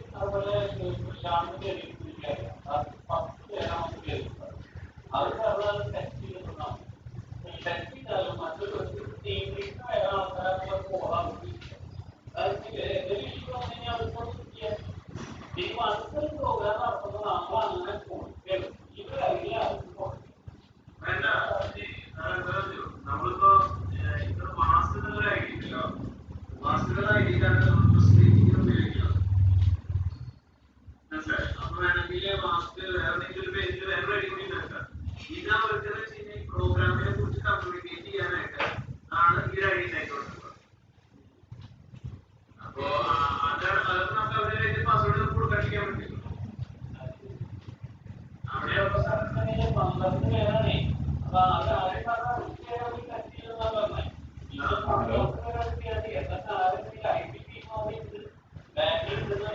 ഹലോ കിട്ടിയ അടുത്തോ എൻ്റെ ടേബിളുണ്ട് ഞാൻ ഫോട്ടോയിലേക്ക് അവിടെ ഞാൻ മുകളിൽ വെച്ചിട്ടുണ്ട്.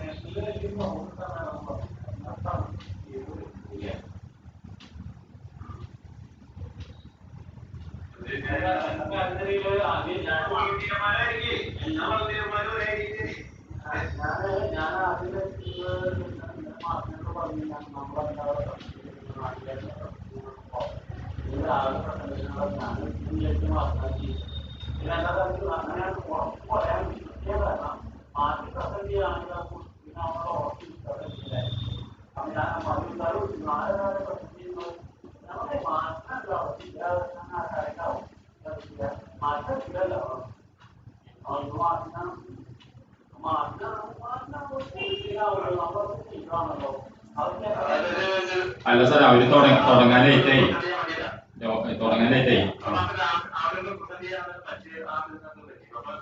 ചെയ്യാനാ പറഞ്ഞത്.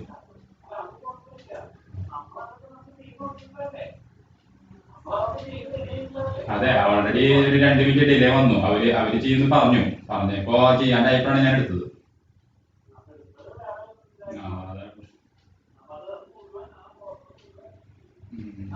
Full screen. ശരി ഓക്കെ സാർ. ഓക്കെ ഞാനൊന്ന് ക്ലോസ് ചെയ്യണട്ടോ സാറേ.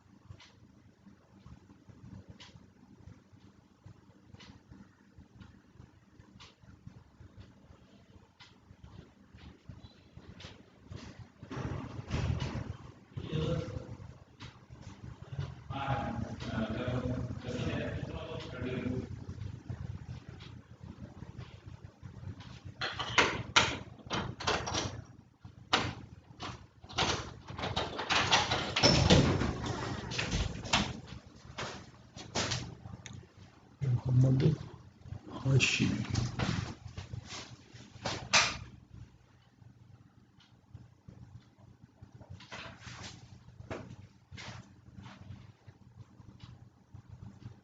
അർജുന, അതൊരു മുഹമ്മദ് ഹാഷിം എന്ന് പറഞ്ഞിട്ട് ഒരാളാണ് ഇതിൽ കാണുന്നത്. ഇപ്പുറത്തെ കാണുന്നത് നമ്മുടെ മറ്റുള്ള ഞാൻ നോക്കിയിട്ടില്ല, ഇവിടെ ഓയിമുള്ളതല്ലേ റെക്കോർഡ്. അല്ല ഞാൻ ഇപ്പൊ മറ്റേത് അതെ അതെ അതെ. ശരി ശരി.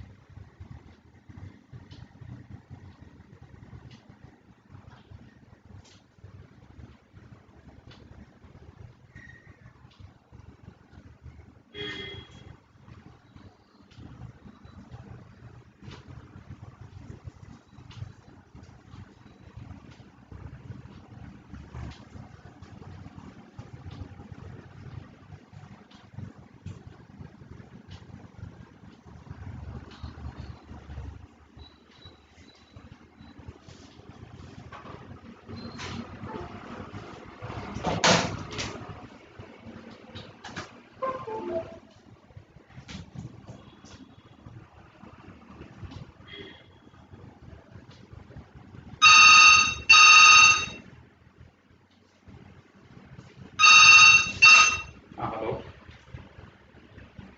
3 മണിക്ക് 2:45 കണക്ട് ചെയ്താന്ന് പറഞ്ഞ.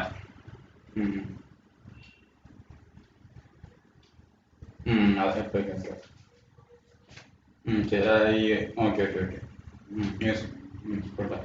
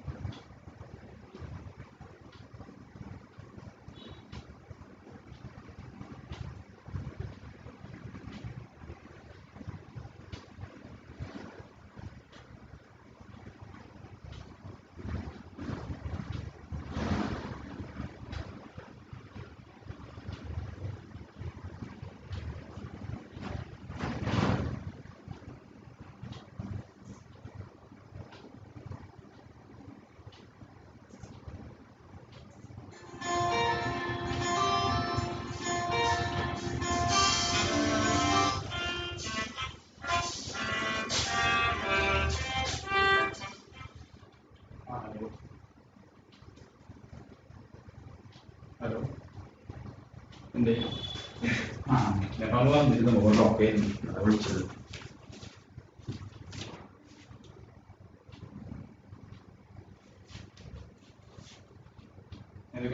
Okay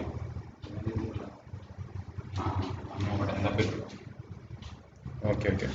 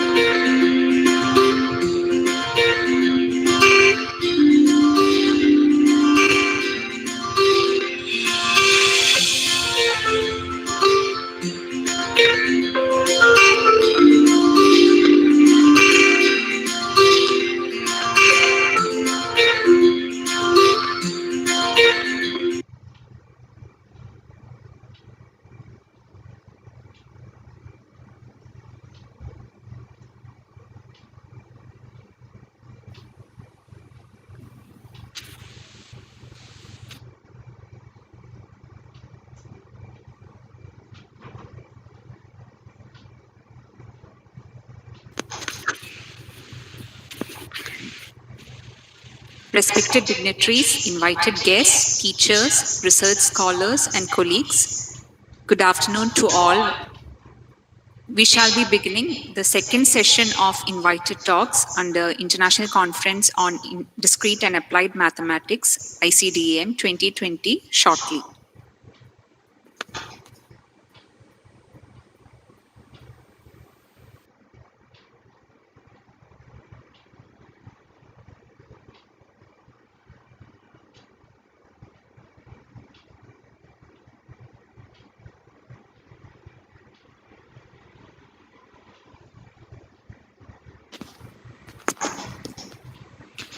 No, ma'am, we shall start in 3 minutes at 3:15.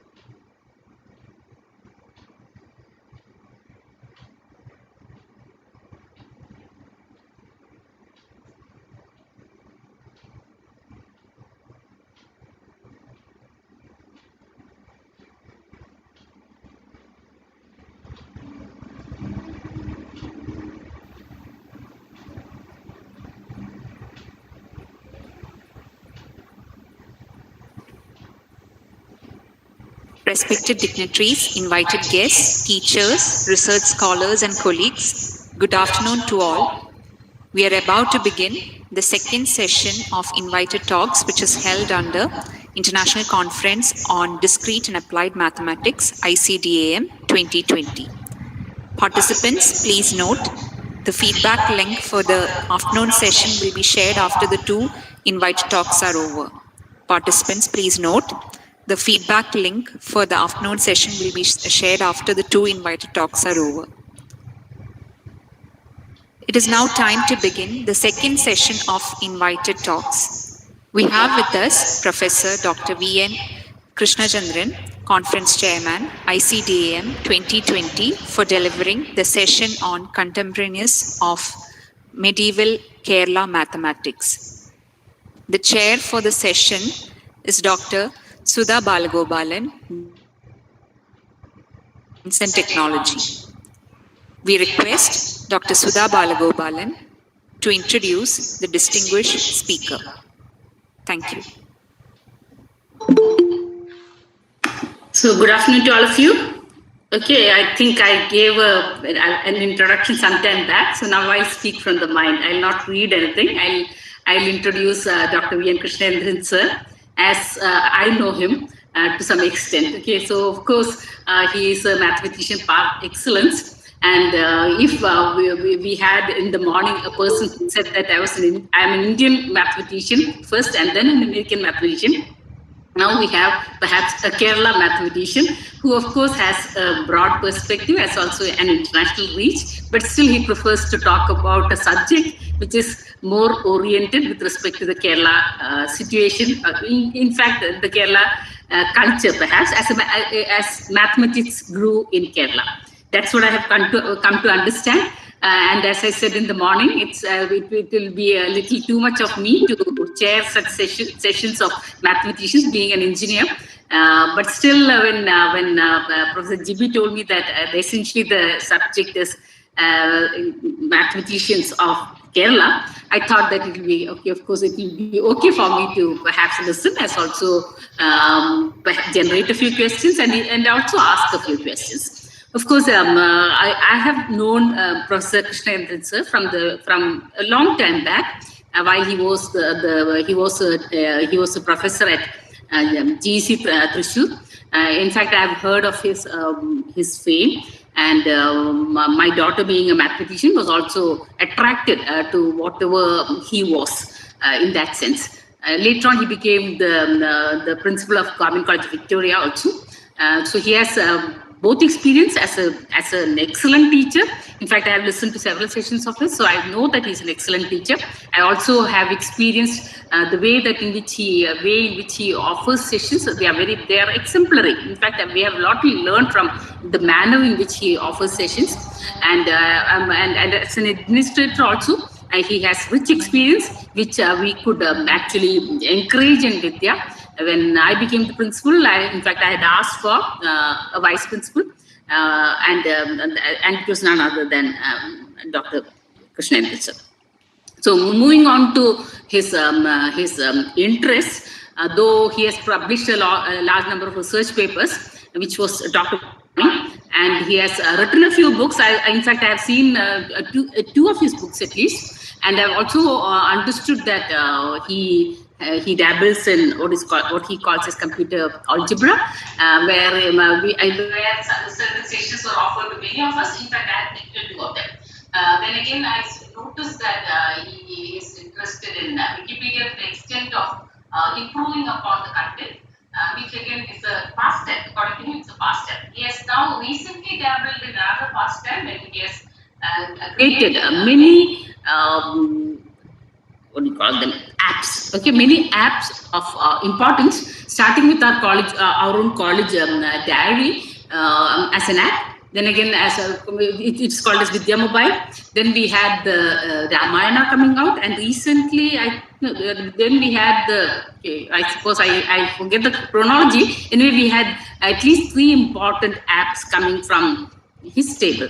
Of course, he was the leader, and of course, he might have taken the help of the department people also.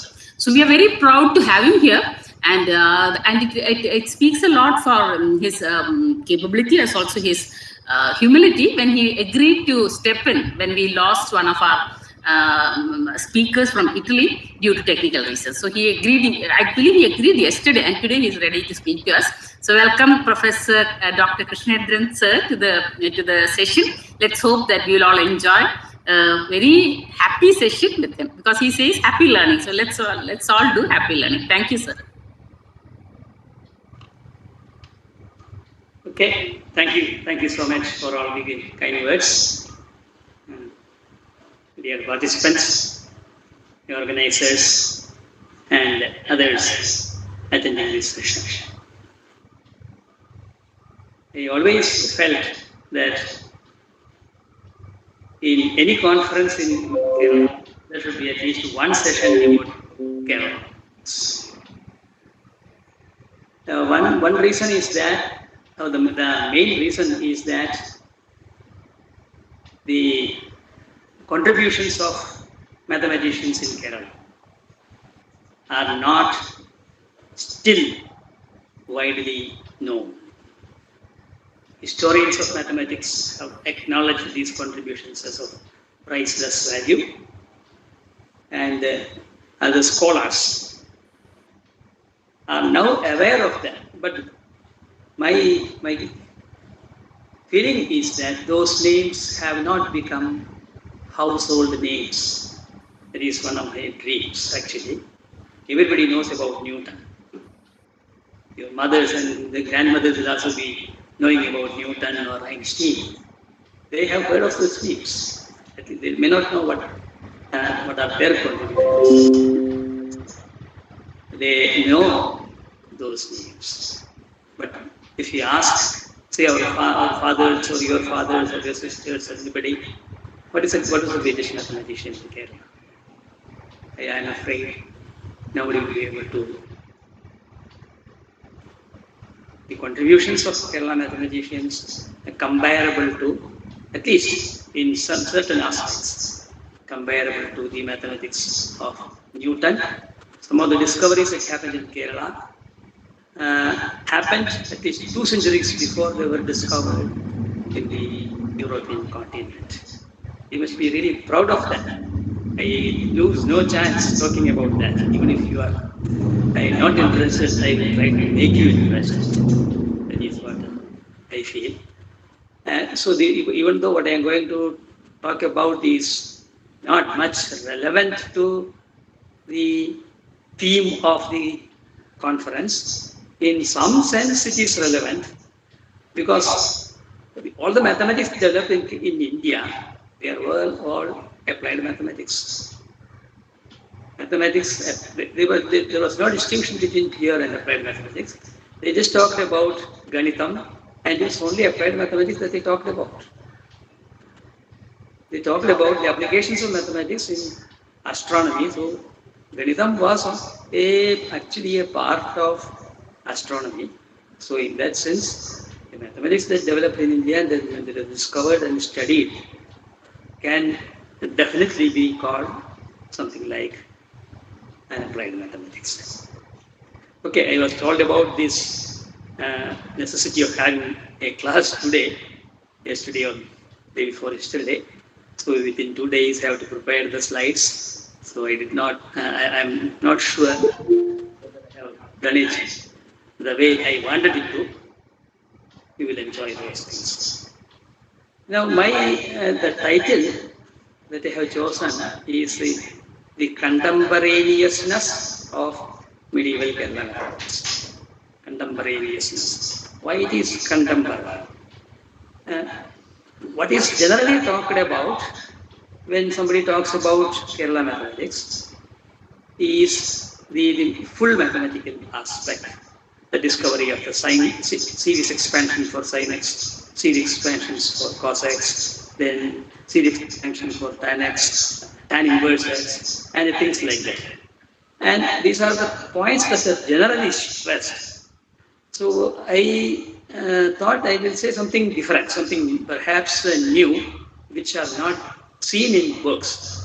In fact, these findings I myself have presented in some conference about a decade ago, but those ideas have not yet found a place in any other references. So some of the ideas that I am going to present are, I think, new, not mentioned to my knowledge, at least to my knowledge, not seen mentioned in any of the publications. So that is the contemporaneousness aspect that I want to talk about. Okay, so I have divided my talk into 2-3 parts. In the first part, I will say something about the Kerala mathematicians. And the second part, I will say what was the main contribution of the Kerala mathematicians. And in the third part, I will say what are the contemporaneousness of these results. So that is how the talk is arranged. I hope I will be able to cover those areas in a short time. All of you will be able to understand what I am talking about, because it is the mathematics that I am talking about is at the level of a degree student or a degree student, BSc. Even engineering BTech students can also understand what I am talking about. Plus 2 students may not be able to. And remember, these mathematics were the mathematics which was studied 2 centuries before Newton. Imagine somebody coming in loin cloth, ഒരു മുണ്ട് എടുത്തുകൊണ്ട് വായിൽ നിറയെ മുറുക്കാനുമായി വന്ന് സയൻസീസിനെ കുറിച്ച് class എടുക്കുന്ന ഒരു പ്രൊഫസറെ കുറിച്ച് ആലോചിക്കുക. അതാണ് കേരള മാത്തമാറ്റീഷ്യനെ കുറിച്ചുള്ള ഒരു ചിത്രം. Okay, I am sorry if I change to my local language. I am sure there are a few people. Okay, so let me now move over to the slides, and I will explain the ideas with the help of those slides. So let me move over those slides, please.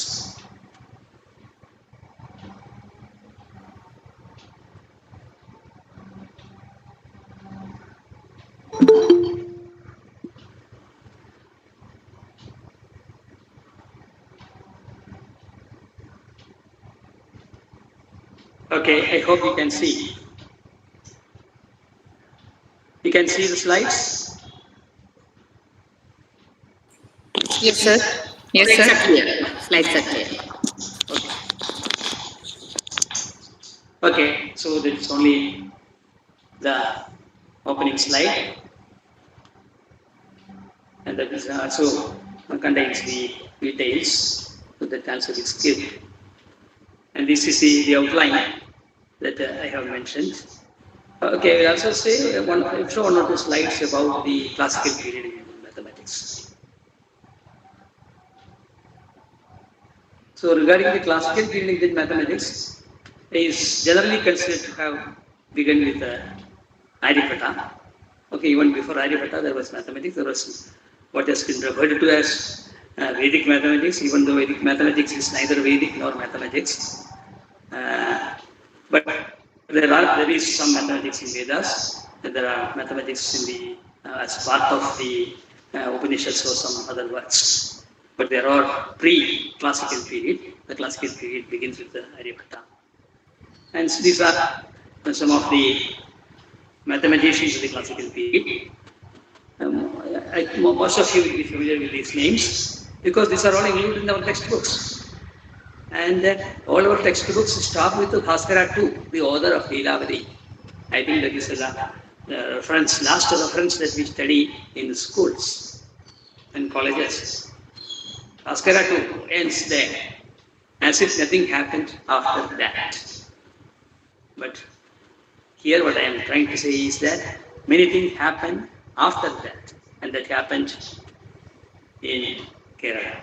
So, development of mathematics in India did not end with the Bhaskara 2. I say like this because most I have not seen current textbooks.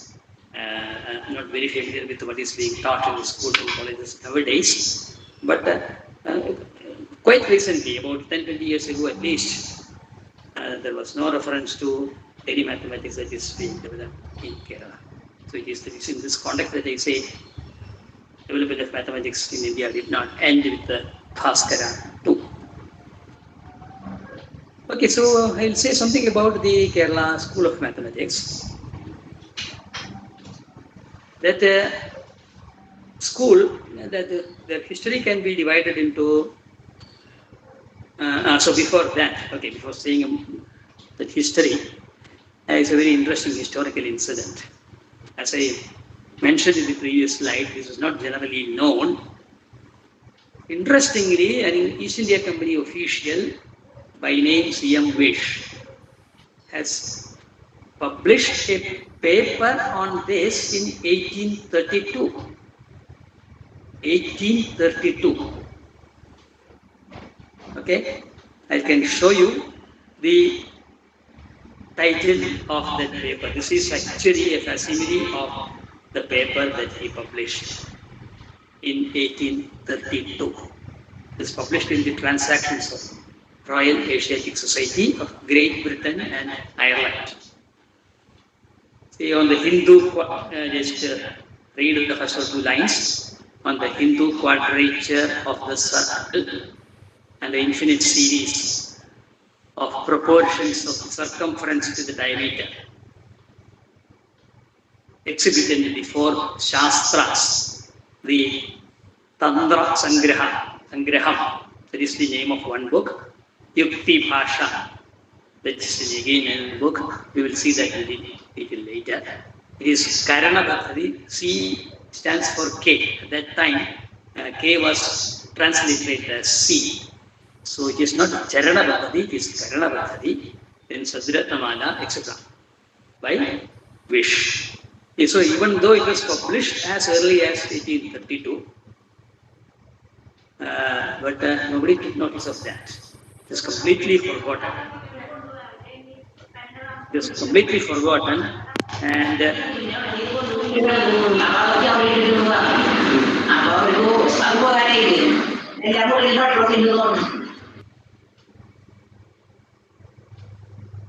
okay, it is completely forgotten, and that came to light only in the second half of the last century. Now, the geographical location of the Kerala school is also very, very interesting. It was a small area in current in the Malappuram district is around Tirur in Malappuram district. Tirur, Trikkanniyur is the area where all the mathematicians lived. Interestingly, see, I think there was a very great revival of learning at that time.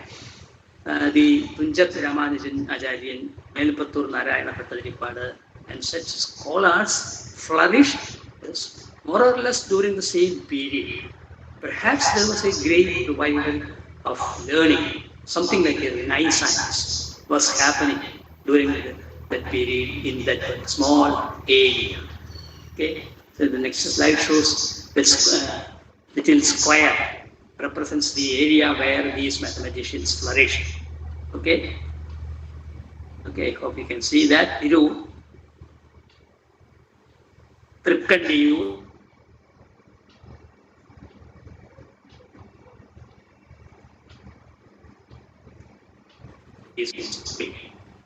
period can be actually divided into 3 periods. The defining person is this Madhava. I will tell you more about Madhava the next slide. So pre-Madhava, then Madhava and his disciples, and then post-Madhava. So the history of the Kerala School of Mathematics can be divided into 3 periods like this. Okay, I told you that I am going to say something more about Madhava. Unfortunately, nothing more can be said. Only very little details are known about the life and work of Madhava.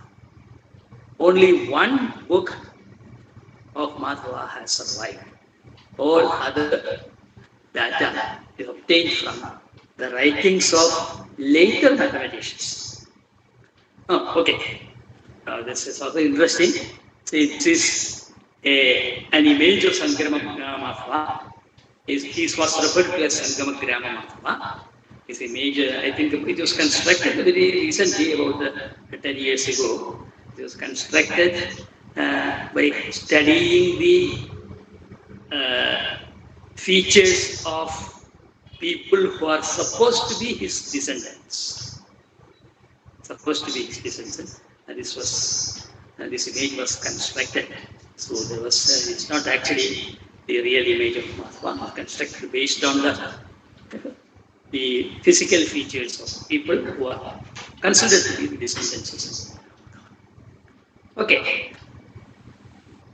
So as I just mentioned these dates, now look at the dates. 1350 to 1425, common era. Dates are uncertain. There is no way in which, by which these days can be ascertained. It's around that period, that's all we can say. No personal details about Madhava's life. Now the name is referred to later authors, always refer to him as the Sangama Grama Madhava. Sangama Grama Madhava. Some people have identified Sangama Grama as Iriganapura in Thrissur district, because the Pradishtha, the deity in the Iriganapura Kodalmanikan temple is sometimes referred to as a Sangameshwaran, and so the grama of the village of the Sangama Ishwaran is the Sangama Grama. That is sometimes called Sangama Grama, and so it is believed that he was a native of Iriganapura. And there are some references to him even in the works of the other authors about whom accurate details are available. So from these references, these dates have been established, and we know his contributions from the later works.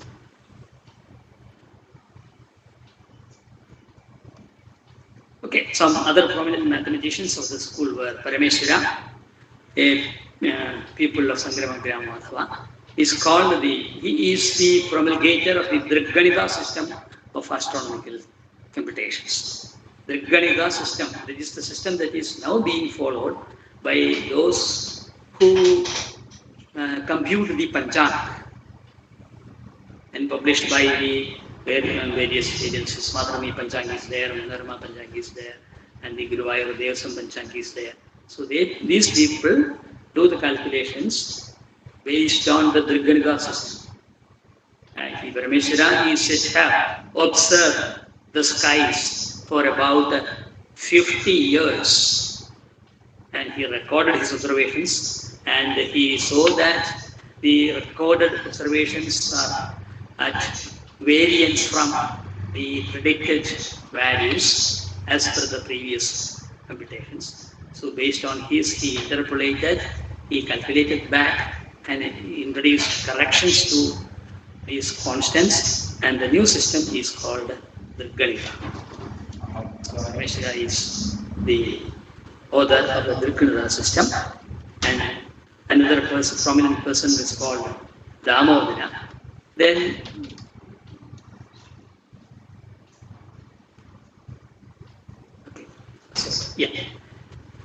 another very important person of that period was Nilakantha Somayati. Again, exact details are available. He lived for 100 years, 1454 to 1544. It's a pupil of Parameshwara, and his work is a very famous work is Tantra Sangraha. It's completed in 1501. That book has been translated, and the complete details are now available. It's available in Srinana. Now,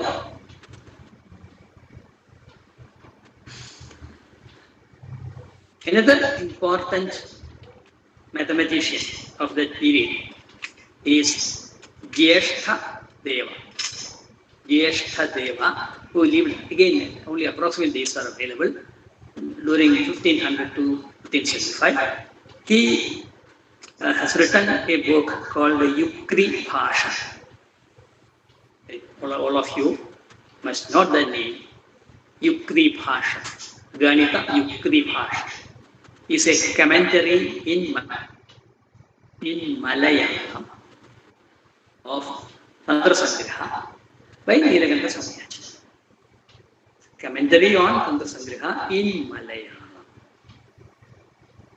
Now see that some interesting things are done. Okay, this is again the book has been published.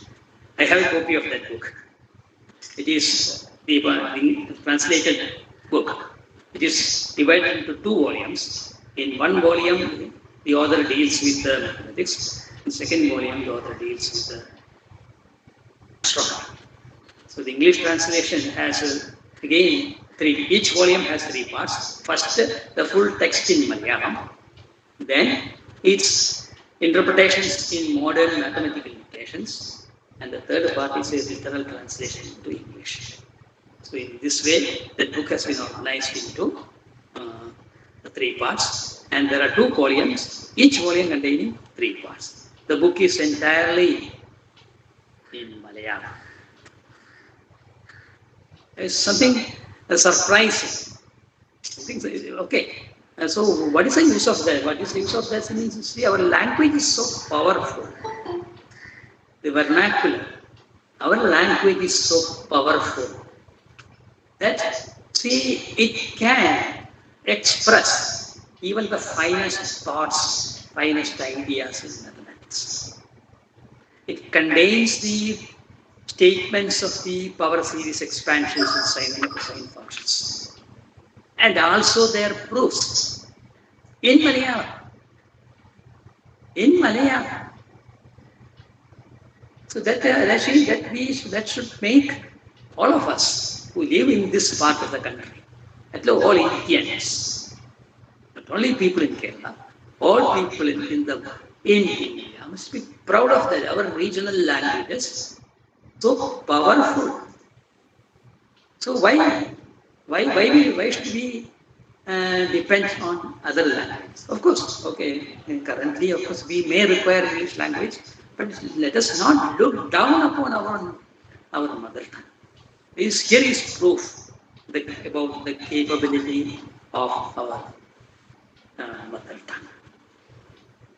And another point that is worth stressing, see, if you read the writings of some of the Western mathematicians, Western historians of mathematics, they disdain Indian mathematics.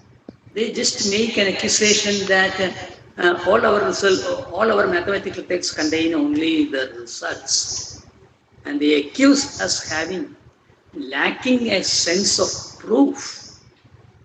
We are not bothered about proof, we are only bothered about results. In fact, that idea has been disproved because that book contains proofs of all the statements. Proofs of all the statements. So this point, all of us must be, all of us must be aware of it. Okay, then there are some later mathematicians, so that does not end with Yashtadeva. The tradition continued, and perhaps the last known person in that lineage is the person last named Shankaravarman, is the author of Satratnamala. The Pudamaya Swayaji has also written a book called Karanabadhati that has also been translated, and that is also available in the market. Okay.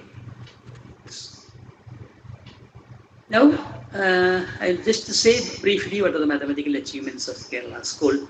I say I'm not going to, this is a deep topic to explain all the mathematical achievements of Kerala school, so that I'm not going to do. What I am going to do is just point out one thing, the science series expansion, that's all. So this diagram will explain the terminology used by the mathematicians of India and mathematicians of Kerala. Okay, let me just, okay.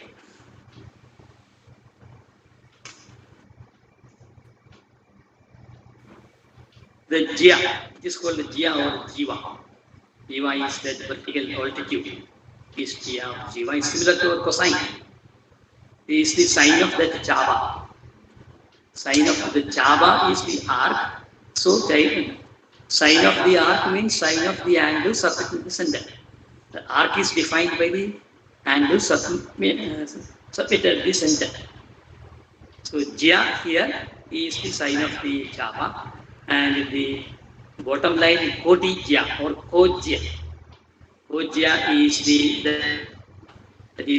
the cosine of the arc. In fact, the word sine comes from Jia, and the word cosine comes from Kojia. Cos comes from Kojia. Then the other half is called Utkramatya, and see, just be familiar with this terminology. Okay, that's all. Now, these are expressed in modern notations here. Jia of RKB, F arc AB, RKB, F RKB, that is Bm. Bm is R sine S by R. When I say S by R, we need the angle theta. S by R is the angle theta in radians. So Bm is R into R sine S by R. Kodijya is OM, R cos S by R. So mathematicians in Kerala were trying to get values of this Jia and Kodijya, not to sine and cosine as such. And that is why I have shown these examples. Now that is again an interesting thing. The values are represented in a certain scheme known as a Katapayadi scheme. A Katapayadi scheme is a method of representing numbers using letters of the Sanskrit alphabet. That scheme is shown in the next slide. The letters, the first column, Ka, it is Ta, it is not Ta. Pa, Ya, that is why it is called Katapaya. All those represent the number 1. The next, Ka, Ta, Pa, then Ra. Those represent the digit 2, like that. So this scheme is known as the Kadabayadi scheme. Incidentally, this scheme is used to represent in music also, in Carnatic music also. This system is used. Now, Sorry to interrupt, sir. Sorry to interrupt you, sir. We have 10 more minutes to go. okay, I'll finish it in 10 minutes. Okay, thank you, sir. Only. Okay, I'm aware. Okay, now the way in which these letters are translated into digits. All the details are given, but the details are not very significant. Now, what is important, you see, Madhava derived the following series for approximation of pi. Derived as a proof. Madhava proved this. He not only proved this, he used this. This is a very slowly convergent series. Converges to pi by 4 only very slowly. In spite of that, he obtained some correction terms and used this series and obtained a value of pi as shown in the next table. Okay. Next, he obtained this value using that series. So that series is now, see, in Western countries, in the European countries, it is referred to as the Gregory series. And it was originally discovered by Leibniz in 1646, 1716, and also by James Gregory in 1638, 1675. And so remember, when was Madhava living? He was in 1350 to 1425, that period. At least 200 years before these people were talking about these things. Leibniz was talking about that. Madhava discovered that series. He not only discovered it, he used it, and with the additional correction terms to compute a value of pi, correct to how many decimal places? 1, 2, 3, 4, 5, 6, 7, 8, 9, 10, 11, 12 decimal places.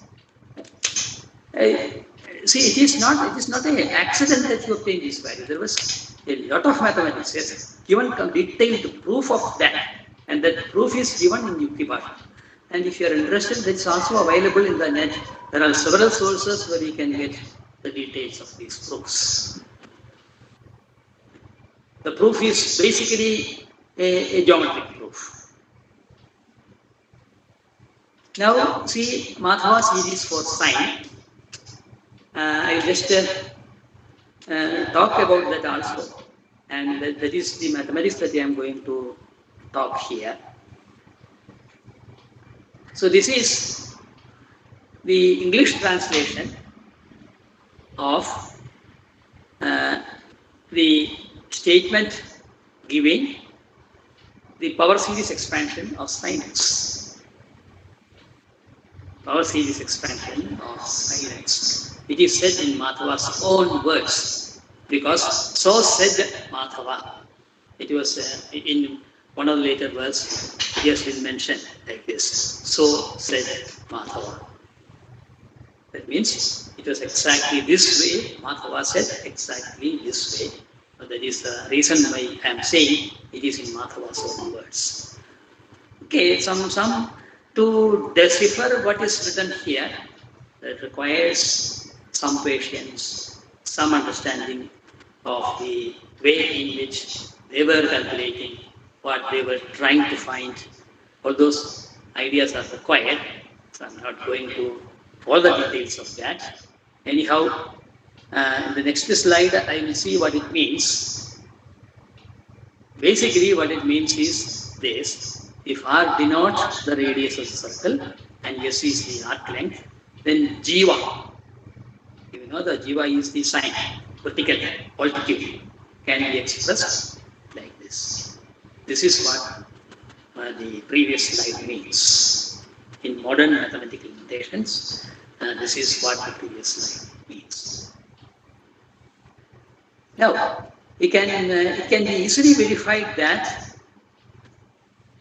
this is nothing but the series expansion for sin x. If theta be the angle subtended by the arc S of circle of radius r, then S is equal to r by theta. So gy is r sin theta. So substituting these in the previous equation and simplifying, we will get the well-known series expansion for sin x. So Madhava had discovered precisely this series and has given a proof, and the proof is now, even now, considered as valid with the current standards of rigor. Many well-known mathematicians have written about that, and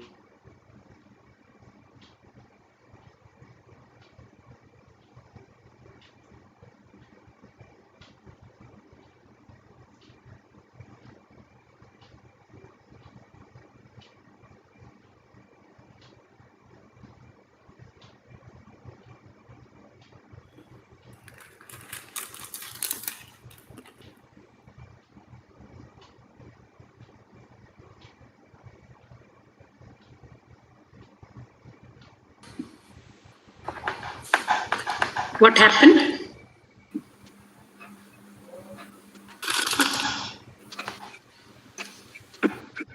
Has he lost connection? No, he's still there.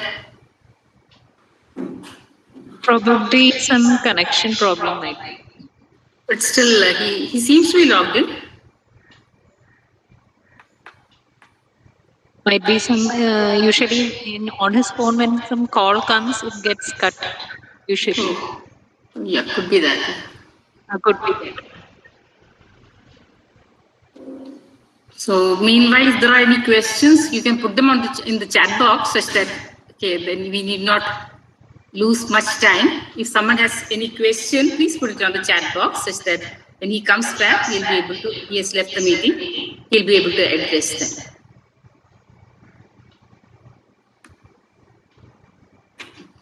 Something clarify about the feedback form. People are asking about it.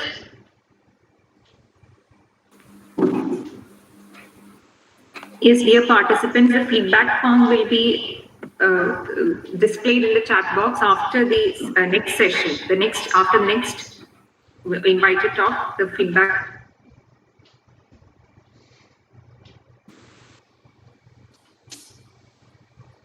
So if there are any questions, we'll keep them collecting such that Professor will be able to answer them once he comes back.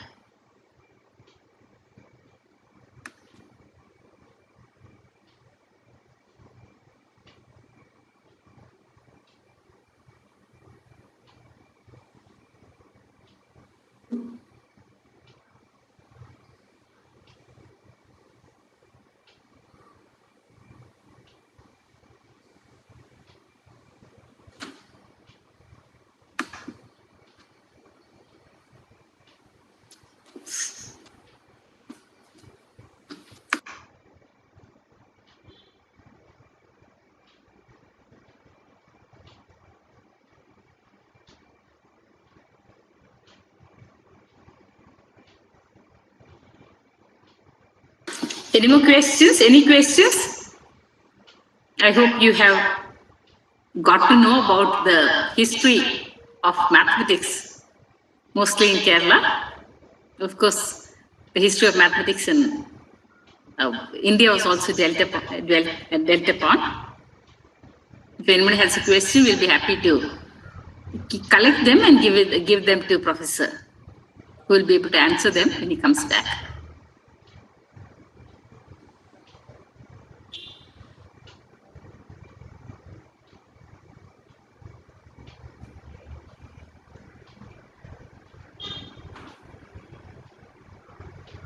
Probably we can wait for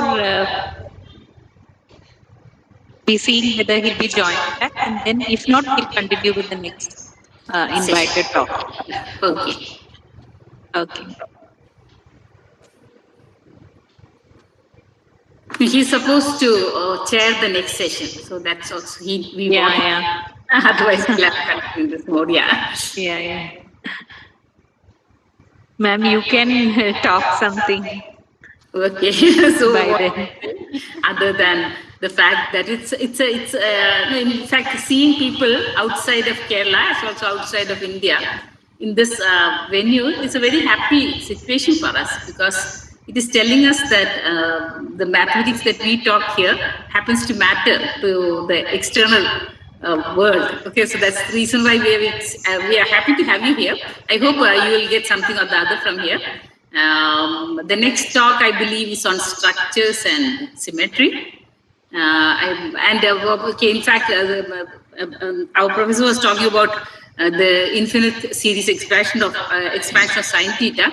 It has some practical applications. So some of the engineers who are here, who are listening to you, will find something or the other to use when you people talk, either here or even in the other venue, where are the contributor talks happening simultaneously? No. No, ma'am. Okay, so yeah, so perhaps you can go back to the contributor talks also later on. Definitely, any experience is enriching. So we are hoping that you are not waiting just for the feedback form. You are waiting for whatever is coming through in these sessions here. I see somebody from Orissa here. The name is read as Ramachandra Padhi. Are you still there?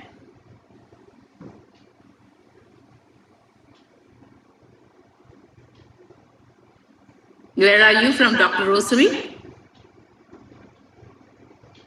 No. You're making small talk till the time that... Yeah, okay. So have you anything to say about Orissa mathematics? Mathematics in Orissa? Regarding maths in Odisha, yeah. Actually, my subject is probability methods.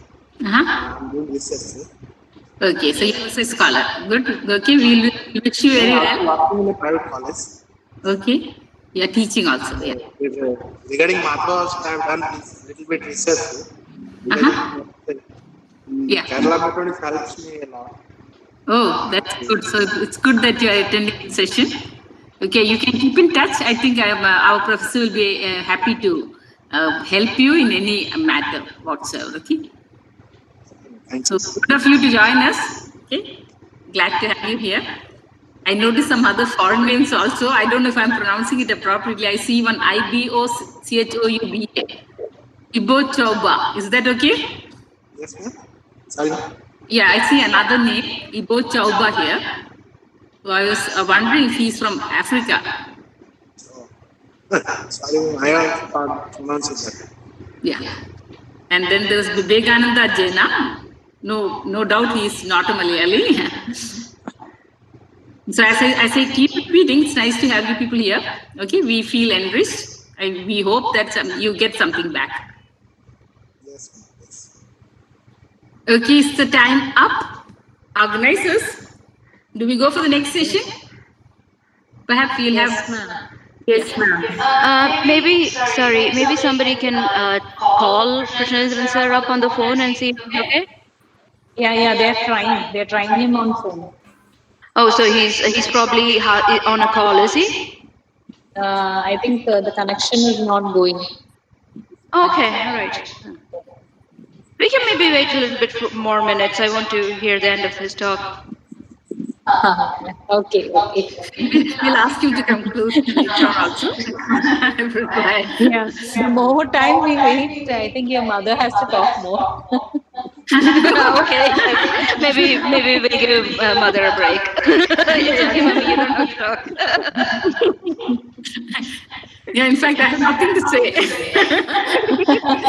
This is the problem. Yeah, and you're trying to get the audience to talk, but they're all sitting there with their muted. It's like when I'm in class and I ask questions and the students try to hide behind other students. For me, the problem is I'm talking to mathematicians. For me, to talk to engineers is a little simpler.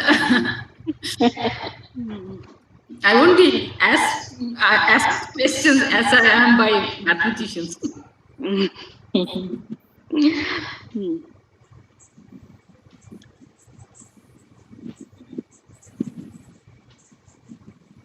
Dr. Rosary, where are you from? Dr. Rosary, where are you from? She says she's from Chennai. Chennai, okay. Yeah. Oh, she has typed in the message. Yeah. Actually, we would have hosted you here, and I have asked you, how is the food here? Are you comfortable, etc. So now nothing like that. In our international conference, we normally talk to people. We ask them whether they are comfortable in our own environment, whether they need something else. Now those questions become redundant.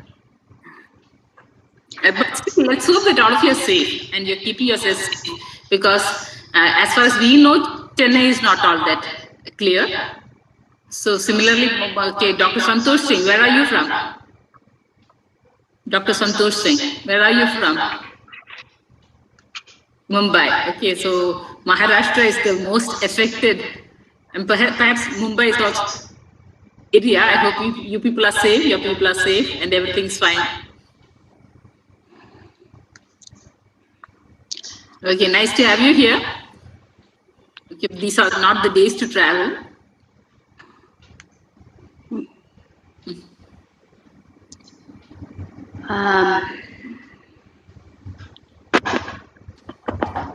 So, do you have an emergency chair or a backup chair or somebody, or should we wait for a little bit longer for the chair?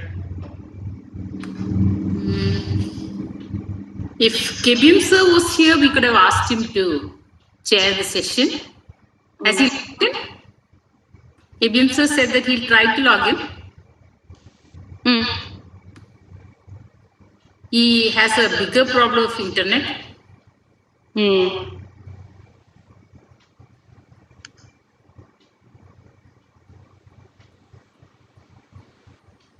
Oh, GB ma'am, maybe? GB or Siju, one of you? I saw Sushant sir around as well. So everyone are stranded. All of them have a network issue. GB ma'am is also not able to join. Okay. Krishnan sir also is not able to join. So I think we can continue. Yeah, KBM sir is here. KBM sir. KBM sir. Can you chair? Sir, can you chair this session? Sir? KBM sir, can you hear me? Can you chair this session? Sonia is speaking. Krishnachandran sir is coming, I think. Okay. Well, in that case, fine.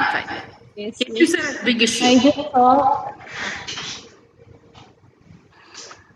Krishnachandran sir. I just saw. it will take a minute or two after. So he's back. Okay. she wanted that chair. She also wanted the last part of the session. Why not? Yes, sir. If you want to finish your talk, and then we can continue. She wanted both. What do we have? See, there was a net issue here.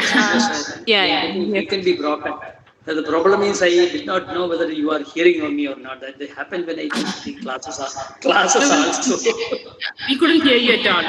We couldn't hear you. We couldn't hear you. We couldn't hear a word. We couldn't hear a word when we lost you. Yeah, I think you lost connection. Yeah. Now, can you hear us now? Can you hear it? What? Yes. We lost you while you were talking about. Okay, I think the sin theta was completed. Series was completed.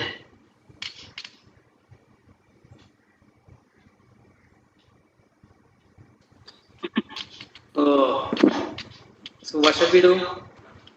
Maybe finish your talk, sir. You can.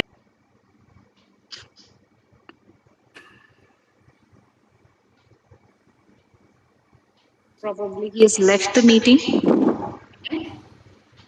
will be back, I'm sure. Okay.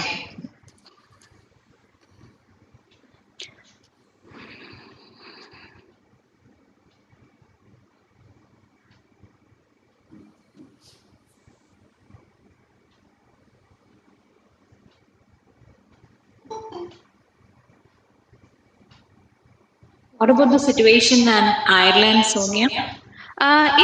It's fine. I think most people who are working in offices and can work from home are working from home. Schools just went back, so we will have to wait and see what the effect of that is.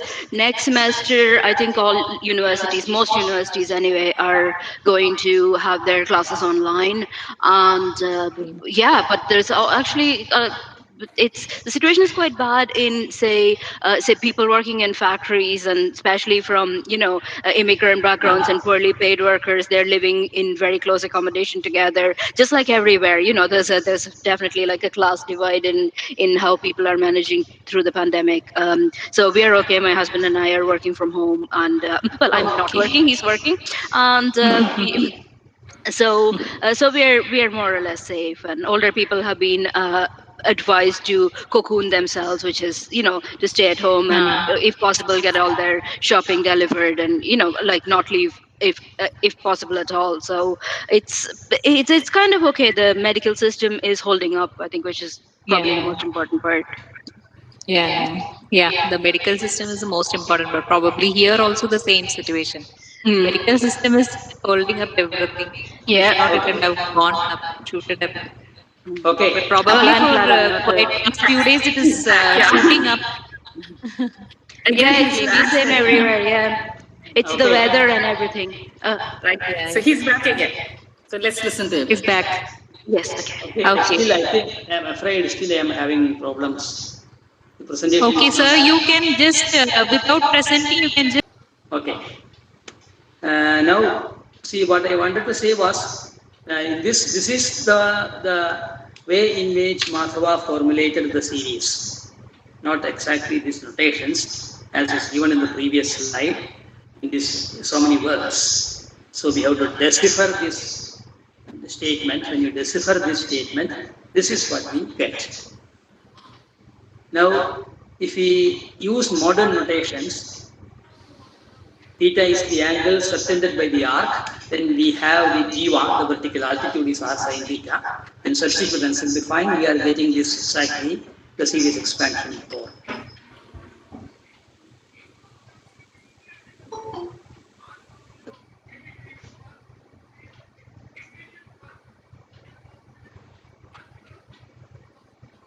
Newton's computation in this form, it can easily calculate the values of sin theta, and that reformation is given in the next slide.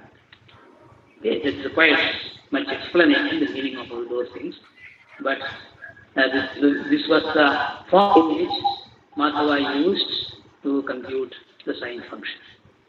This is the form about which I wanted to tell more. He also had a similar expansion for the cosine function. That's also given in the next table. And next slide. Madhava did not stop with finding these expansions. He actually applied that to construct a table for sines. And the table is given in the next slide, first half. The first column is given degrees. 3.75 degrees, multiples of 3.75. The values are given using the Trapezian notation in terms of, as if they are some lines of some words. No meaning, not meaning, only looks meaningful sounding sentences. So when you transform them to modern notations and calculate, we get the values of sin theta as given in the last but one column.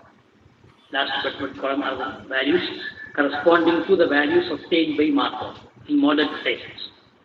In notation, in the last column we have the modern values. You can see how much difference is there. How much difference. Value of sin is derived from Madhava's table, last but one column.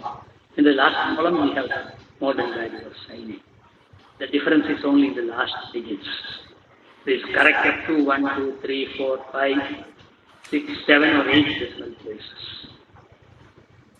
Okay, the remaining values are given in the next slide. Values up to 20 are being calculated, and these values are given in the form of a verse, so that can be easily remembered. Now, see, what I wanted to say is what is contemporaneous about these achievements.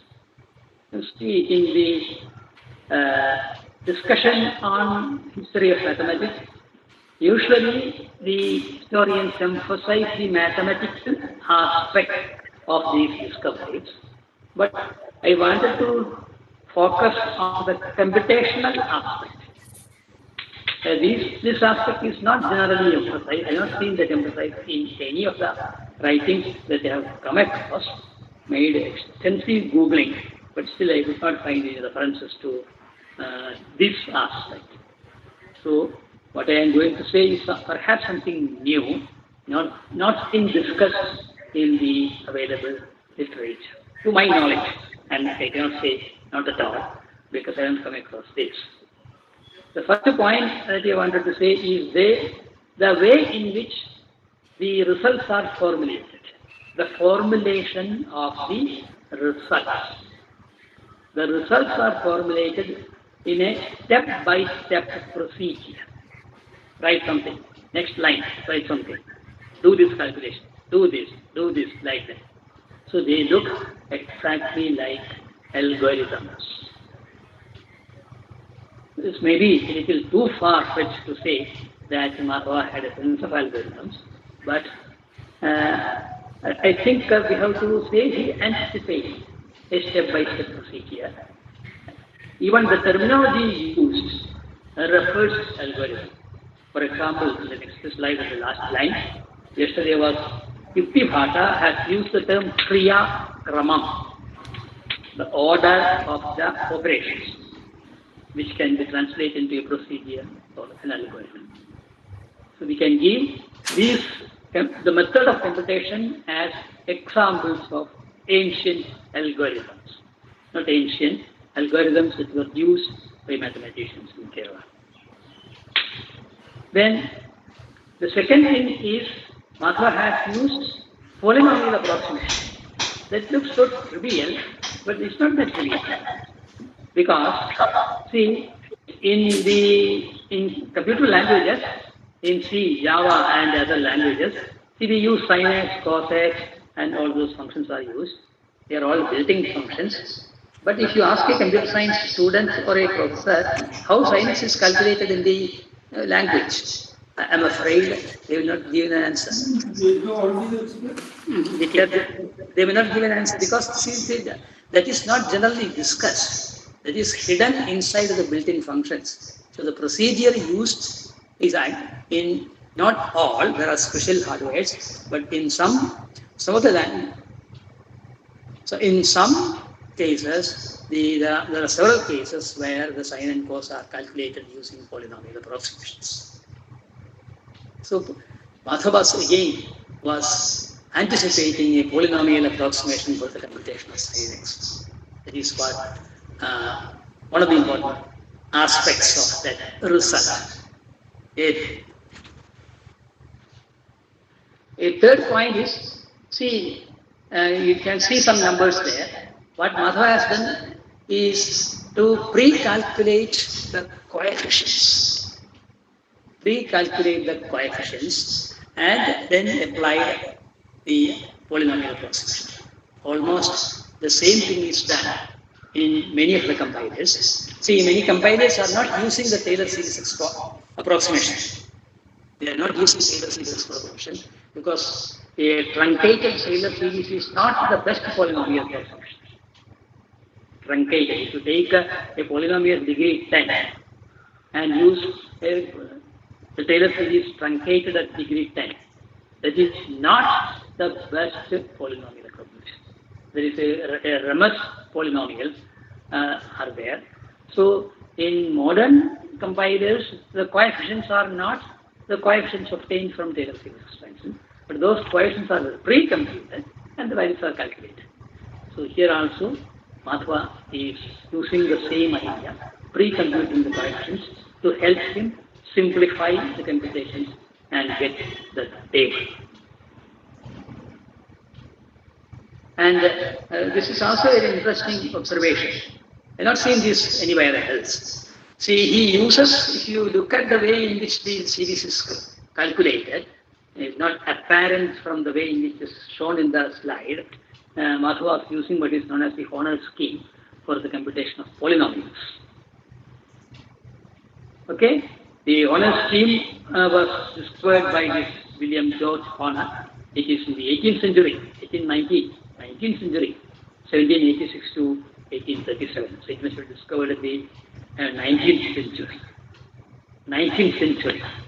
But Madhava was using that consciously. Okay, this is only a simple method for simplifying the polynomial calculation to reduce the number of multiplications. The idea is to reduce the number of operations. So, for example, here we have a polynomial like this. So, generally, see, if we look at it, how do we calculate this? We have to find a0, we have to find x square, x cubed, x raised to n, and then multiply x by a1, x square by a2, x cubed by a3, like this, and see how many multiplications we are making. The question is, can we have a scheme where the number of multiplications can be reduced so that calculations can be simplified? An honest scheme is a method for doing that, is shown in the next slide. Okay, I think it is very clear. A0 plus x into, entire expression is in brackets, a1 plus x into, like that, and apply the scheme as shown below. It's very elementary, very elementary. Exactly this scheme is used in Madhava's reformulation. Precisely this has been used in Madhava's the reformulation of the method. That is one of the interesting observations that you have to make. And that's one of the contemporary uses of Madhava's numerical computation. Okay, so these are all the things that I wanted to say about that. Okay, there is one more point is there. In computations, wherever you have to find sine, we will also require cosine. Generally, sine and cos go together. So the methods for computation of sine and cosine are usually combined together. So the procedure will produce both sine and cosine. That is how the routines are written. In the formulations given in the works of Madhava and his disciples. The same scheme is followed. Both sine and cosine are calculated simultaneously. Okay, that's all. Now, that's all that we wanted to say about the contemporaneous. So,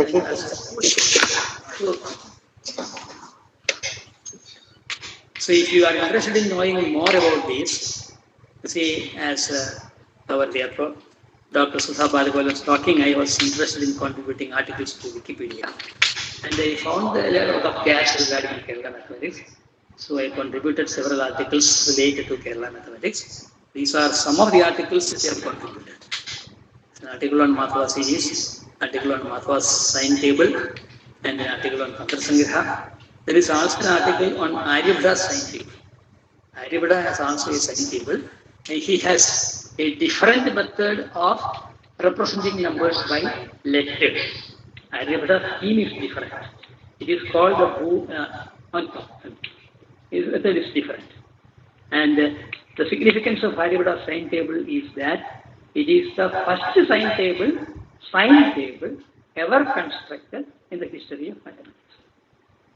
That is the significance of Aryabhata's sine table. You just can refer to these articles in the Wikipedia and get much more information.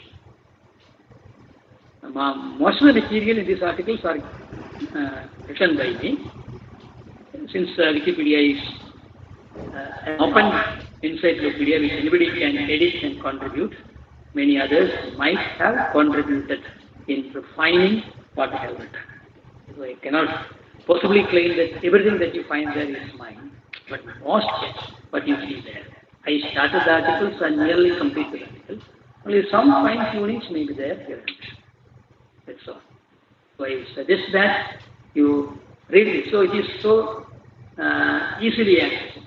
If now you have got your laptop, you can just start Wikipedia and search for these articles. And there are several references are also given, and that will give you a better insight into these ideas. But I think that the references have no discussion on these contemporaneousness of the numerical computations. Okay, that is all. And so let us pay pranams to the genius of Kerala mathematics. Express our gratitude to all our great forefathers. And thank you for giving me a second chance to explain what I could not do because of internet problems. So thank you for your patience. Thank you so much. Thank you. Thank you, sir. I think, in fact, we also should give you pranams because we were also taken back to history and we found in fact, the content that you delivered was really interesting. And I believe we can take one question at least right now, if there are any. In fact, I asked for questions earlier, but they were not forthcoming. Let's hope that there's one question. Thereafter, we'll go to the next session. Anyone has a question? Has a question? Any question? Has a question, please unmute yourself and ask.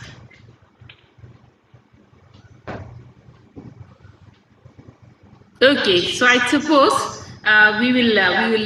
we'll share your email ID with the people such that they can, in fact, some people expressed interest in knowing things a little further.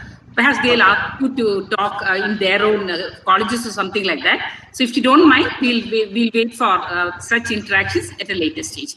So we'll I'm only happy. As I told you, that's what I conveyed to them. You'll always be happy to help whosoever wants any understanding of further detail in any area of mathematics, for that matter. Okay, thank you, sir. Let's hope that let's hope that the organizers take on from now. Thank you. Thank you. Thank you. Yeah. Thank you. Thank you, Professor Dr. V.N. Krishnachandran, for having delivered a very informative talk. We also thank Dr. Sudha Balagopalan for having chaired the session. Thanks to all participants. Without taking much time, we shall move on to the third session of invited talks. We have with us Dr. Sonia Balagopalan, Dublin University, Ireland, for delivering the session on structures and symmetry. The chair for the session is Dr. V.N. Krishnachandran, Conference Chairman, ICDAM2020. We request Dr. V.N. Krishnachandran to introduce the distinguished speaker. Okay, thank you. Thank you. So now I am changing roles. Thank you for giving an opportunity to introduce Dr. Sonia Balagopalan. I'm only happy to do that. I'm really happy. Because she's a very different kind of personality. But I think I must explain that. I sometimes I see a part of myself in her. Sometimes. She graduated she took a B-Math course. If I remember correctly, when everybody else in her neighborhood, everybody else of her age were craving for a course in professional course, maybe engineering or medicine or things like that. She did not go for that. She went for study mathematics. That is the fact. You see, when I say I see a part of me in her, when I was a student, half a century ago, at that time there was no engineering, but every bright student was going for either physics or chemistry, and nobody was taking up mathematics. If a student is not able to get any course, any science course, then only they used to join for mathematics. But I took up mathematics, and the principal, St. Thomas College, the father of Thomas Muthran, asked me, was it an error that you took mathematics? I said, no, I chose mathematics because I like that. Okay, so Sonia was the person who chose mathematics because of her passion for mathematics. She took her degree from the Bangalore campus of Indian Statistical Institute and then went on for higher studies to Ireland. She took a MSc and PhD from the National University of Ireland in Maynooth. After that, she spent about 1 year as a postdoctoral fellow in the Hebrew University in Jerusalem, and then again went back to Ireland, and now is teaching at City University of Dublin in Ireland. A young scholar having a great future, a great career in mathematics. Definitely. That she will, I'm sure, contribute much to mathematics. Her area of interest is, as I understand, something like area is an intersection of algebra, combinatorics, and geometry. In the higher levels of mathematics, it is very difficult to say the area, because what we talk about in other areas are interdisciplinary. Something like that is happening in mathematics also. The disciplines are the classical divisions of mathematics: algebra, geometry, calculus. See, there is not much difference. At the high level, all these come together and they interplay. Will have applications like that. So she is now working in some area connected with that. So it's an intersection of geometry, algebra, and combinatorics. I'm happy to introduce her with much love and also with much respect. I invite Dr. Sonia Balagopalan to present her talk during this international conference. Please, Dr. Sonia. Thank you very much. That is a very flattering introduction. I'm sure I don't deserve any of it, but I will. Okay, so how much time do I have? I think I will start at 12 on the dot. And can everybody stay for 45 minutes, maybe? Hopefully, part of it at least. Okay, right. So I will start presenting. I can present here, and if I click on present, let's have a look at what the screen looks like. I'm presenting my screen. I'm just testing out my screen. I'm presenting. Okay, right. So maybe I just need to go back to that slide. Okay. Can everybody see title slide?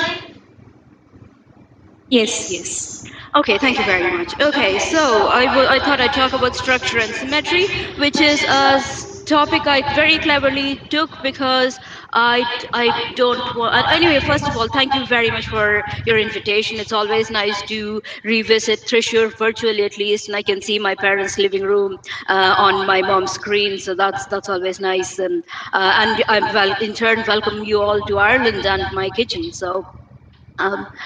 But thanks very much, and let's talk about structure and symmetry, which is a topic I chose because I had no idea what I was going to talk about, so I thought I'd leave something very generic.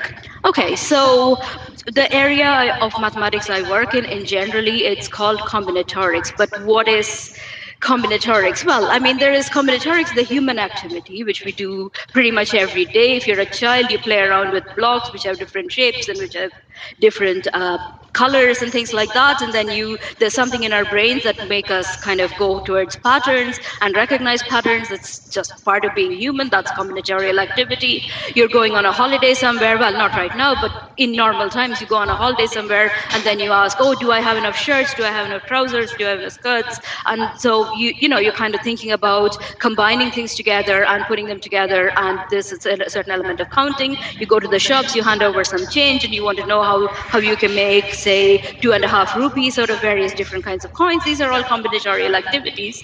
We may recognize it as mathematical activity, but we are not sure if it's part of academic mathematics or not. I mean, to a great extent, I still am not. But what is combinatorics? When does combinatorics appear in mathematical form in the history of this human activity that we call mathematics? So usually pretty much every branch of mathematics evolves from the attempt to solve some problem. So somebody asks themselves or somebody else a question and people are trying to solve it. Some problems are interesting, some are not. And you have questions. So initially, a lot of what we recognize these days as combinatorics came from India. Another source of mathematics historically has been Greek civilizations, but they didn't really care too much about counting. Like when they look at a triangle, they saw the properties of triangles, whether it's like a right triangle, whether it's an equilateral triangle, and what are the lengths and what are the relationships between various measurements. But if you're a combinatorialist, you kind of think of a triangle as a representation between objects and their and relations between them. But there's also another huge part of combinatorics, initially at least, was counting. So, and you see a lot of these counting problems in old texts, from including the Rhind papyrus, I think it's called, the very old Alexandrian fragment, but also in ancient Indian texts. So a lot of early combinatorics came from texts like the Bhagavati Sutra, which is a Jain textbook, and also, but I couldn't find a primary source for it, so I picked a problem from the Shruta Samhita. So what that is it's an old text of medicine, and it's an Ayurvedic medicine and surgery text, and it still survives to modern times, a lot of it, and it has been translated into English. So here on the right, you see an English translation of the Sushruta Samhita, where this chapter is basically one long calculation. So he wants to know how many combinations of tastes you can make. So there are these tastes: Madhura, which is sweetness; Lavana, which is saltiness; Amla, which is an acidic, sour taste; Tikta is bitterness, Katuka is pungency, and Kashaya is like an astringent taste. So if you speak any Sanskrit or you speak Indian languages, you probably know these words in some form or another. And he basically went and did the entire calculation by listing every single combination of tastes you can take, and he counted the answer as 63. As modern mathematicians, you would go, okay, there are 2 to the 6 possible combinations, but take away the one empty combination and you have 63. And funnily enough, this is an old combinatorial list trick. He put that computation into chapter 63. So this is something combinatorial. This is like our sense of humor right here. Okay, right. So also, if I'm speaking too fast, or if you have any questions or something, do drop a question in the chat box and I'll try and get to you when I can. Okay, right. Okay, so far, right.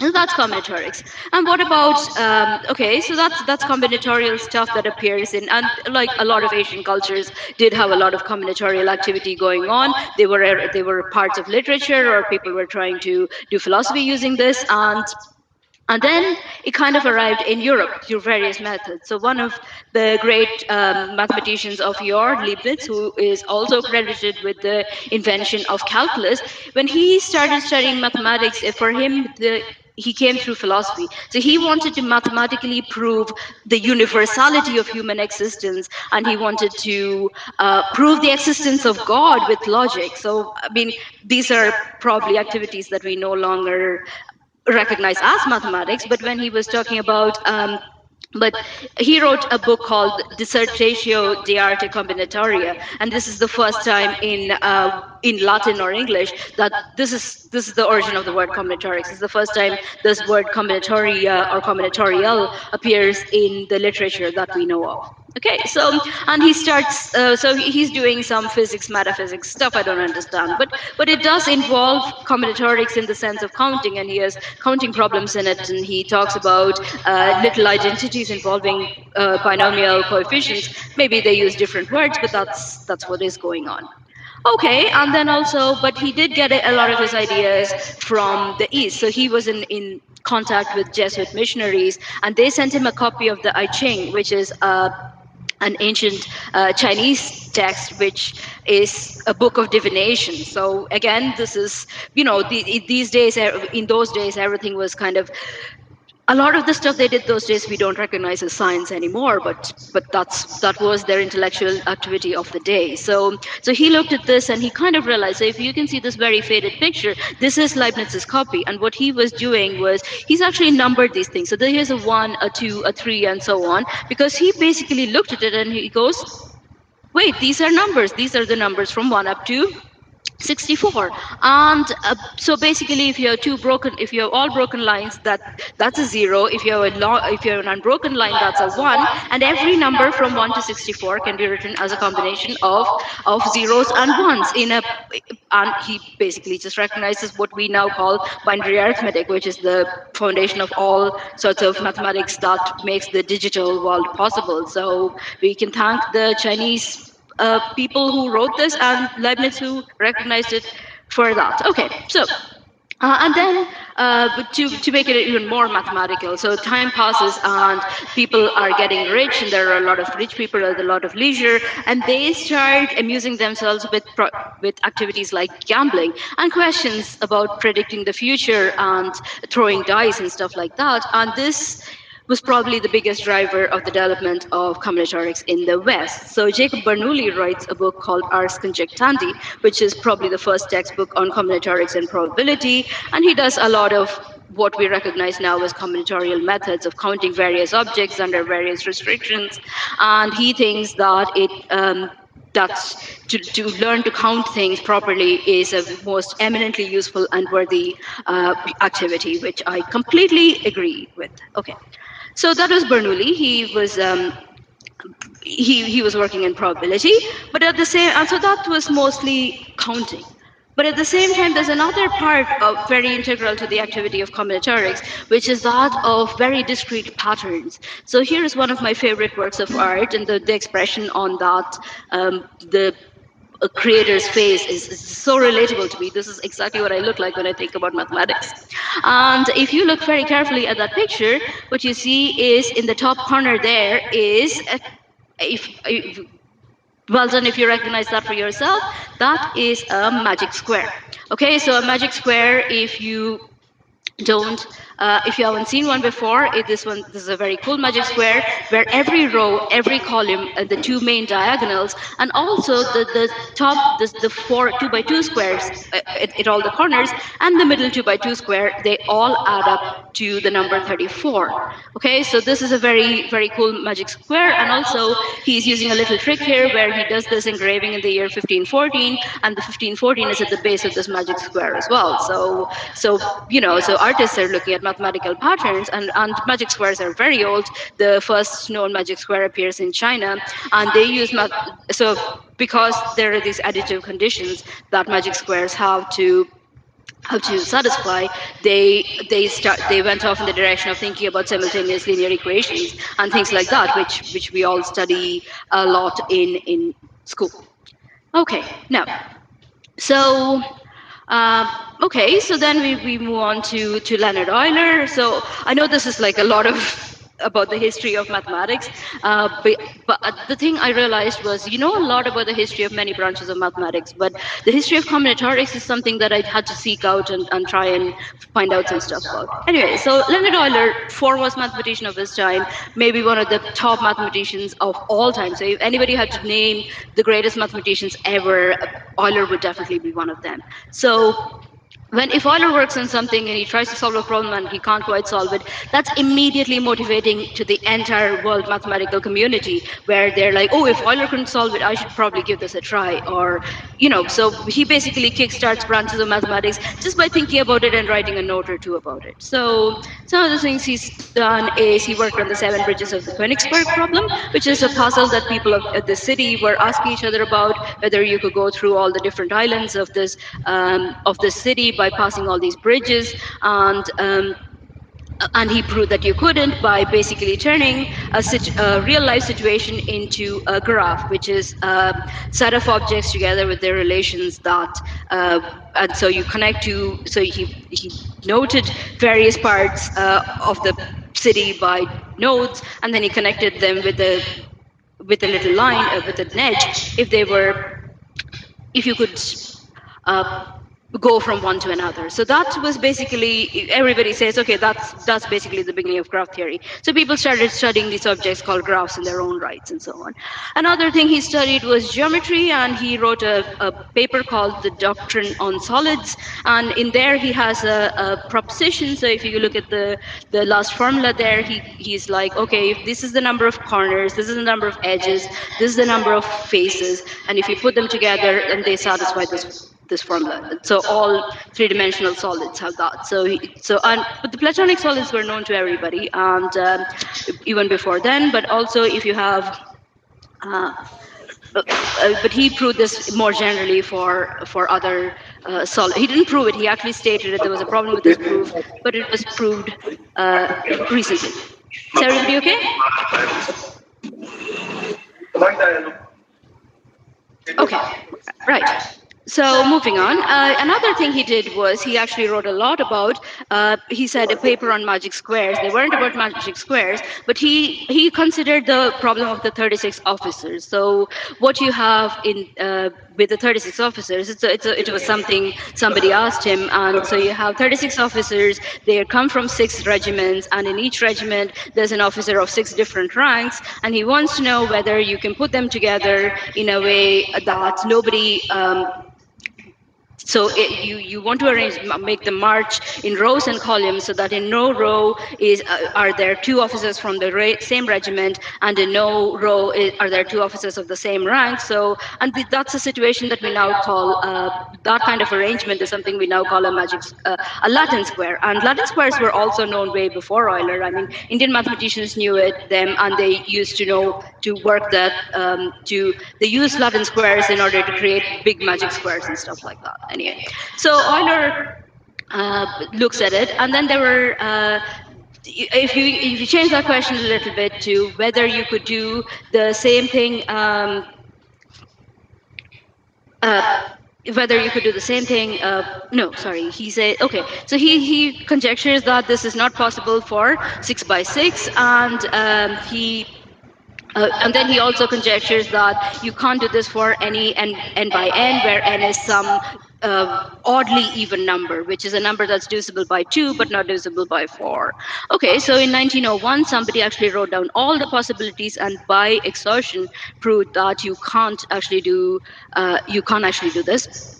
But also, but then later in 1959, 2 Indian mathematicians and an American mathematician, so that's Parker, Bose, and Shrikande, proved that it's actually, well, Euler was wrong. They're called Euler's spoilers, that you do have magic squares. Sorry, mutually orthogonal Latin squares in different dimensions, for different orders, different values of n, other than 6. Okay, so that's. That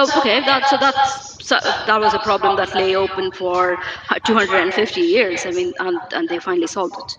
Okay, so this is all combinatorial stuff. We would look at it and go, oh, that's a combinatorial problem. It's not exactly a counting problem. It's more of an existence problem of certain configurations. So that's, again, but we still don't have a branch of mathematics called combinatorics. It's not being taught. It's basically being used as a set of techniques for various other things, or as amusement.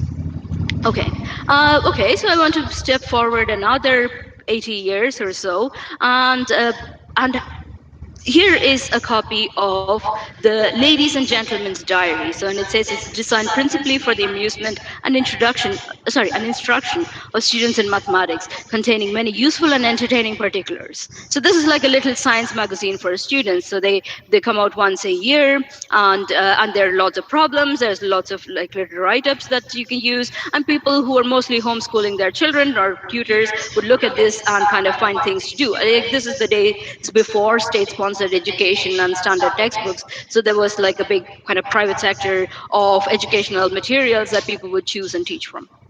Okay, so in the Ladies and Gentlemen's Diary, if you look at the bottom right corner at the very end, there is a query number 6 by the Reverend Thomas Kirkman. So I've transcribed it over here. So he's the Reverend Thomas Kirkman from Croft near Warrington, and he wants to know, 15 young ladies in a school walk out 3 abreast for 7 days in succession, right? So you got 15 girls, and they're walking in 7 little rows, and there's 3 of them in every row, and you want to there are 5 rows in every little row.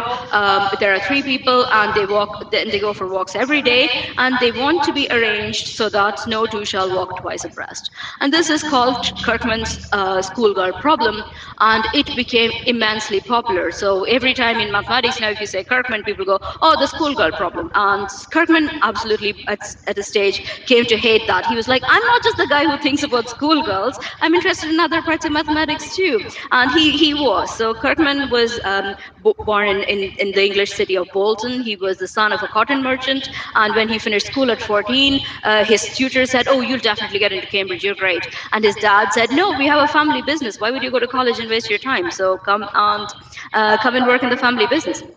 Okay, so he worked in the family business for 9 years, and he was sick of it, and he defied his father, and he went to Ireland. Unlike me, whose parents encouraged and paid for me to go to Ireland, but Kirkman had to run away from home and study in Trinity College Dublin, and then he came back and he became a rector in a church in Croftwood, Southwark. Okay, and then he married a woman and he worked as a tutor for a little while, but also after a while his wife inherited some property, so he didn't need to work. Being a rector was basically like being a newspaper columnist or something. He had to give like one sermon, and it didn't take any of his time. So he kind of went back to his love for mathematics, and he did a lot of mathematics. He discovered Hamiltonian graphs before Hamilton, and he knew Hamilton because Hamilton was based in Ireland, and he knew him from his days in Trinity. He discovered what we call Steiner triple systems before Steiner did. He worked a lot on group theory. He worked on hypercomplex numbers. He worked on polyhedral combinatorics. Right till his death, he was doing mathematics, and he published his paper on knot theory at 78. He was a very prolific mathematician, and he well deserves to be known for a lot more things other than a problem about schoolgirls. But he felt very isolated. He was living in a little village, and he wasn't near anybody, and also he had some kind of fights with people, with Cayley and Sylvester. So Sylvester claimed credit for something Kirkman did, his solution to the Kirkman problem, and Kirkman said, "Well, I haven't even been to Cambridge, so what are you talking about?" So they all had these little arguments about who deserves credit for that, and but they're all dead, and we have the beautiful mathematics they invented, so maybe we shouldn't worry about that too much. So Sylvester and Cayley were also the same. They both went to Cambridge, but Sylvester never got a degree from Cambridge because back in those days you had to be a member of the Church of England, and Sylvester was Jewish. So basically he was awarded a degree by Trinity College Dublin because they didn't care if you were Jewish or not. So he got his degree there, but he couldn't really find a position. He went to America, he came back, and he decided to change careers, become a lawyer. And Cayley as well, he went to college and he decided to be a lawyer. They both had difficulty finding academic positions in mathematics, which is very relatable right now. Okay, so they were working as lawyers, they met each other, and they started a 40-year collaboration where they talked to each other a lot, and they inspired each other to work on various parts of modern algebra. So they were also very great mathematicians, but they didn't quite get on with Sylvester, who thought that they were parts of the establishment and they were trying to keep him out. But it's a sad story. I would have thought they would have got on really if they were near each other. But sure. Anyway. Okay, so these are various combinatorial things that were being done around the world, and then more and more people started getting more education, and people started thinking about things, and also various questions started coming up, not just mathematically, but also people were thinking about graph theory. There was the four-color map conjecture, which drove a lot of development of graph theory. People started understanding chemistry in more detail at the molecular level, so they were looking at the structures of chemical compounds.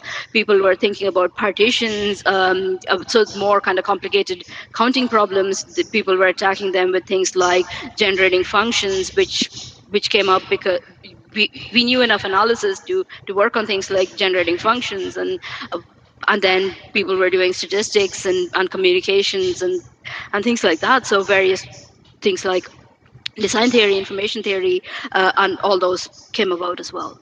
Okay, so that's how am I doing for time? We're 20 minutes in, so another 25 minutes. Maybe I'll finish early. We'll see. Am I talking too fast? No, it's fine, Sonia. It's fine. Okay, thank you. All right, okay, so that's early modern combinatorics, and if you want to know more about the history of combinatorics, you can hold on. Yeah, okay. There's this lovely book by Wilson and Watkins. It's called Combinatorics, Ancient and Modern, and they have a lot of essays collected about various parts of mathematics. So ancient combinatorics and how it developed in various parts of Asia, and about modern combinatorics, how it developed. So it's a good book. All right. At this stage, we're talking about the early 20th century, and combinatorics is pretty much a branch of mathematics now. People have inherently, so it shows up in mathematical problems. People have sort of hopefully accepted the mathematical nature of the combinatorial activity that we do. And here is Dorothy Maud Wrinch, who was a mathematician and a chemist, saying, for some reason which is not at present clear, the theory of the combinations of different sets of similar possibilities, which can be conveniently represented as the distribution of balls in boxes, is of utmost importance in many branches of science. So she was a chemist, so she would know. And she was also an associate of Russell, and she worked on logic and various areas like that. And this she wrote in a review of a book about combinatorics. So a book by McMahon, who was a combinatorist, and he was a contemporary of Ramanujan back in the day in Cambridge. So now people are writing about combinatorics as a branch of mathematics. There are books which are called things like combinatorial analysis and things like that. So it's about time people should start teaching it in colleges and schools and stuff, right? Okay. So and people are writing books, but we still haven't decided what combinatorics is, and it's actually a very hard subject to define.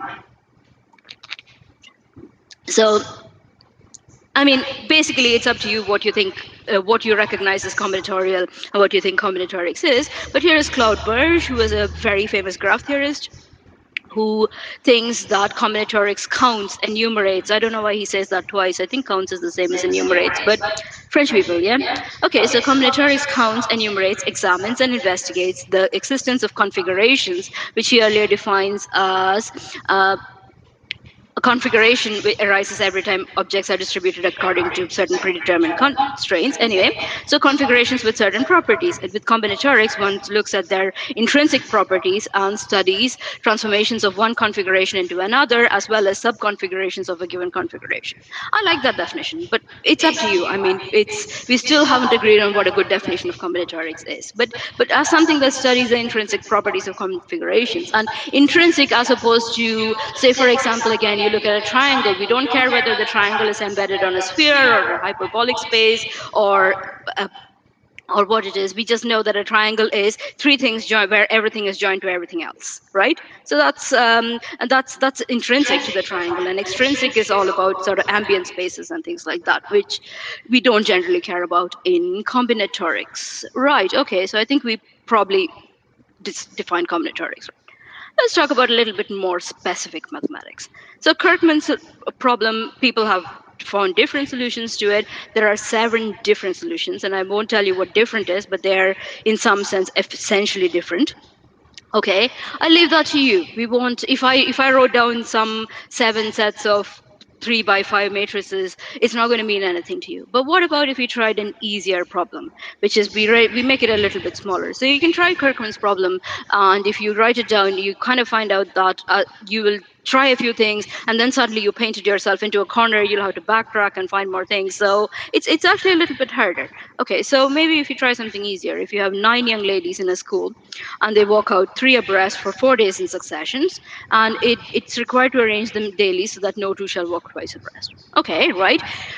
If you can't solve a problem, try an easier one. So what about an even easier problem where you have 4 young ladies in a school and they walk out 2 by 2, and they do that for 3 days in succession, and we want to see if we can do that. Well, that's something that you could just get a piece of pen and paper and write, right? So you can just say, okay, first and second, third and fourth, first and third, second and fourth, first and fourth, second and third, done, right? Okay, that's cool. And if you are used to doing mathematics, you know that if you have something like this, it's also kind of useful to draw pictures. I'm sure there are loads of graph theorists in the audience, so this is something that you would do, right? So what you've done is you've taken the complete graph on 4 vertices and split that into parallel classes, Right. Okay. That's modern language, but back in the day we weren't thinking about that. Okay. What about the slightly harder problem then? So in the harder problem, you could do the same thing. You could go for day one. You put them in a row, and then basically you can turn the rows into columns, and in day two you could have that. So you could write that out like this. So you could put them in a column like this, and then what you want 2 more days. So you could go with the diagonal AEI, and then B has to go with F has to go with G because it can't be on this row, or anywhere else, and C has to go with D has to go with H, and is it possible to do a fourth day? Well, let's see. C, then you have to send A and F and H together, B, D, and I together, C, G, and E together. Don't worry about it too much if you didn't follow that, but I'll give you a second to look at that, right? Does this remind you of something? If I put those girls together and if it on the next day it was another day, does this remind you of Euler's Latin squares? Maybe, okay, right? So, well, anyway, so here it's a nice and pleasing pattern anyway to look at, right? So, sorry, should go the slide forward. Okay, so if that is the case, then you can write down there how we are going to send them out on a walking trip on days 3 and 4 as well. Okay, so that's Mr. Kirkman. Okay, so, and then I leave the big question to you, of course. It's left as an exercise. Right. Another thing that makes combinatorics quite respectable is sometimes when you have a hard mathematical problem, at the core of it, there is some combinatorial configuration you just can't break. Okay, so Julius Plucker was working on plane cubic curves in 1830s, and so that's like an equation. So y is equal to some cubic equation of x, and then he's looking at the space of solutions in some in some space, and then he is. And then he so on the real plane, and then he looks at them and he realizes that a general plane cubic curve has 9 points of inflection. Don't worry about what that is, and they lie in threes on 12 lines. Moreover, given any 2 points of the system, exactly one of the lines passes through them. Right, and this is a configuration that we now know, and it's called the affine plane of order 3. Right, so here is a little flashback to the Kirkman problem. So Plucker was thinking about this. Plucker knew Sylvester. He told Sylvester about this, and Sylvester knew about this as well.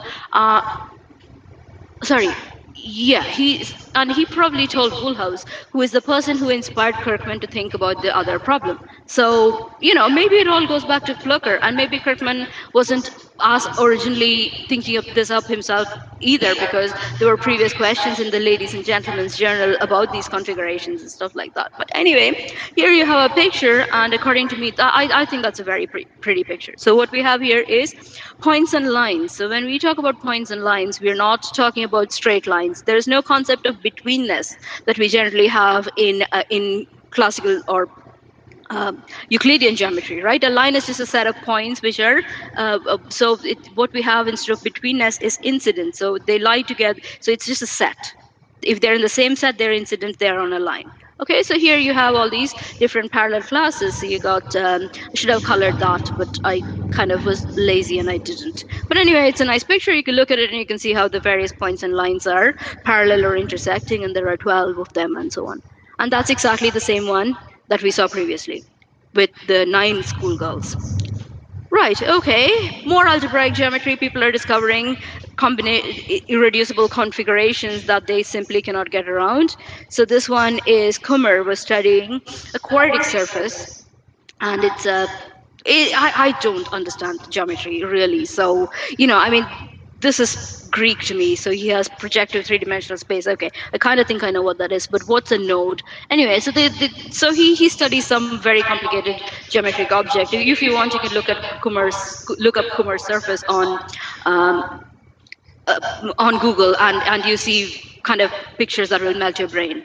Anyway, so this is all in higher dimension, projective 3-dimensional space, and so you have these complicated things, but you have but the configuration of these nodes and these nodes and conics, the way they intersect, it's actually quite easy to write down. So somebody in 1981, I think it was, I don't remember the name of the author. Somebody found this. So what you do is you take your 16 points, which are your 16 conics if you want, or your 16 nodes. It doesn't matter. They're interchangeable. So you want lines. You want blocks, right? You want 6. You want to take sets of size 6 you want to collect subsets of the set from all numbers from A, B, C, D, E, F, G, H, L, M, N, O, P. So that's your 16 symbols. You want to collect them into sets of 6 each, right? So I just put them in any order. It doesn't matter. You just have to put them all in a block.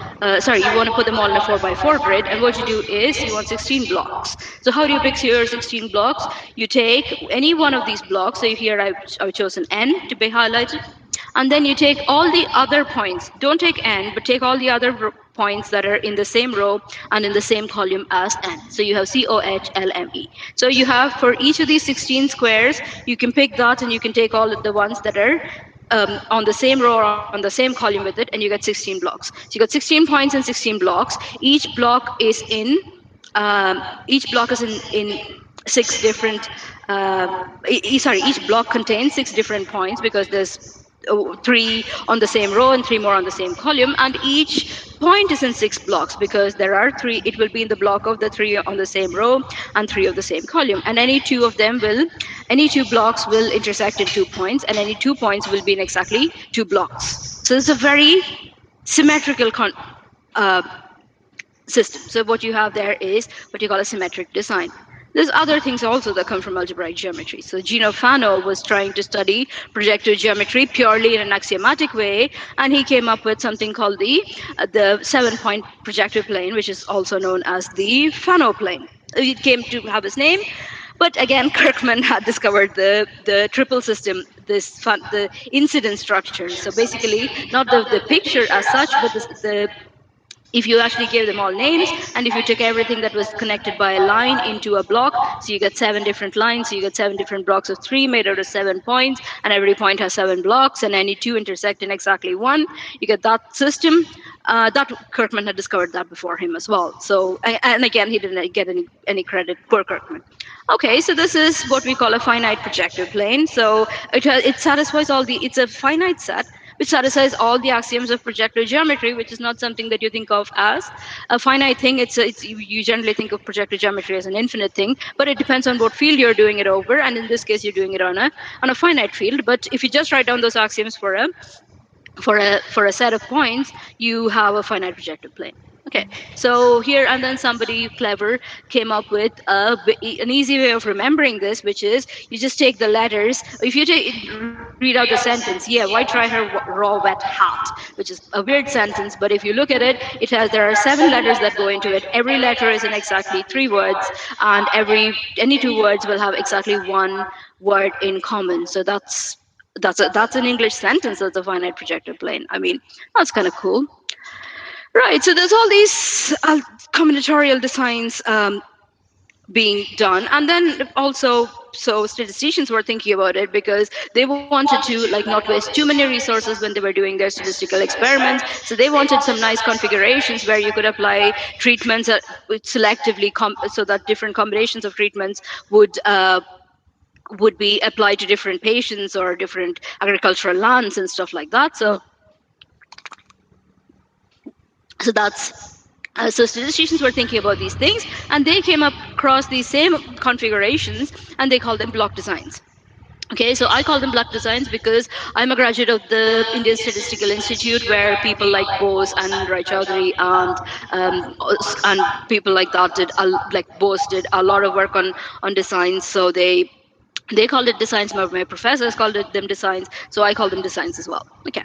And nowadays most people call them design. So it's a part of applied statistics almost now, but it's also part of mathematics. So by this stage, combinatorics is very purely mathematical. It shows up in all these geometric situations, but it is also it's also very applied. So people are now using them for tournament scheduling or scheduling classes, for lotteries, for chemistry, for biology, for design and analysis of algorithms, for networking, testing. So if you want to do testing on groups of subjects, cryptography, it's everywhere, right? Designs are extremely useful things now. So, okay, we said what designs are, kind of. I glossed over the definition, but you can always look it up, or I can send you the slides later. There's a question of, okay, right, so you define these things, but do they exist? Yes, so a mathematician at Oxford called Peter Kiefish recently said that for all feasible parameters. So you can't have like designs with any number of numbers. They have to divide into each other evenly and so on. Right, so the number of blocks will have to separate out everything, and you don't have a remainder left over or something like that. So you can't separate 10 objects into blocks of size 4 because you'll have 2 left over. So that's so there are some parameters that are feasible. There are some very very basic conditions for that, and for that. And with very small exceptions, with small numbers you may not always be able to do it, but if so here I call them tvk lambda designs, right? So for any k and lambda, if v is big enough, the total number of points is big enough, you could make a design, right? So that was solved using probabilistic combinatorics. That's another area of combinatorics altogether.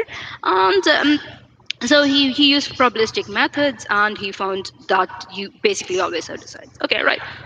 That's a result that makes most people very happy, and I absolutely think it's amazing. But for me, designs are all about symmetry, and most designs don't have any symmetries at all.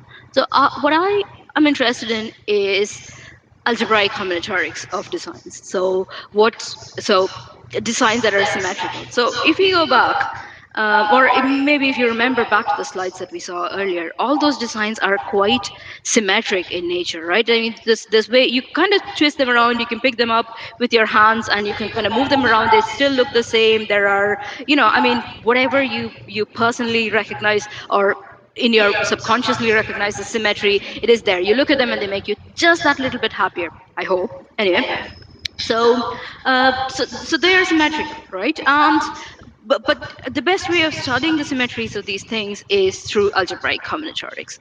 So again, all these, as Krishnanandhan said earlier, it's not true that like there are no branches of mathematics. Everything is mathematics, and even if you kind of put them into different bins, they're always helping each other and kind of providing ideas from one to another, and it's all rather I mean they kind of exist in a certain synergy. So basically you have linear algebraic methods, you have what you call them, you have matrices, and using matrices you could do things like look at the spectrum of a matrix, and you could use that to write down the adjacency matrix of a graph, and you can use that to write the graph spectrum. You could look at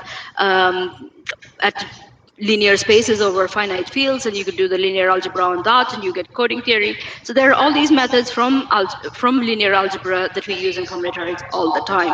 Also, you have algebraic and number theoretic invariance, where you have like things like what's it called, polynomials, about graph coloring polynomials, not polynomials, things like that, and you use that in order to see whether combinatorial structures exist or not, because you check whether the invariants are satisfied.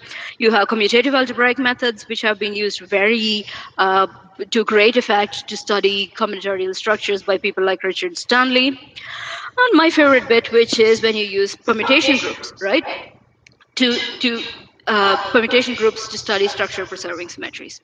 Now, what's that? So basically, say you have something like a design, you have all the points on the design, and then you look at the symmetric group, which I hope everybody knows what that is. If you've done some group theory, it's basically all the ways you can swap them around with each other. And then you look at the symmetric groups that also preserve the blocks. Okay, so I don't want to write that down. I'm sure everybody's just had lunch and you're probably already asleep. So let's not do any calculations in this talk. Anyway, so you look at structure preserving symmetries, which are quite beautiful, and then there's also other bits of algebraic combinatorics, like things like studying Young's-Tableau association schemes, metroids, which are all generalizations of algebraic concepts like linear independence and so on. So this is Josephine Yu. She studies combinatorics and she works in metroids, and she says combinatorics is the art and science of distilling a complex mathematical structure into simple attributes and developing from this a deeper understanding of the original structure.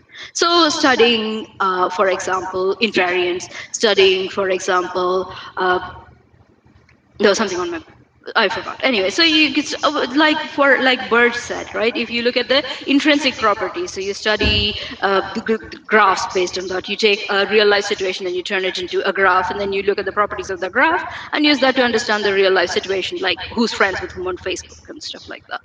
Right. Okay. So that's I think that's a very nice description of combinatorics. Right. So I have about 4 minutes, and I thought I should give you a very quick introduction on what I do as a mathematician. So I work somewhere between combinatorics and geometry. I can do combinatorics. Can do geometry with great difficulty. So what I do is, so you look at a space like a circle, and I don't quite like the fact that a circle is given by an equation x squared plus y squared equals r squared. So that's and also nowadays you have computers. So computers don't understand anything x squared plus y squared plus r squared. But if you take a computer and you tell them it is the area bounded by 3 points and all the points are connected to each other, you could kind of replace things like equations with a set system.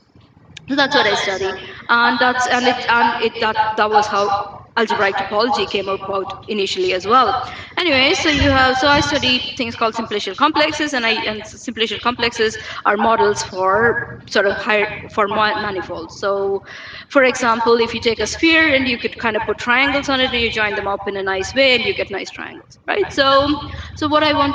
study spaces like projective space, where you translate the combinatorial conditions into geometric restrictions, and then I wanted to see, oh, what's the smallest you can make. So I don't know if you can see my my feed. Here is a tetrahedron.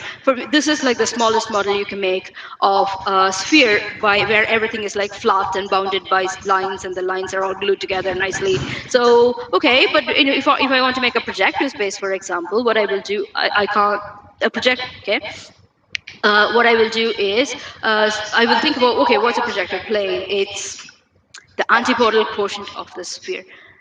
What does that mean? I take a sphere and I take any point and I take the point directly opposite it through the center, and then I kind of glue them together. So here is the times where, like, this is not something that exists in three dimensions. You can't really draw a picture. But what you can do is you could say, okay, I take a flat disk and I take the boundary of that disk and I pick it up and I kind of twist it and glue it back together like this.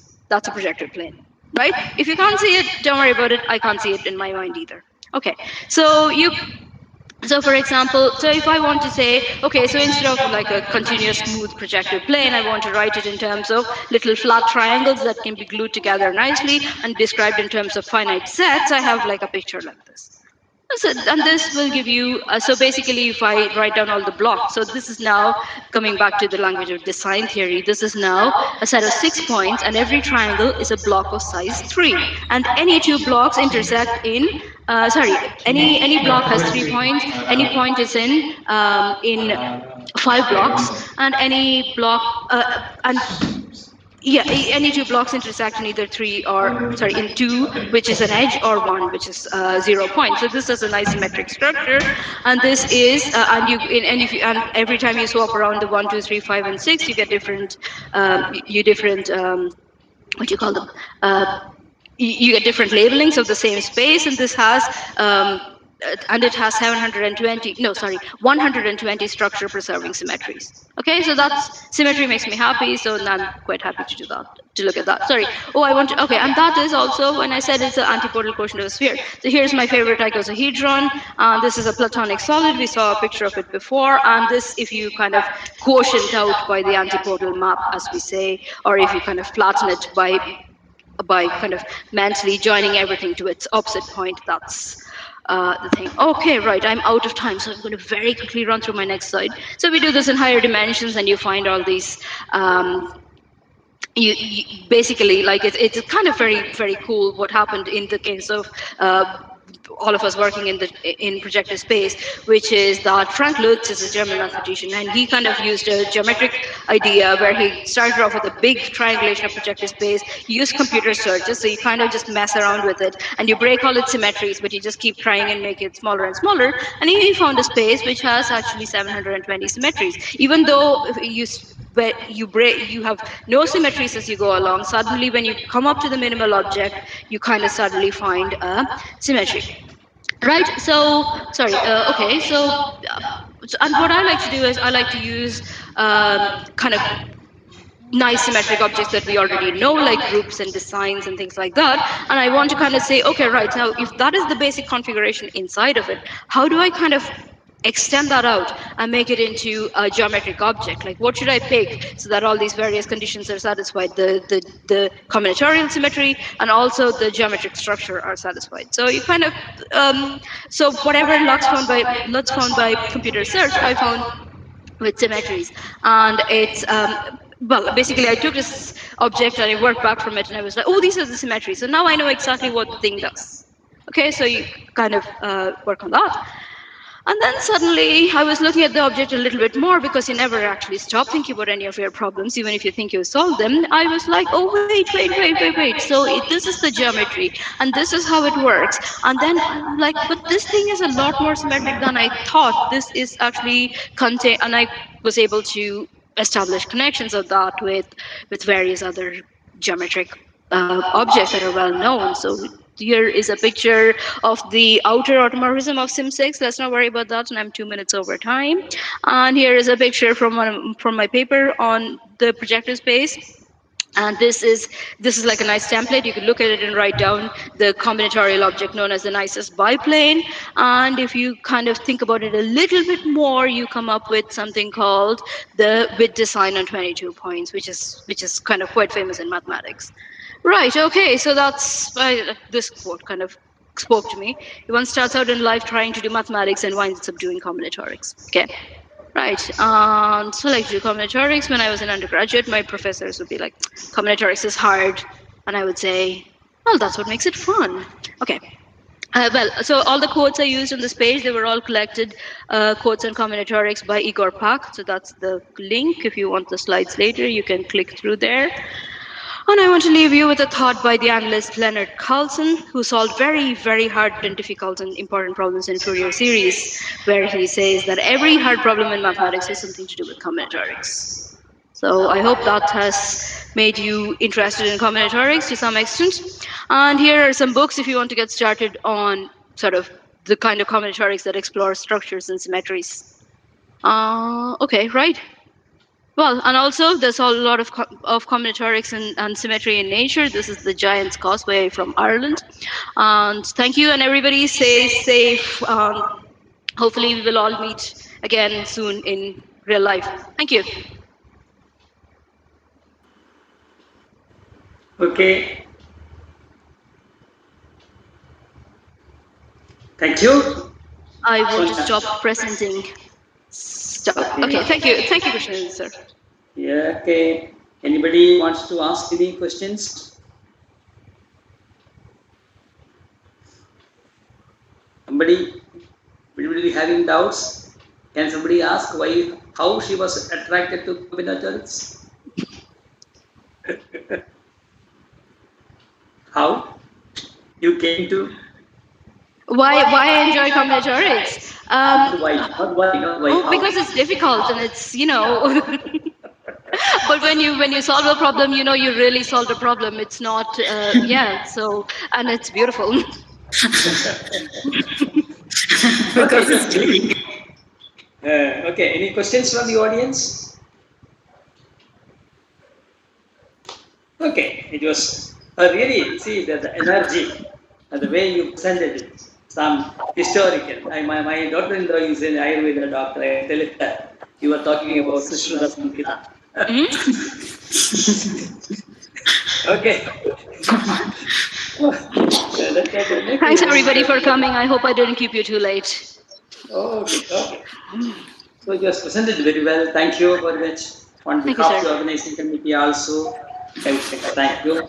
You made the evening very, very lively. Very lively. Thank you.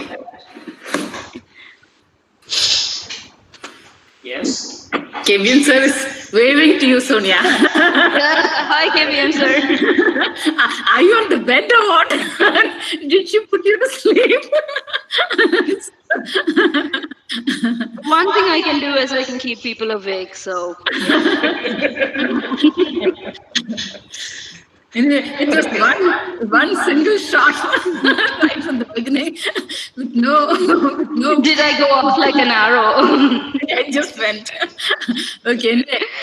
Okay, thank you, mother. I can say that I understood you better rather than reading your thesis. I didn't understand much when I read your thesis, but then I understood whatever you are presenting right now. Perhaps because it's more or less not all that deep. It's deep, but I didn't. Well, the material is deep, but I didn't go deeply into it. I mean, your presentation, you might not have gone deeper because, perhaps you were touching the superficial portion. It was very well answered. Okay? And thank you, ma'am. Though a mother, I think I learned from you as to how to present things. Okay. So perhaps we are calling it a day. So you stay safe, okay? Yes, sir. So thank you, Dr. Sonia Balagopalan, for having delivered a very informative talk. It is said that a good listener makes a good speaker. I think that is what we saw just now. The patience that you took to listen to the talk of Professor Dr. V.N. Krishnachandran was well displayed in your powerful presentation. It was really interesting listening to you. You're a very passionate learner as well as a teacher, just like your mom. So thank you, Dr. Sonia Balagopalan. We also thank our very own conference chairman, Dr. V.N. Krishnachandran, for having taken time to chair the session after a very long session of your own. Thanks to all the participants for your patient hearing. Today's session comes to an end.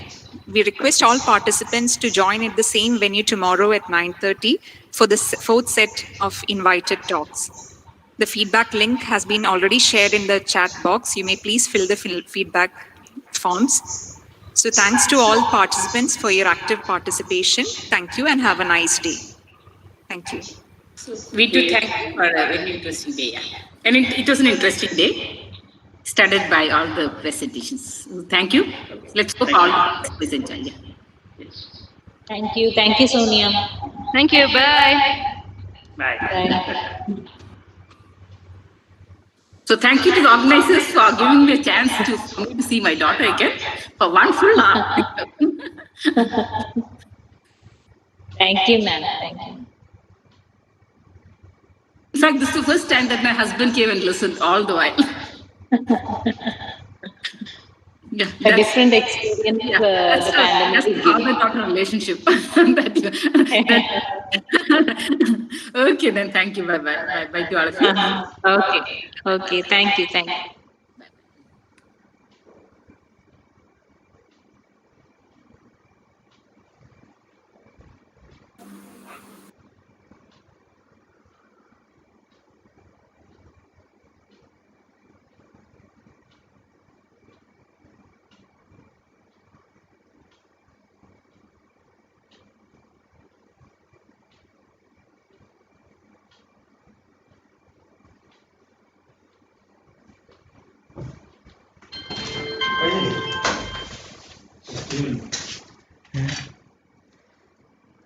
Oh,